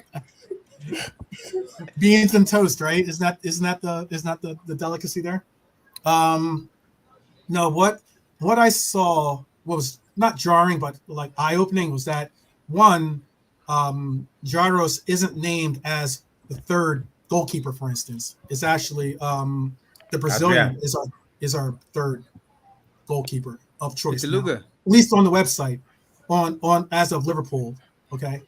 And when you do call up the roster again, they'll show you as 11 defenders. It has, and that's with obviously Sepp being a part of that. There's names that will probably go. Sepp will probably go, or possibly go. Nat will probably go. Nah. I don't know if Beck, yeah. I don't. Williams. I don't know if Beck is on the list as being it, because the only player we officially have, quote unquote, on loan, according to the actually website. 12. So I'm looking at the official Premier League website, right? Oh, I'm not the Premier League website. I'm talking about Liverpool's website. Okay, because the official, because like remember, like the Premier League is doing like football fantasy now and stuff, so they have certain players now, and it's showing Jaros as our 3rd choice. So it's like I'm just gonna name the squad that I see right now. You can change it up or tell me the difference. So they have Becker, Kelleher, Jaros. Okay, I have the other one loaded up. Oh, and then defenders I have. On Liverpool's website they have Becker, Marcelo, and Kelleher. Okay. They don't have Jaros listed. And defenders, we have Joe Gomez, Van Dijk, Konate, Tsimikas, Robertson, Nat Phillips, Trent, Williams, Kwanzaa, Bradley, Vandenberg. Yep. Okay. Yep. That's who they have. And then midfielders, have Szoboszlai, McAllister, Jones, Elliott, Basetic, Endo, Carvalho, Gravenberch, and Clark. Mm-hmm. Wait, that was kind of 1, 2, 3, 4, 5, 6, 7. There's 7 actually on the list. I said 6. Sorry, I meant to say 7. Yeah, you did say 6. Yes, and then forwards I have Diaz, Nunes. Forwards I have Diaz, Nunes, Salah, Gakpo, Jota, Doak, Danz. Yeah. Now on the official on Liverpool's. Let me say. I'll give you Liverpool's official website. Wait, okay? whose phone? Whose alarm is that? Somebody's phone is going off. That's Maddie's. Yeah, hold on. On Liverpool's website, they have Endo, Dom, McAllister, Jones, Elliott, Gravenberch, and Bajcetic. Right, that's the midfield. On our forwards list, it has Lucho, Darwin, Mo, Cody, Diego, Carvalho, and Ben Doak. That's the list that they have. And then they have the player. They only have one player listed on loan currently, and that is Calvin Ramsey. When you go, that's now. I'm not saying the Premier League, what they have for their website's one thing, but I'm saying, I mean, yeah, that's for their fantasy league. Yeah, that's a fan. That could change. Obviously, I'm going with what Liverpool FC has as the names they have. And again, the only names on this list I could, not the only, but some of the names I could most notably see going possibly could be Step Vandenberg. That's one. Nat Phillips. That's two. Reece Williams is pretty much out the door. That's three. And Tsimikas. And maybe Tsimikas. Maybe if we bring in like an 8 Nori or something like that or whatever, So I don't think we're going to go with Gomez as being the second option at left back. But again, that's Gomez, Van Dijk, Ibu, Tsimikas, Robbo, Williams, Phillips, Trent, Sepp, Kwanzaa, Connor. That's all they have listed as being on the senior team. So it does make a difference, though, if you're named, because they obviously have updated their website or have updated the names on it, because the only person on loan now is that. So what the gist of what I'm getting at is that our team is not as bad as people think, and not as much as really that dire to us getting people in. I would like to see us bring in some acquisitions that are going to make our team better, obviously. But I don't be the bearer of bad news. But I mean, like, but 12, don't you I just don't know what names are out there that's going to that we're going to move out to move in, because we currently don't have that much room. But 12, don't you think certain areas in the squad need reinforcement though? Yeah, no doubt. I agree. Okay. What? All right. Well, so this is where I would say this then. This is what I brought up today, and I'll ask the panel this. And it's as simple, it's a quick, simple answer. That's all I'm asking. You can ask the chat too. If they want to participate, that'd be great. So take each position: goalkeeper, defenders, midfield, forwards. Mm-hmm. What is the number of each? What's the number that you want to see ideally in each position? In the sense of, so 3 goalkeepers is always the concept of what you have. Three. For instance. So what I'm saying is, you'd say 3 for goalkeepers. I want, let's say we have a play of a 4-back, so you want maybe 8 defenders, or maybe you want 10 defenders, like what is the number that you want to see as being the makeup of the team? Because realistically, our midfield is pretty stacked with players, and to bring some players in, we're going to have to take some players out. Yeah, so for me, me, names that some of us rate. That's what I'm trying to get. So for me, 12, I think, like you said, right, we need 3 goalkeepers for sure. That's a given. That's right? a given. We need 3. Right. That's a given. So, and then I think for each position, for me, I think is 2 for each position.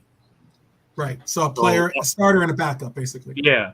But it has to be quality though. It can't just be like, in my opinion, Robinson and then Owen Beck as backup. Even though I think Owen Beck has potential to be the future, I think when a player gets injured or we swap for rest, it shouldn't be that much of a downgrade, in my opinion. And I know that might sound. Yeah, it's a little harsh. That's a little harsh. Yeah, I know. It's a little harsh. Don't let Cal hear you say that. He loves but I mean in regards to like experience. No, but I mean in regards to experience and trust, right? Because everyone has different opinions about Andy Robertson. Yeah, sure. But if we're gonna if Andy's out, I have to bring in someone on the field that is in better or in the same level as Robinson. Mm-hmm.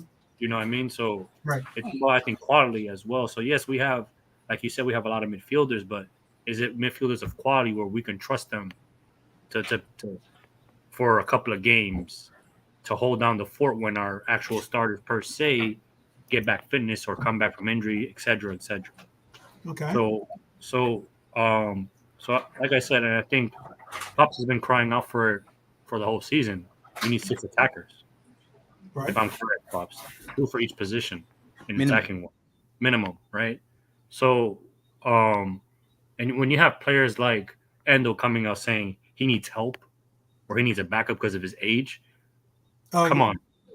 I know what you're talking about. He said he'd be open to them going out to get a DM. Yeah, yeah. And I think we all agree that's like the number one position I think that we need.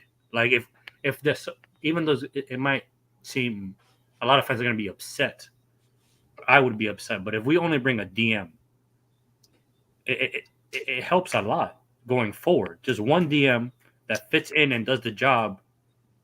Because I think a DM solves a lot of the defensive issues as well that we had last season as well.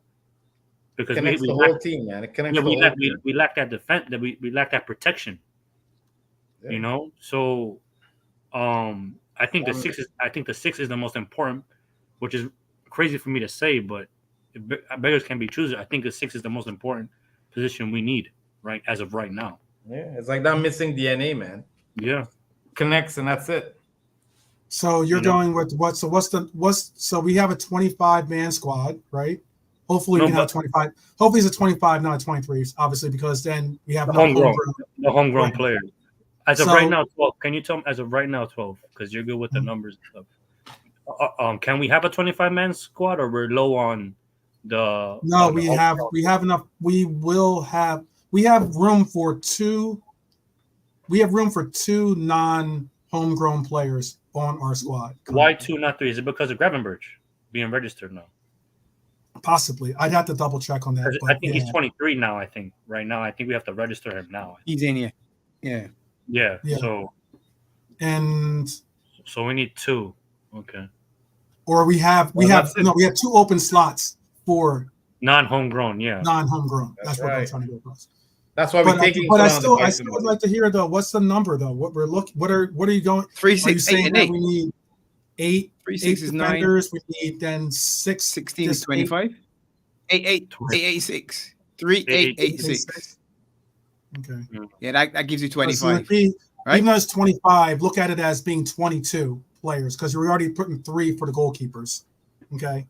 So you have 22 players to work with to get outfielded players.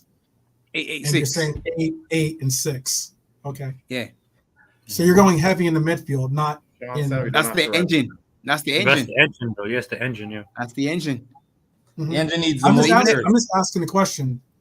Even if you go 4-3-3, right? Even if you go 4-3-3, and we're doing the 2 people in every position, you've got 2 for sure at the back, and you got 2 for sure front, and you got 2 each in the middle with 2 left over.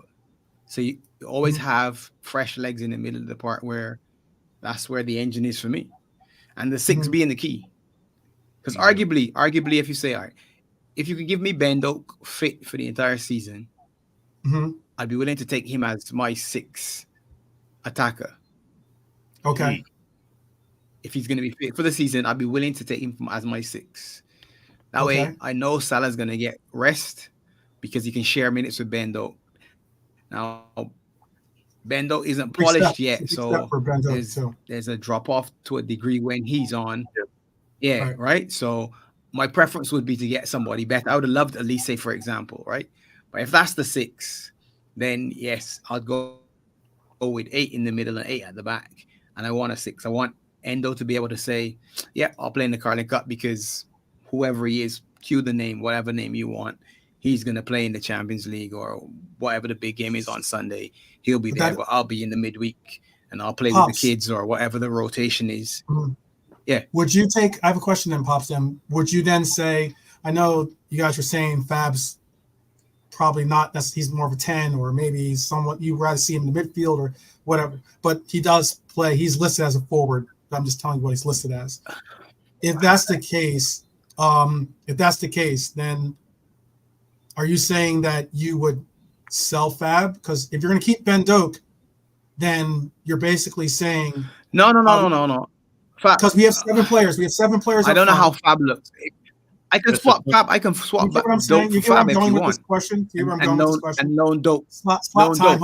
I could loan Doak. I don't have a problem. I don't have a problem with that. I could take Fabio into the front 6 and say, okay, you know what? I'll send Ben Doak on a loan and give him some more minutes. Okay. Which Sean is agreeing with me. So okay. I haven't watched Fab play, obviously, because he's been on loan, and obviously we have a short window of him playing for us. But for him, so if we're playing a 4-3-3, because that's all we know right now, based on what we know, because it can change obviously with slot and whatever. I don't see how he fits on a 4-3, and as a wing, he doesn't have the pace to play there, in my opinion. Okay. Now, if he plays as a 10, go 4-1, I think Doak's pace is very similar to Salah's, to be honest with you. But Doak has the pace, but Fabinho, Fabio doesn't. No, I'm talking about. I think we were talking about Fabio though. I'm talking about Fabio. Remember you said you wanted Fabio to be in the front. Yeah, no, Doak's quick. Yeah, but Fabio doesn't have the pace that Doak has. Yeah. So if it's a foot race, then Fabio's the one that goes in. If you're looking at those 2 players and saying who fits better in the front 6, probably is Doak out wide, because if Mr. Locke says he wants players to go by their man on the outside, that's what Doak does. I think Fabio's going to come inside. Yeah. Because he's more of a central type player as opposed to an out winger to go around. Yeah. So, and that's me saying that without having seen him a lot, to be honest. So I can't. Right. Somebody said today, I think he was in the 9. He was in the 9 or something at a point today. Oh, in yeah, the Preston game. I think Fabio at some point was kind of like centrally and in the 9. Which he did do again against Newcastle when he scored the late winner. Remember he scored that banger against Newcastle? He was more up front than he was sort of as a wide player. So that's the thing, though. Like from what Dean said earlier, there was a lot of interchanging going on. So it wasn't really a position. He was more of like, I like that concept of players. Right. I don't think what it has to do. Yeah, what you saw today, I don't think is going to be. It's more like just go out there. Let's just get some stamina in your legs. Let's just get your legs moving. This isn't necessarily like what you're going to see. But it was good to see, 12. Yeah. It was good to see because apparently I was told that it was a lot of faster passes, a lot of interchanging. Yeah, I heard that too. I did hear that too. So that's a good sign to me, though. Now, we will see when the full squad rejoins, obviously. That's why I'm bringing this point up, Chris. That's the reason why I'm trying to bring this point up. Is that, look, there will be some hard questions to answer when the team does return, because the midfield again with Endo. I think Endo's going to be here. Sorry, 12. Do you have this information, 12? No, he's not leaving for the Olympics. Yeah, he's not going. I thought the club said no. I thought the club said no. He said he even turned it down. Yeah. Okay. Salah and him are both staying. Okay. So yeah, what I was getting at is that you have Endo. It's going to be here, obviously. Dominic, McAllister, Cujo, Harvey, Gravenberch, Stefan. That's 7 players in your midfield that are arguably all players that you want to keep. Some are players that obviously are going to be more so for the future. I get it. They're not at that world-class level just yet, but they're players that I think all those 7 players are players that I don't see leaving the club. So that means there's not much more room left in that midfield for players. Yeah. You get what I'm getting at? So now it gets to Okay, if a player wants to leave or a player does leave, different story. Then we can talk about, okay, we definitely need to have a player that's going to be able to replace that player, or at least bring about some cover in that position. But realistically, we have 7 players, 3 of which can be starters. I mean, like, I'm trying to think. Mac is a definite starter in most people's books, right? Yeah, he's not going anywhere, in my opinion. Right, he's not going anywhere. Yeah. He's probably the best. He's probably the most, chiseled in player that is going to be starting. Then you move to Dominic. I think that there's a lot of promise still left in Dominic. I don't want to see Dominic play in the midfield. I'd rather see him play as a successor to Salah personally on the right wing. But all the same, I'm looking at it as, okay, well, Dominic is most likely going to be a starter. In one way or another, he's most likely going to be a starter. There's an argument to be made, at least, for that. Well, that's the thing. So I completely agree with what you're saying in regards to, we have a lot of numbers, right? When you look at it, we do. And then when you look at certain players, and Carvalho, either he plays or we sell him, because he's not going on loan again, based on his attitude and based on how he is as a personality. I don't see him going into another loan. So if we're not going to use him, I think we're most likely going to sell him. That's just the way he is. Morton, there was rumors about Morton being sold, but I don't know. The rumors kind of died down. But he did have a successful loan.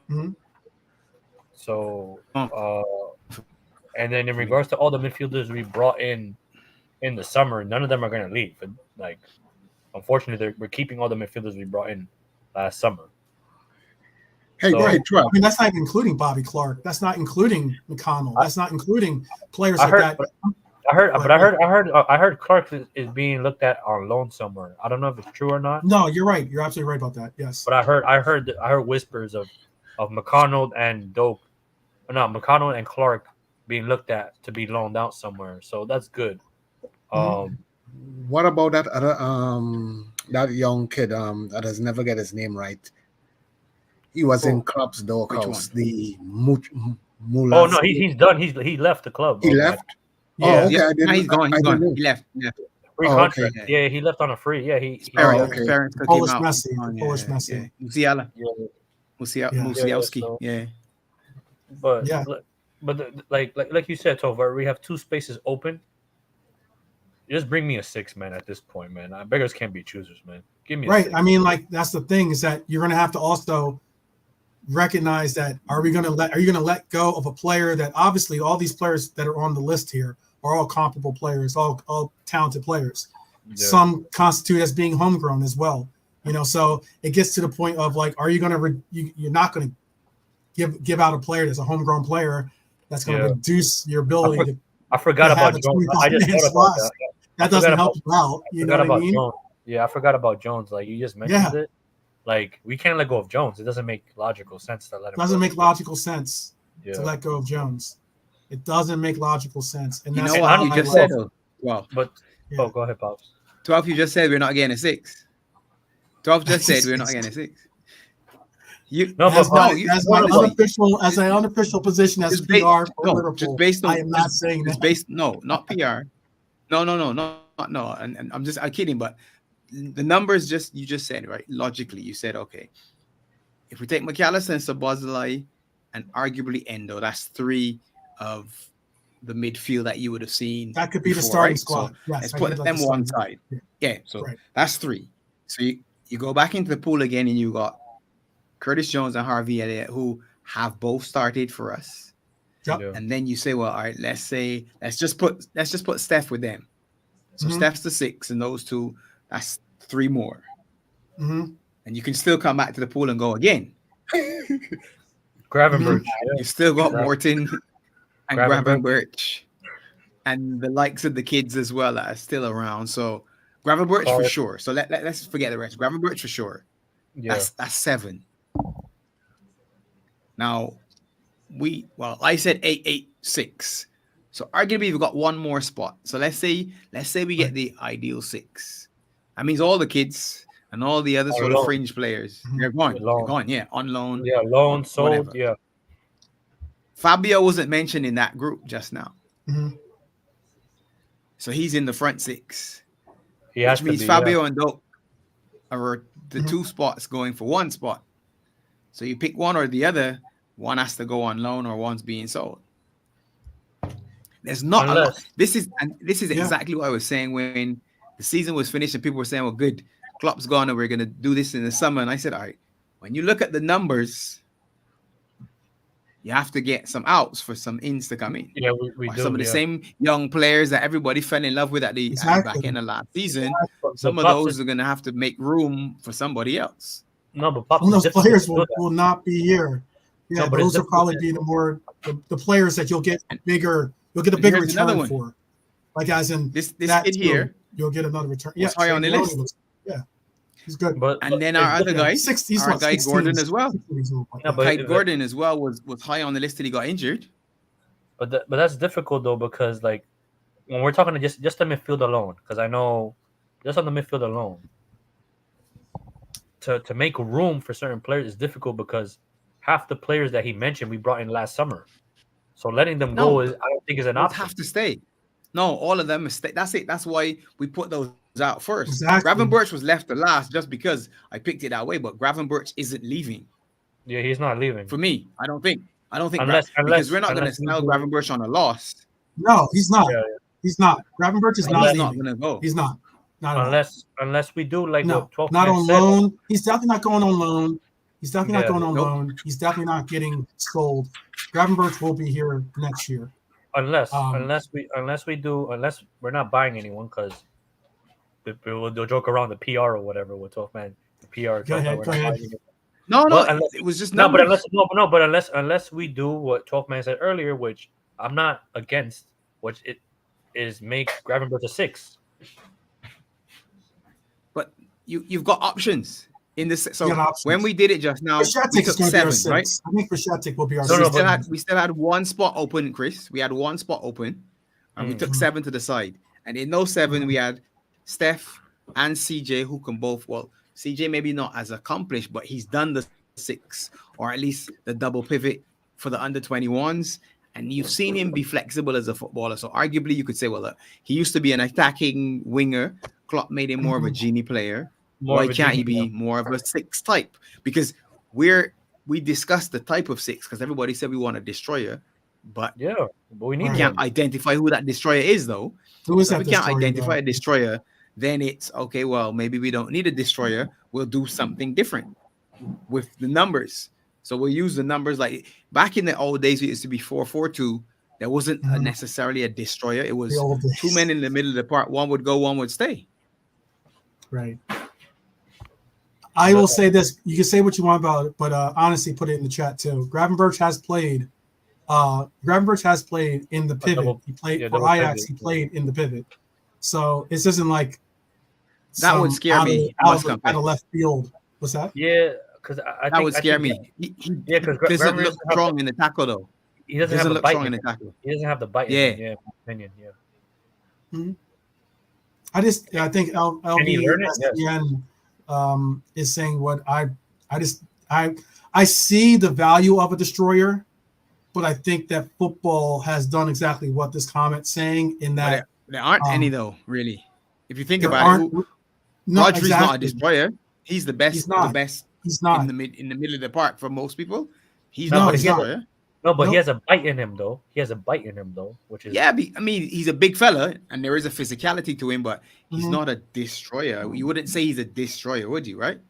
Right. No. Ederson is about as close to he's an interceptor. Yeah. There you go, Matty. That's the word, interceptor. Yeah. That's the new word now. Interceptor. Matty's got a new phrase, the interceptor. There we go. There you go. But why. So Matty brought up Luis Florentino, right? And I know someone in the chat, I think it was Scraps or someone said that Florentino's an enforcer though. Florentino's an enforcer per se. Right. And that's what I was about to get at, is that the reason why João Neves has become a marketable, even a more marketable player, is because Luis does the work, the dirty work for him to be able to go forward and get involved in the offense. You know, so but João Neves is technically seen as being a 6 as well. You know, so it's a matter of like what kind of player that you want in this club and what kind of player we need for this club. I will openly admit that I only wish we got little bits and tastes of what it would be like when we had a true, in my mind, a true version of the 6 that we wanted, which is Thiago. Thiago was what I think that we really wanted to have, was like a regista in the role as opposed to a destroyer. But 12, there's more of those type of players in football than an enforcer, though. Yes, I agree. Yep, I agree. So, but then again, right? We're all like we've said earlier, we don't know how this man wants to play football, right? No, we don't. We don't. So for me, like a player that I think people don't talk about that I think will be good for Liverpool, but might not have the bite per se, but has the more Thiago trait, which is Zubimendi, in my opinion. I think he's a really good 6, but he's not the 6 that a lot of fans are looking for in regards to having that bite in him. You know what I mean? I think you're right under that. You know what Pop said. Rodri's not a destroyer per se. But unfortunately, he's an interceptor, right?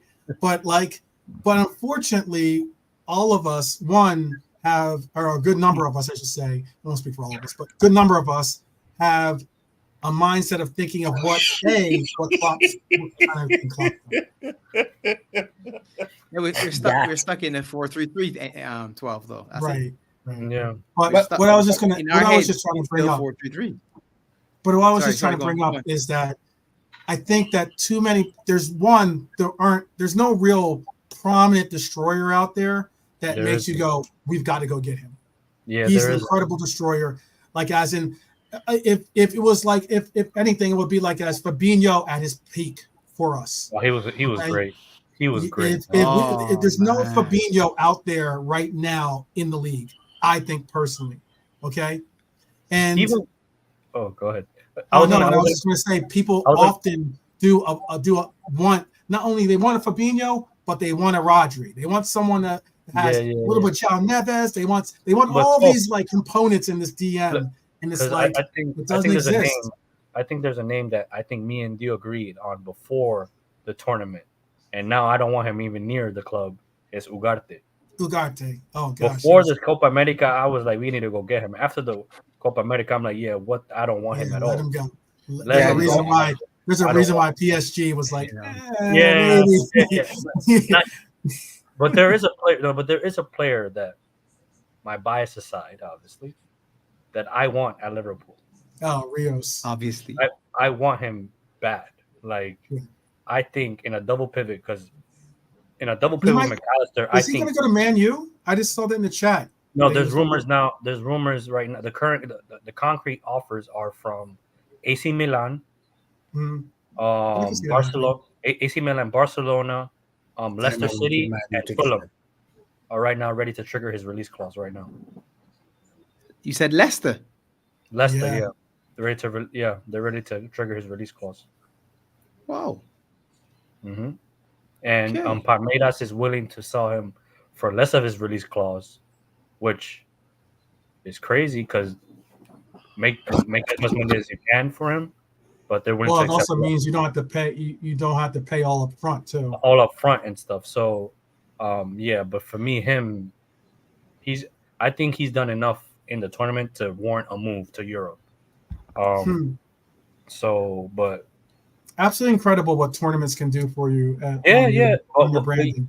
But look at 12. I mean, look at James. Yeah, the winger from Spain went from 7 million followers to 15 million followers after the Euros type thing. But tournament football does that, though, because you look at which one? Yamal or William?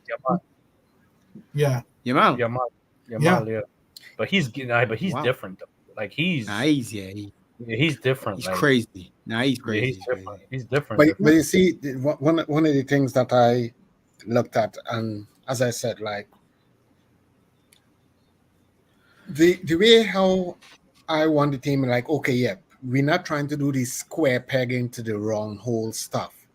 Yeah. But you want to have a team where, like, even when you say you let out the team selection so the next teams see who you're playing, they puzzled about what formation you're going to play, because you have the players and then with that bit of flexibility to adapt into a formation where it's not going to make anybody look out of position, but still make them effective. And the thing, as I said from like earlier when we was talking about, like, you know, with the midfield and stuff, the issue that we have with our midfield is we have so many players who are alike. Yeah. Similar. Yeah. I agree with that. So then that kind of like makes it a bit more difficult, because you don't have that kind of like flexibility to say, well, okay, let's out the team sheet and a guy watched and he say, well, yeah, boy, yeah, they might be coming out in a 4-4-3, but then when the players and them actually take the field, it's something totally have him bewildered. So now he has to be scrambling and making a substitution earlier than he should, that sort of stuff. So again, it comes down to like the tactical awareness and stuff. But as I said, yeah, you want to have players with, as I said, the flexibility to do something or to off-throw an opponent. So like even if you're making a substitute and they say, oh boy, yeah, they're bringing on a defensive player, so they might be actually going and play more defense, but this player might add a different concept where we go more on the front foot, so that throws them off, that sort of stuff. So that's what I'm saying. Like, with right now, I'm just saying, like, with the numbers that we have to work with, Edwards had to come out with a miracle with a player that is just like, damn, we didn't see that coming, and he just like fits in on a glove. And to like what the topic was with earlier, because as I said, sometimes, as I said, like people hear us speak, but they don't listen to what we speak, because they think that we automatically want to go and buy the $200 million player, which is not. It's like, yes, we want to go and get a pair of jeans, but we don't want to go and buy the designer jeans for $1,000 that's going to drain your pocket. The Levi's will do. You know, it mightn't be fancy, but it's wearable. It could do the job. You can get some wear out of it. And, you know, so that's like, so sometimes like when you say stuff, people go off on a tangent where, well, oh, you just want to spend. No, it's not this spend. It's just like you're gradually just getting, you know, that, okay, you don't want to go and buy a new car, but you get change the oil, the transmission and stuff to keep it moving. That's how I kind of like look at the transfer list. Of course, ever so often you want to buy that big time hitter, you know, because that can make the difference. But as I said, like for the most part, I'm not thinking like, oh, well, I want 3 players sign every season or anything like that. It's basically like, hey, let's just keep on, you know, strengthening versus, well, you know what? Oh yeah, now we're in this position, and sometimes, as I say, you're paying over the barrel. Although Edwards is not that type, but sometimes they get forced into that position because when you leave stuff a little too late or you keep players longer than you should, then when somebody knows you want something, they now in the driver's seat. So to touch on your point before we head out and stuff, and something you said, Maddie, in regards to the kind of like hit me home, where it's like a lot of our players are similar, especially in the midfield. They offer something similar, and I think in Klopp's tenure, even though I don't like bringing him up because he's not here anymore, we've been conflicted in regards to certain players in certain positions. So why are you playing him here? Why are you playing him like this when you can offer this, and that?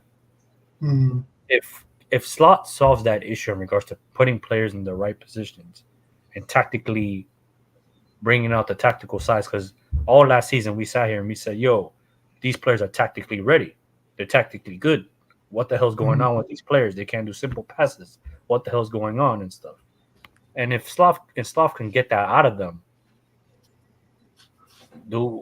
it's crazy for me to say, but do we really need to sign anyone per se based on how he wants to play or whatever?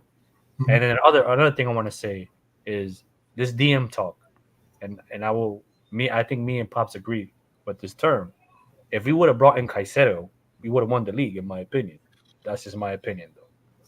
Last summer, did you co-sign that? If we would have brought in Caicedo, I just want to make sure you co-signed that. We think you co-signed that. We win the league. No. What? Like we signed Caicedo, we done. We win the league. That in my the Caicedo you see at Chelsea isn't what we get. Trust me. No way. Okay. No way. Okay. We win the league. I think, in my opinion. He's not the like trying to injure players. Caicedo. No. I think we win the league. He doesn't. And we wouldn't be in the situation. He doesn't have to play like that in our system. He doesn't have to do what he's doing at Chelsea if he's playing in our system. He doesn't. Mm-hmm. He does exactly what Endo did in the big game. And to me, Endo played better than City's midfield when we played City. Oh yeah, he was a monster. Yeah. And then it just gives me legs for a longer period. So just imagine Endo repeating that City performance multiple times and having legs throughout the season. We're in the hunt for sure. 100%. 100. I know you don't like Caicedo. I know you don't like Caicedo. I don't mind Caicedo. I don't mind him. I used to like him. Tough man's a big softy and stuff. Because if Caicedo would have been a Liverpool player, he would be all over showing love and support for Caicedo. I was all about it. I was hyped. And he said, "Nah, I'm good." I was like, but do you guys think that? Do you guys agree though? Like in regards to what I was saying, is that like we have a lot of similar players, and we've been for so long we've been sitting here complaining about why is Klopp playing him here? Why is Klopp playing there? Why are we playing like this? If Slav can get a different tune out the players, and let's say for example, transform a player or tactically put him in a better position where he deems better. Like for example, Gakpo, play him in the wing. God damn it, we've been calling it out for a long time, even though I know I've been negative about him, but play him in the wing where he's strong at. Do we really need to be so worried in regards to signings, even though I do agree we do need a position here and there, though? I do agree we need to bring certain players here and there. I would agree with what you're saying there, Chris, for the simple reason, as I say, this may not be pertaining exactly to Liverpool, but you see the differences sometimes when another coach uses a player in a different manner. Because what is that guy from Chelsea, Chicharello or whatever? He looked like garbage with Chelsea. He was cooking on the Spain team. Yeah. So and this is why, as I said, people never, they all think I'm, I was like, string him up, that sort of stuff. But my simple thing that got under my nerve was why, instead of you're bringing a player and this is what they are good at, develop that and then bring them into what you want. Don't scrap what they was getting ready to peak at or on the track to greatness at and stunt that development to try to develop them another way, and that was the thing, like that just like irks me. It's like, as I said, I will always come back to like the military. Like, don't give me a Mercedes Benz and tell me to go cross country with it. Give me a goddamn Land Rover. So that's the thing that used to like literally like irk me. Like you're playing these guys, and then yes, like 12 is a hard advocate for Salah, right? And people never listen to like what 12 was saying. Yes, Salah has gotten old. He has lost a pace. We all acknowledge that. But then what 12th man so eloquently pointed out was, okay, first of all, you had that idiotic book author coach decide that he's going to hang him to dry in one position. So then now when he does get the ball, 3 men watching him. What do you expect the man to do? You know? So yes, Salah deserves his little criticism, that sort of stuff. But then you're not looking at, okay, he may not be the Salah of the first 2 years or whatever, but he still can contribute. He's still a threat. But when you put him in a position where he is so goddamn out on the line in no man's land, by the time you get the ball, you have 3 people watching him like, yeah, Pane may beat 1, but he ain't going to go past 3. You know, so that was like the frustrating thing about it. And as I said, like, even when, again, McAllister, when he started to say, oh yeah, he's our DM. No, he was not.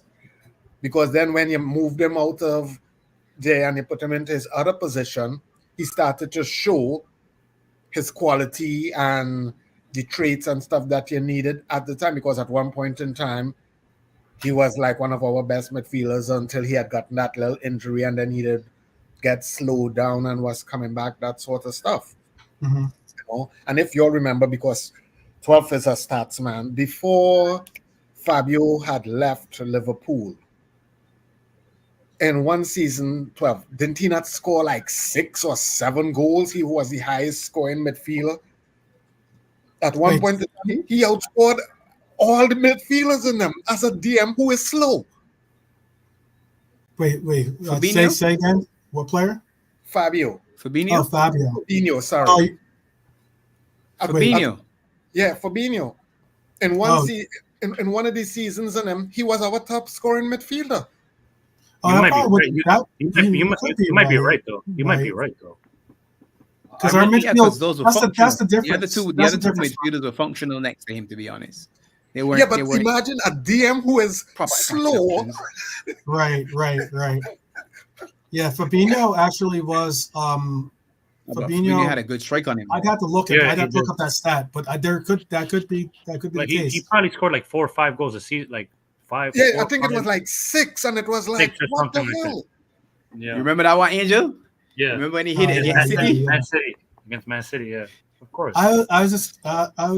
I would have said to answer your question in my perspective. To answer your question, look, if you have issues with how Klopp utilized our players, chances are you're not going to be overly in love with how Slot uses our players, considering it's more of a Dutch perspective on things. It's something I've been saying from I've said this since the 7-Up game. I've been saying that we've had a club that has been making a transition to a more fluid system when it comes to our offense and to our positional cases, right? And like why I keep emphasizing that is because so often we get stuck into these formations of 4-3-3 and this, and he's going to play here and he's going to play there.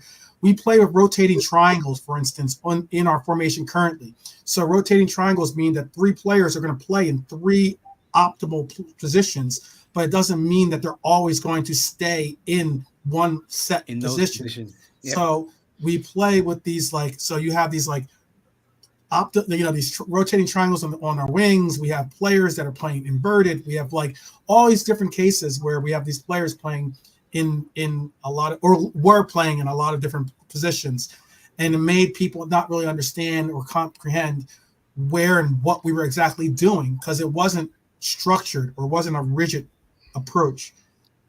I am emphasizing that this coach speaks more so about having a fluid mentality, having a somewhat positionless mentality. So you were going to see when he called out people or called out the guy from Redman TV or whatever, when he said 4-2-3-1, he said, he's like, you must not, whoever's saying that or whoever was watching us must not watch my team because we don't play a 4-2-3-1. We play what I think is a 4-3-3.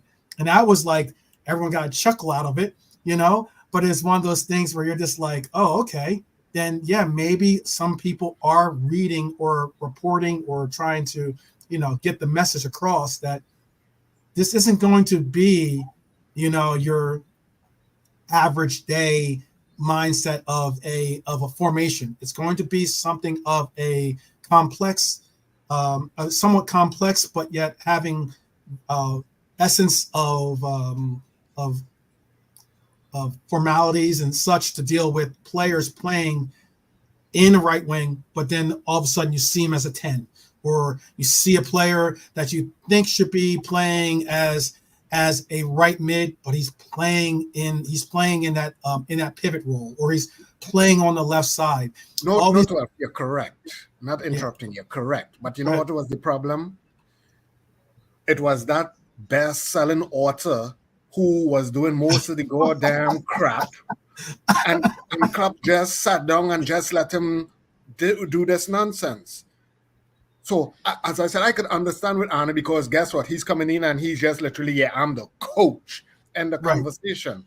But as I said, like, too many times we literally saw that even us who are not even close to any kind of a managerial type of a capacity, but sometimes seeing Salah, some of them just get put into like some positions, and it's like, no. So as I said, as much as I blamed, I understand what you're saying. I understand these guys and them. Plays a very Dutch. I have no problem with that. But as I said, it's going to be complex. So when you use the word complex, I love that, because now, if it's complex, we playing, it's even more perplexing to the damn team that we're coming up against, right? And that's what I want. I want that unpredictability where you literally, it's like more focus, where, as I said, no, we got to go, but that goddamn best-selling author, I want to see how great he does with his goddamn new team. Oh, man. He hating on RB. Well, I know you're about to, I know you're going to end. We're going to end it here and stuff. But I just want to make sure that the point of what I'm trying to get across is that you're going to have a situation where if you have an issue or problem with how he played before, we're going to do a 2.0 version of that coming up, I think, where we're going to have players playing in roles and positions where you're like, what is he doing playing there? And why is he playing here? And that's because the system is supposed to have it where it's like that Dutch system of Dutch players can play everywhere. Doesn't matter if you're playing left wing, you should know how to play striker, you should know how to play right wing. It doesn't matter if you play right mid, you should know how to play left mid and center mid, and that's what I think we're gonna have. Oh no, I could agree with that, because that's what we're saying. Darwin is a 6. All right. Buckle up. That's what we're saying. Buckle up. That's what 12 man just said to me. I put on my harness and I'm ready, 12. It's gonna be a bumpy season, but I can see the fans gonna lose their mind. So they were going to lose their mind. What's the over/under on how long Slot gets? That's my question. Over/under on how long Slot gets. Now they got outs already. Listen, they got outs already, 12. Out today after the preseason loss. Jesus Christ! But we're gonna end it here. Yes, thank you guys for coming on. I appreciate it. I'll see you guys. That's what I'm saying. There you go. So thank you. Talkman, do you have anything coming up this week for your channel? Tomorrow we're going to be doing a show on actually somewhat similar to what we're talking about today. Is like, what is the diagnosis from the experiment, which was Trent in midfield? That's what I'm going to talk on tomorrow. I'm going to bring up some. What time would that be? 12? It'll be 7 p.m. 7:30 UK time. I'm trying to think of what. Okay. Maddie's in the States though. Maddie's in, I think, Boston. No. Sometimes what happens with me, I get called out on a response. So that's why, as I said, Maddie, you're in Baltimore? No, Boston. Oh, Boston. Oh, wow. It's almost Well, I'm literally 5 miles or under from the Big Green. Oh, all right. Yeah, so it'll be like 9:30 your time. Okay. All right. Well, I should be able to pop in barring all this nonsense that's going on, and because we now start. I want to hear I definitely am interested to hear your take on.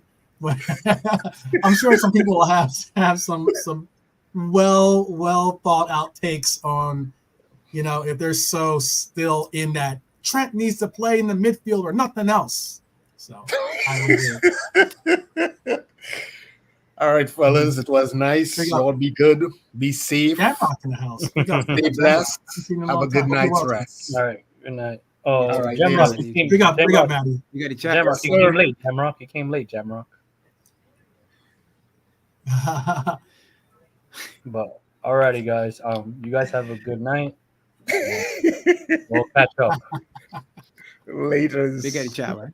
Yeah, big up the chat.